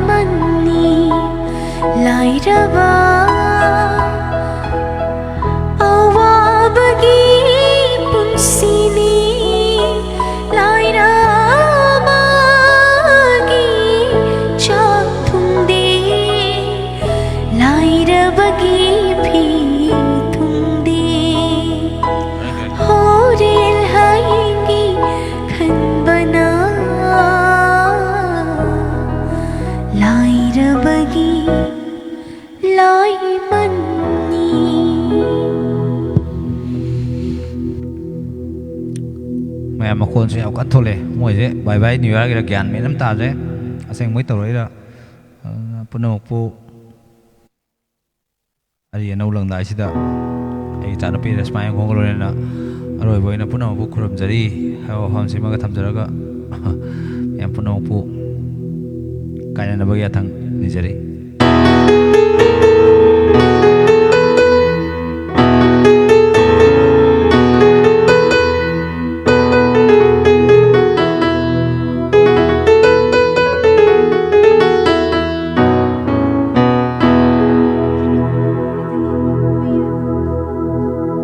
Lo veo.